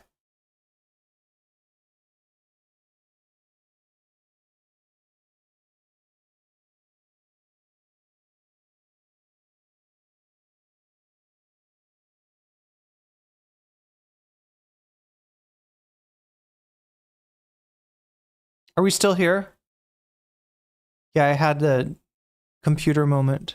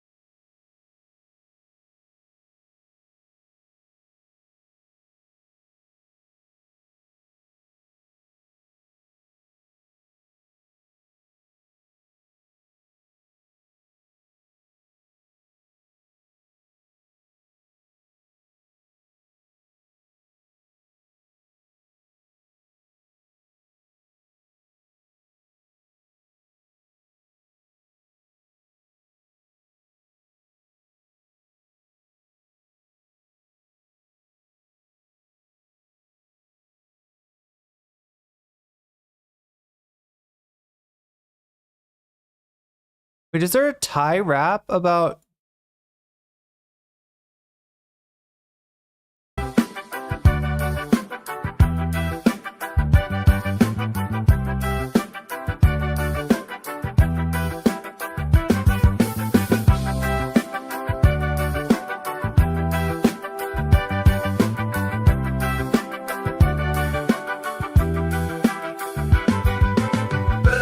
Patapim, tralalero, tralala. Patapim, tralalero, tralala. Patapim, tralalero, tralala. Cappuccino, assassino, liri, li, lari, la. Patapim, tralalero, tralala. Patapim, tralalero, tralala. Patapim, tralalero, tralala. Cappuccino, assassino, liri, li, lari, la. Liri, li, lari, la. Orcalero, orcala, cappuccina, ballerina, espressona, signora, chimpanzini, bananini. All right, chat. I'm gonna have to call it at this moment. Otherwise, I'm not gonna get enough sleep. And that's important. Tomorrow, I've gotta go to the agency, schedule my appointment with Thai immigration, and also stream, because we got more to talk about. And find a way to get on earlier. I don't know how. I gotta make it work. I gotta make it work somehow. So yeah, we're raiding into Redolent Thought. Let me shout out my Patreon right now. Everybody that supports me on Patreon at the $5 level or above, you get a fancy shout out if you support me at patreon.com/nocommentchick. Shouts out to Oral Ellipsis. Shouts out to Temporal Insanity. Shouts out to Steven Sayers. Shouts out to Funky Monkey. Shouts out to Sarah. Shouts out to Nadia Yvette. Shouts out to Moe Noe. Shouts out to Jules K. Shouts out to Izzy Mandius. Shouts out to Infallible Fowl. Shouts out to Good for Gabby. Shouts out to Emily French. Shouts out to Direful. Shouts out to Buffy Geek. Shouts out to Big Owl. Shouts out to Animus, and a fancy shout out to Zara Xerix, to Rachel K, to Crystal Saphira, to Omega Star. With that, chat, I will bid you a good night. Have fun in Redolent stream if you go there. Take care of yourself and each other. Much love, everybody. I'll be back tomorrow. This mystery is not solved yet. There's more to the fucking mystery. Holy shit, I streamed for 8 days, and I still didn't solve the goddamn mystery. There's Cappuccino, wait, is that Cappuccino Ballerina? You can't mix those